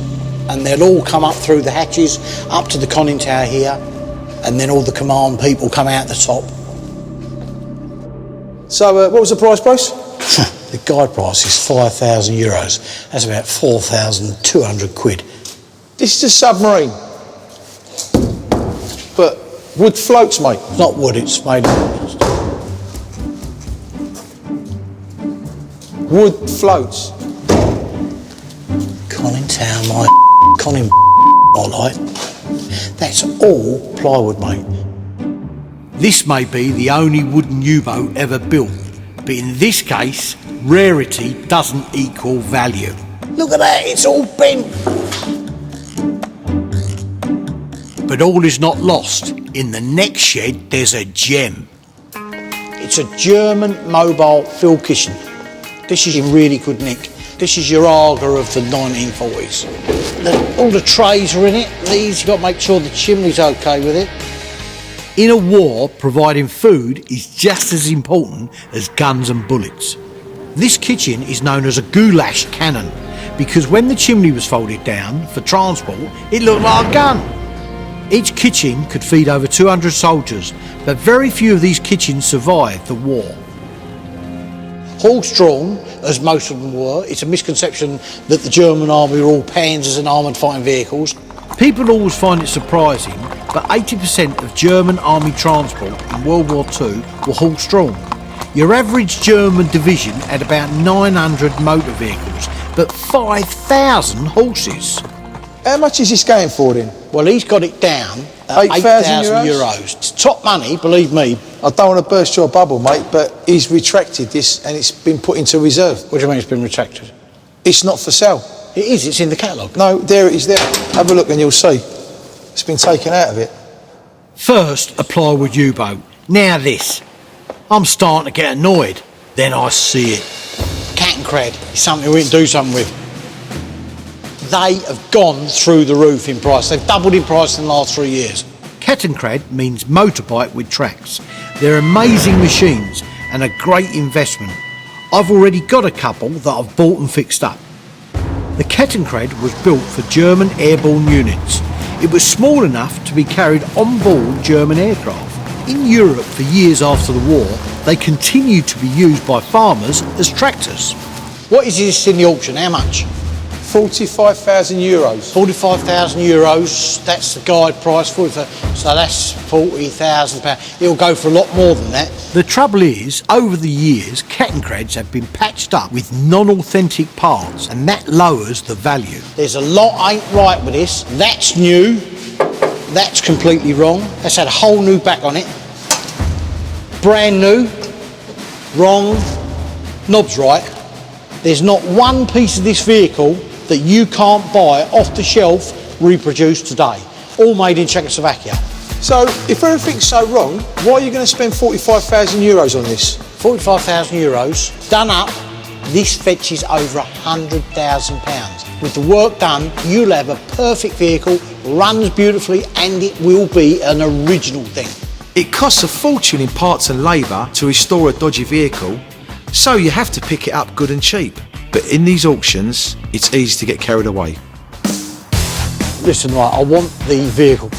I ain't going to go mad. Let's see what we do on that cat and crad. If we can run them down, we'll go for it. Well, please remember we've got a budget, yeah? I know. So we've got to play the game with these people and see what we can just wiggle out of them. Keep to the budget, right?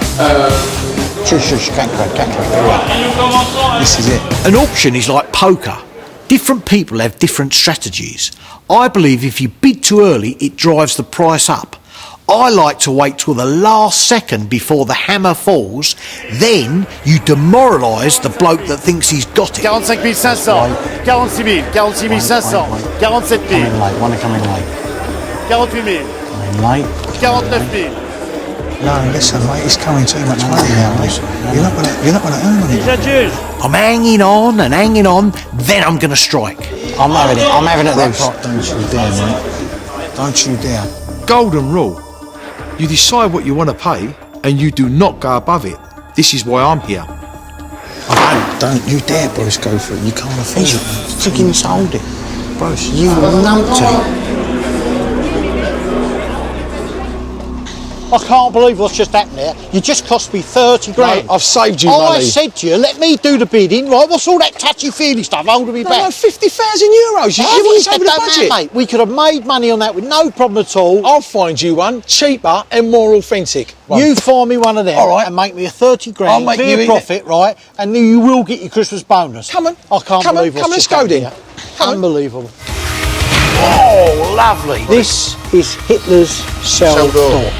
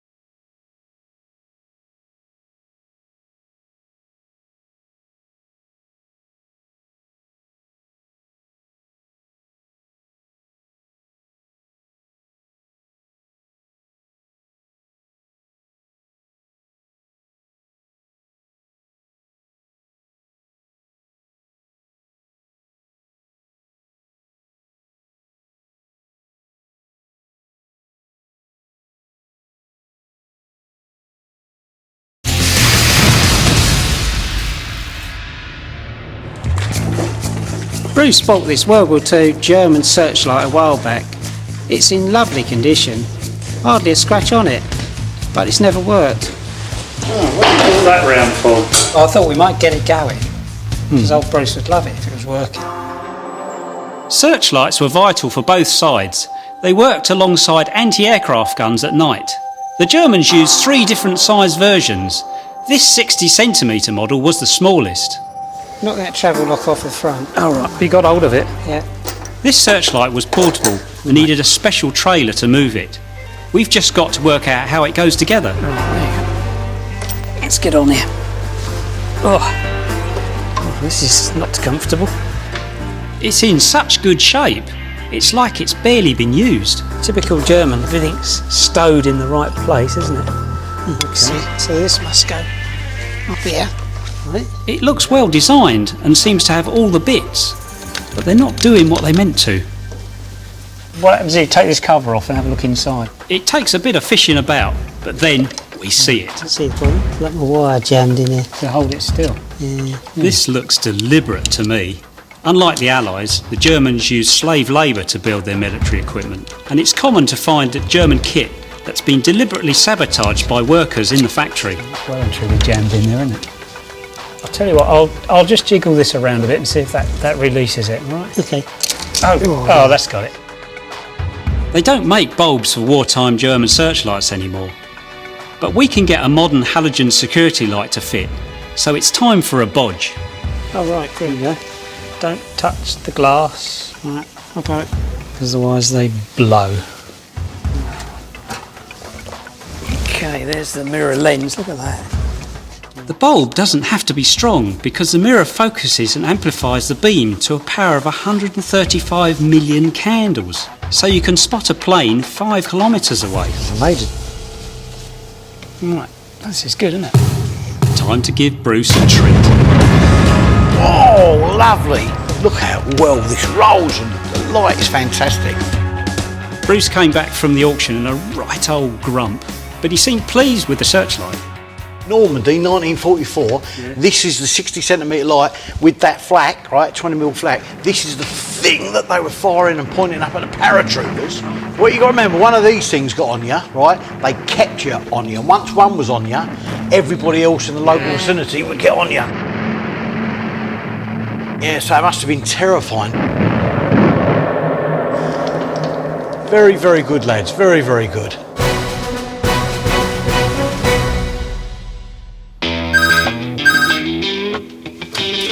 Speak. I always thought I had star potential. Now my moment has arrived. It's Hollywood calling. Cut. Sorry to interrupt, just come over here 1 second. You've got something really stupid for us to do. If it's stupid and makes money, it's worth doing. We have been invited to be involved in the biggest Hollywood war blockbuster film that's about to start shooting in this country, right? And they want us to potentially supply them with all original kit. That's from artefacts, artillery, tanks, everything. It's about a battle-hardened tank commander on a deadly mission behind enemy lines. Their art department wants props, weapons and vehicles, but they're saying they've all got to be authentic. But it's got to be done on the quick. So whatever we're doing, we're going to knock on the head, and this comes priority number 1. DEFCON 1 this is, right? Because we want this gig. Honestly, I've got to have it. If you're selling something and you can say it's been in a Hollywood blockbuster, it immediately ups the price.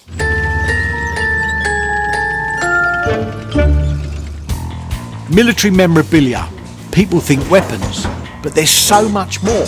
And often it's the little things with the most fascinating stories. To the movie people, they're props. To me, they're little bits of history. Hey, I knew he had some Coke bottles somewhere. So why Coke then? Well, it's the iconic American drink, isn't it, from World War II? Yeah? Yeah.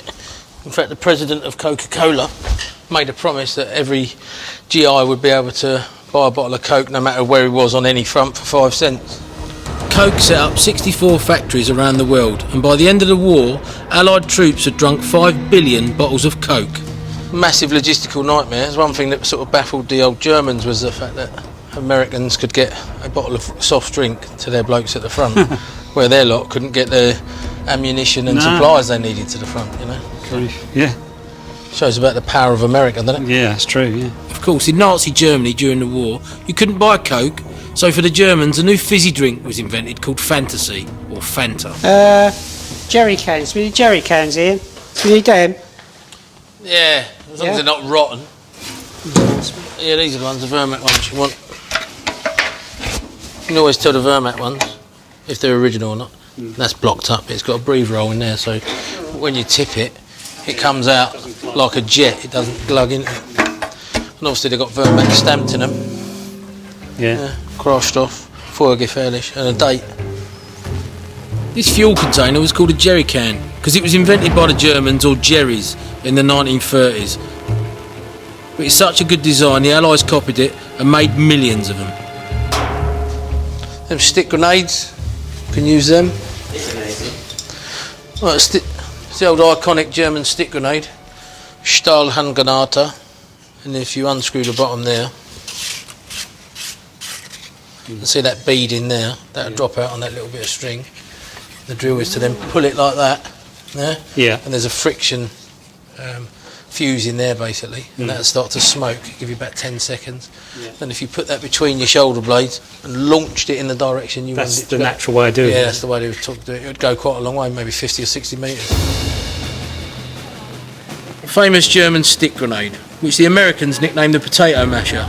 It was invented in 1915 but was so good they were still using it in the Second World War. It could be thrown further than the round Allied hand grenades. Originals in good condition are worth up to 400 quid each now.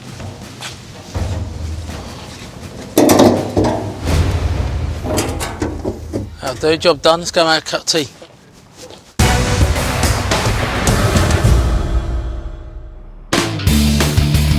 I'm off on my travels again, this time to the Midlands, and I'm really looking forward to it.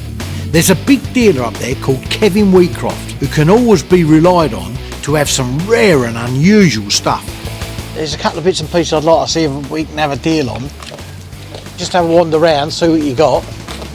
Because Kevin's a dealer, his stuff isn't cheap, but it's authentic and it's hard to find elsewhere. These sea mines, yeah? Yeah, they're World War II German deep sea mines. I got them from Norway, from the Norwegian Navy. Are these the ones that they drop off the back of the boat and come up on a cable? That's right, you preset them to a depth where they sat just below the surface of the water. So as a ship passed it, if it contacted with these spikes, they reacted instantly, and that would just send a charge, electronic charge, straight into the explosives. Take the bottom of the boat out. The Germans laid over 200,000 sea mines during the war, while the British created their own giant field running from Scotland to the Thames. These things sank over 1 million tonnes of Allied shipping. They were so dangerous, most of them were blown up after the war. I've never ever seen any of them, mate. Well, of course, if it was successful, it didn't survive, did it? Because it blew up. I've got to tell you, mate, I mean, it's the sort of thing that floats my boat, I've got to tell you, mate. Sinks your boat, more like. It's the sort of thing that I find fascinating. But honestly, it took me all my life to find 2. So you reckon around the 8? It did have to be 8, but... It's a 5 mark. Yeah, because... No, it had to be around the 8 because it's a rare thing. No, honestly, it's definitely something I'm interested in. 8 grand is a lot of money, but it's a big old chunk of history and quite rare. Yeah, well, that one's damaged, it ain't got the point. It's going to cost me 500 quid to get it out of this building. I'll send some people up to help me get it out. What about 6 1/4? 7 1/2, and I'll shake your hand now. 7 and we're done. Oh, come on, 7 1/2. 7 1/4. I've got kids to bring up. So have I. I'll have lard for dinner tonight. 7 1/4. Done. You're a gentleman and a scholar. Thanks, mate. Right, me, that is lovely. I've never bought a sea mine before, so I don't know if it's a good price or not, but sometimes you just got to go with your gut. That's a Hitler car? Yeah. You're having a laugh. No. Now we can talk business. Oh, dear, oh dear.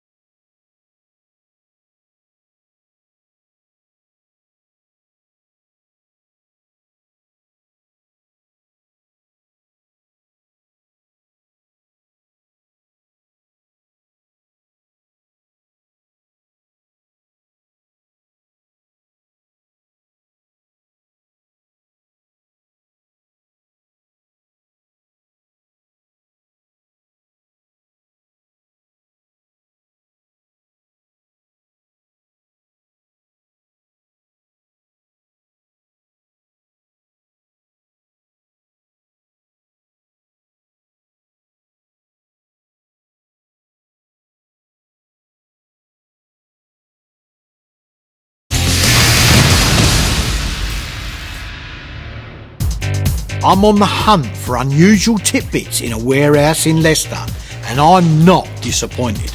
Oh, lovely, lovely. Where's that door from, Kevin? There's a police door here. That's Adolf Hitler's cell door. Honestly, from Landsberg? No. Yeah. Me, hang on a minute. Honestly, when Hitler's cell. Yeah, when he was in prison, when he wrote Mein Kampf. I knew he'd spot that. This is Hitler's cell. Cell door. Got it from the demolition guys that were pulling down Landsberg Fortress. Landsberg Fortress is where Hitler was imprisoned after his failed coup attempt in 1923. Behind this cell door he wrote Mein Kampf. If only they'd kept him in here, history might have been very different. It's all marked. History will tell you what cell number he was in. And this would be the plate his name was in? He would have had a name tag there, yeah. And it all works, the main lock works. You just stunned me, mate. I mean, I wouldn't have thought anything like that would survive. This door is a link with the past. A chilling reminder of a truly evil man. Horrible, but fascinating. That's incredible, mate. I mean, that is... Well, I've just never seen nothing like that in my life. Unbelievable. There's my porridge! He's fine!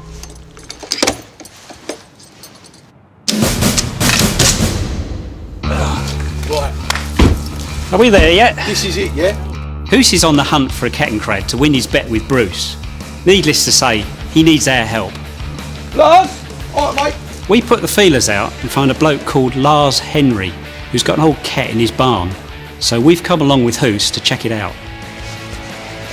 Here it is. I'll take this off of here.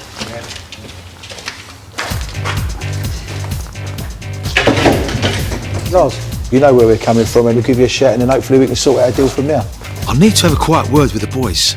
This thing looks like a total wreck. I don't know if we've done the right thing here. That's great. Mate, it's got it looks worse than the one that we looked at before. The wheel's there, look. Yeah, where's the mud flap? I'm going to mug myself right off if I can't find one for it. We just want to know and make sure that the parts are right, because you know you don't like no moody gear and it's all got to be authentic, but it looks like art is missing. No, this I mean, it's obviously had work. I don't know what Hoos was expecting. I know it's not perfect, but if it was, we wouldn't be able to afford it. Do you reckon it'll start? It might do. Push that in.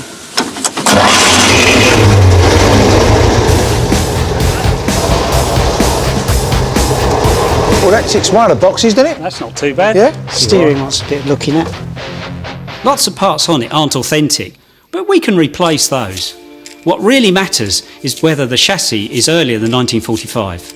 Some were made post-war, and they sell for a lot less. Got 1944 on this plate here, but the only real way to do it is to scrape the paint off of here and find out what's stamped on the side of the chassis. The trick is to see if the serial number on the plate matches the one etched onto the chassis. We need to reveal that. That will give us an idea that we can tell the year of it. Lars has said it's okay to scratch the paint and have a look. The serial number is usually stamped on the front left side of the body, but strangely it's not there. So what we say? It's made in China. I can't find the number here, so I look on the other side. Hang on. Right, Yeah. Maybe it's somewhere else, but... hang on mate. Don't mug me off. No, I've got to find the number. Yeah? Yeah. Here we are. It's 410305. That tallies with this plate here. That makes this a genuine 1944 Kettenkrad chassis. But to win his bet, Hoos needs to get this for under 45 grand. Now we can talk business for definite. Right, well, must be looking at about 45. If it was all up and working the old shebang, I would say yeah, but there's a lot of work, a lot of labour in it. Look, Yeah, you can see it in his face. I was thinking some more work. of 35 to tell the truth. Hell of a drop. I reckon the most that I can go, truthfully, and that's going to be the bottom line, is about 37. Ball's in your court. I'm serious now. Talk it up a bit more. Too much of a drop. I don't know what to say. We've come all the way here. 38 the most, that is it now.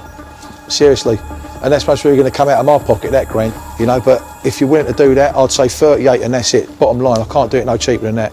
And I might as well take my trousers off as well. Seriously. Don't do that. Yeah, don't go to that extent. But would you, yeah? You got yourself a crad, 38. Happy days, that's been a good journey. Get in there, my son. 38 grand, 7 grand cheaper than the one in France, genuine wartime chassis. Get the twins to work their magic. Boom.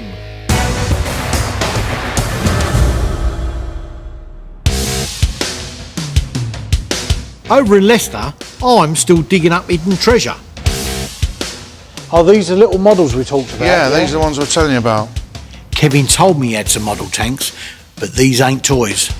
Factory prototype models that would have been produced before they went to the full-scale, full-size mock-up. Right. So, as a concept, they would work out what gun they were going to build on what chassis, how it would look. This would be presented to a team of sort of tank technologists that would say, yes, we believe in that, cost it up and build a prototype. So this is the very first stage. I've never set my eyes on anything like this before. Design models for Germany's World War II tanks. These could be the last 5 in the world, and I want one. Obviously, being that rare, they're really cheap. What sort of money for, just say, one of them? Because I've got 5, I might part with 1. but you'd have to really throw some big figures at me because they're rare. What sort of ballpark we in? 500, 600 quid? If you stuck another nought on the 5, I think we're getting somewhere near what we take to buy it. Honestly, £5,000. Again, honestly, how long have you been collecting? How many have you found? I've never seen one. £5,000. I mean, it's got to be something we can do on that though, Kev, honestly. I mean, okay, £2,500, I'll see it. You clearly don't want it enough. Show me another one. There's one there. Yeah. I'll ignore that. If you can find another one for that price, I'll buy it as a Christmas present. There you go. Oh, come on then. What about £3,000? No, I've already moved on the mine. 3.5. No. Come on, you've got to give me something on it. I'll come down 500 quid to give you a bit of luck. 4.5 grand. £4,000 we got a deal. 4.5. Go on, I backed off on the other one. 4.25. 4.5. 4.5. It's yours. Done. All right. Unbelievable. I can't believe the weight of that thing. Look at that. Toys R Us, is that right? Yeah. £4,500 for a model tank might seem a lot, but these things are unique historical artefacts. Over time, their value can only go up. I bet that's worth more money over there. What is that? Yeah, it's one of the Hitler cars. That's a Hitler car? Yeah. You're having a laugh. No, really. I'm in a barn in the Midlands looking at Adolf Hitler's car. 1939 Mercedes 770 supercharged limousine. The last car to be ordered new for Hitler's private fleet before the outbreak of World War II. And he used it for about 15 months and it was gifted to Heinrich Himmler. Mercedes built 88 of these cars and the Nazi hierarchy loved them. Hitler had 7 for his personal use. The one key feature you notice on all Hitler cars is just through the windscreen there you see a grab handle. Yeah. And that denotes it was a Hitler car because he was the only one that stood up and took a salute from the front of the car. In case it had to be abandoned, this has got an ignition system that sends an electric shock straight to the fuel tank, which will detonate the fuel tank on a time delay. Unbelievable. I bet this is a powerful old beast as well though. 7.7 litre supercharged. 7.7. I mean, it was a 120 mile an hour car in its day. They're the holsters for the machine pistols. 6 of those and 3 positions for 3 egg grenades either side. Armoured floor, there's armour in the door skins. The wheels are armoured to protect the engine.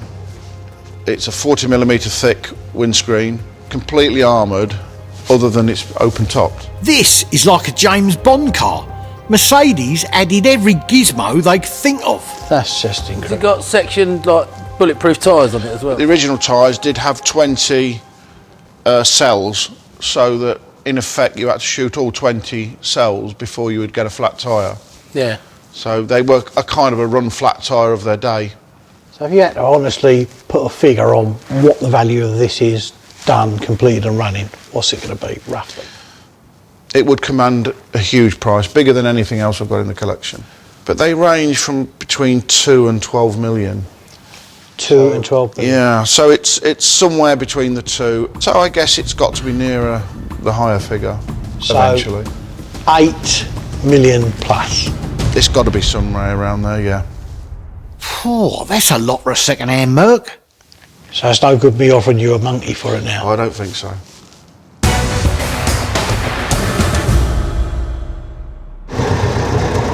Well, that ticks one of the boxes, doesn't it? That's not too bad. Yeah. Restoring Hoose's Kettencred properly will take time. Yeah, but we can knock it into shape a bit before we show Bruce. Yeah. We shouldn't need the front wheel on it, should we? No, these will actually drive without a front wheel. Yeah. It just does give you a little bit of steering on Yeah. the front wheel, but for this test I think we'll be okay with it. And away you go.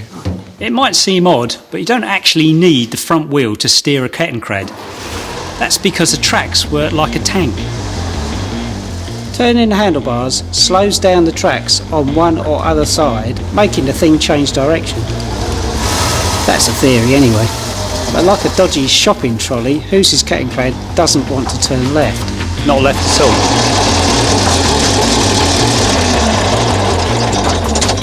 So that ain't working at all then, is it? When you look inside, you see that turning the handlebars pulls one or other of two levers which operate the brakes on each set of tracks. There's definitely nothing on the left-hand turning. Yeah. What's happening is when I go left, there's so much free play in it that it's not actually not doing it, locking the brakes, No. so it just keeps going straight on. Oh, right, okay. There's a rod leading to the brakes, and that's where the problem is. You see, there's loads of slack there. Oh, yeah, crikey. Compared with that side. Yeah. Can you just wind that up a bit?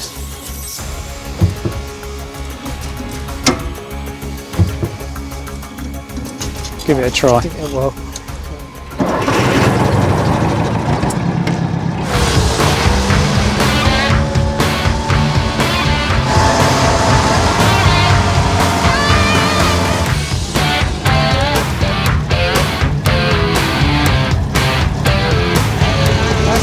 Done it? Yeah. That's a lot better. It's up and running, but it still looks a mess. We've renovated Kettenkrads before, so we have a few parts already.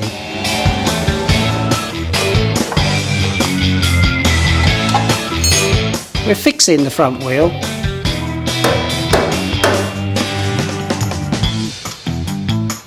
Adding a headlight, a dashboard and a rear seat. But best thing of all, I've finally discovered why the serial number is on the wrong side. I'll tell you what, this is getting better and better. It's all down to the number. It starts with 41, and that means it was from the Stower factory. Stower? Only 10% were made at the Stower factory. The cat from the Stower factory is incredibly rare, and that bumps up the price. What do you think it's worth then? That's amazing. Look at that. Looks like Christmas has come early for Hoos. All fingers point to you, son. How much? These things work, we got a deal. Whoa! Through!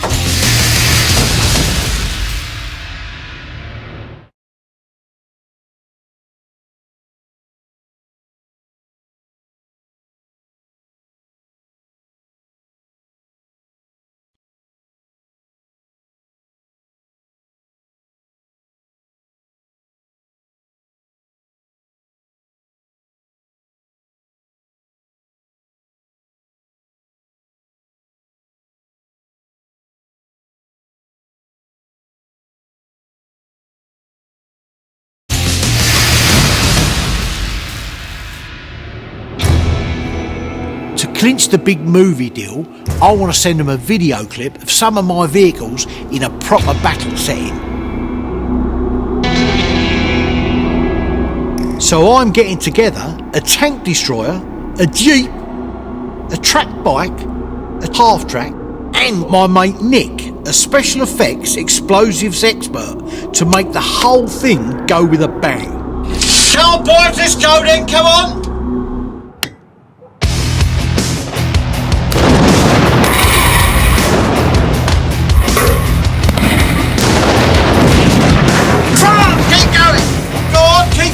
This battle is a bit too realistic. Oh dear, oh dear! The noise is deafening and I'm choking from the smoke. Go, go! What was I thinking? My tank's worth $500,000. This is getting stupid, this is. This deal better be worth it. I've got to get out of here. Whoa! Oh, throat! Mate, that was wicked. Yeah, that was a good idea. I got the whole blast of that side here. Look at the state of me. I think, but the first explosion nearly blew me guts out. Well, you need to lose a bit of weight. I feel like I've been mulched. It feels like a few of my internal organs have swapped places. But I think I've given Brad Pitt a run for his money. Listen, I need to be a Hollywood celebrity, so you better have got a good bit of film here. Off goes the footage to the movie company, and fingers crossed they'll take the bait. Wagons roll!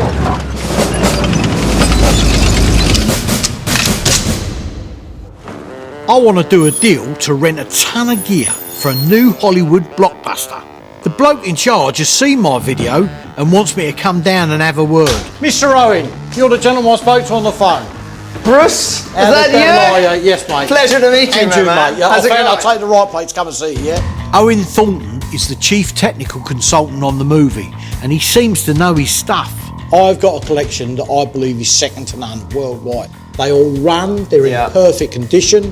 Based on what you're saying, it would suit the needs of your movie here. Perfect. Look, we need a lot of vehicles. Tanks, lorries, cannons, howitzers, Kuba wagons. You know, you name it, I need it all. German, the kitchen sink. Okay, I didn't realise you to the extent you were talking about that many vehicles, but I can help you. German. Right. I don't need any of these Czech rebuilds. I don't need any stuff with wrong parts in it. Let me tell you, it's 100% authentic. It's absolutely mint. All fingers point to you, son. Let's do it. All right. These things work, we got a deal. You're a pleasure, mate. Hurrah for Hollywood, it's showtime.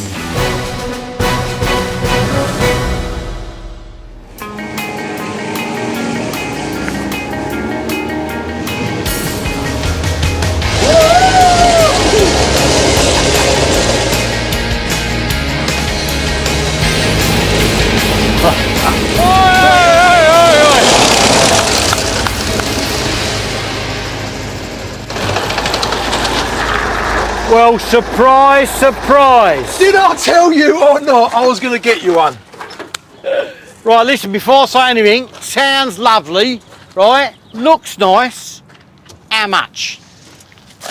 It was a 38. 38? Yeah, but it's a post-war engine. Right, post-war engine. Yeah. But we got a bit of a twist to it. The chassis number's on this side. So is it a wartime chassis? It's a Stover, about 10% the motor total production. Right. Ah, it's definitely a Stover. Definitely. Right, Stover. Even if we spend another 20 grand in it, right, that's up to 60 grand, we can knock this out for 100 grand. Who's bought this for 38 grand? Because it's a Stover, it's worth at least 100, maybe more. Once it's fixed up, we could be looking at 50, 60 grand profit. You might get a Christmas bonus. Might, I said. Might, okay. So is that I proved you wrong? Or? Well, no, it's just to show that we ain't got to take the first thing that we see all the time. We can look for it. On the phone, I fancy a bit of Barbados coming on here. Well done. Good. You've made my day. You haven't actually put your foot in it once. You've done very, very well. So long, farewell. At last, it's D-Day, and this deal's turned out to be a blinder. The movie people don't just want a few odds and sods, they want everything I've got. We're shipping out bikes, artillery, tanks, half-tracks, the new cat and crad, plus all the props. I think they're talking about battle scenes at the end of the month, 30th, something like that. Yeah, that's right. Forget Hollywood actors. These beauties are the real stars of the show.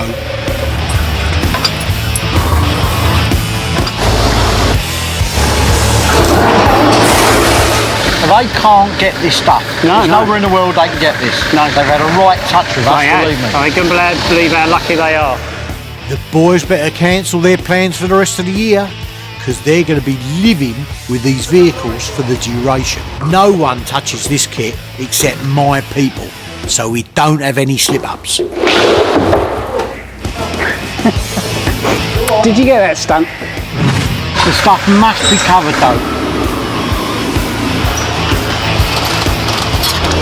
Whoa.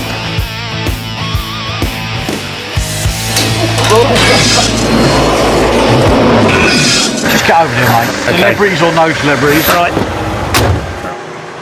Deal of the decade.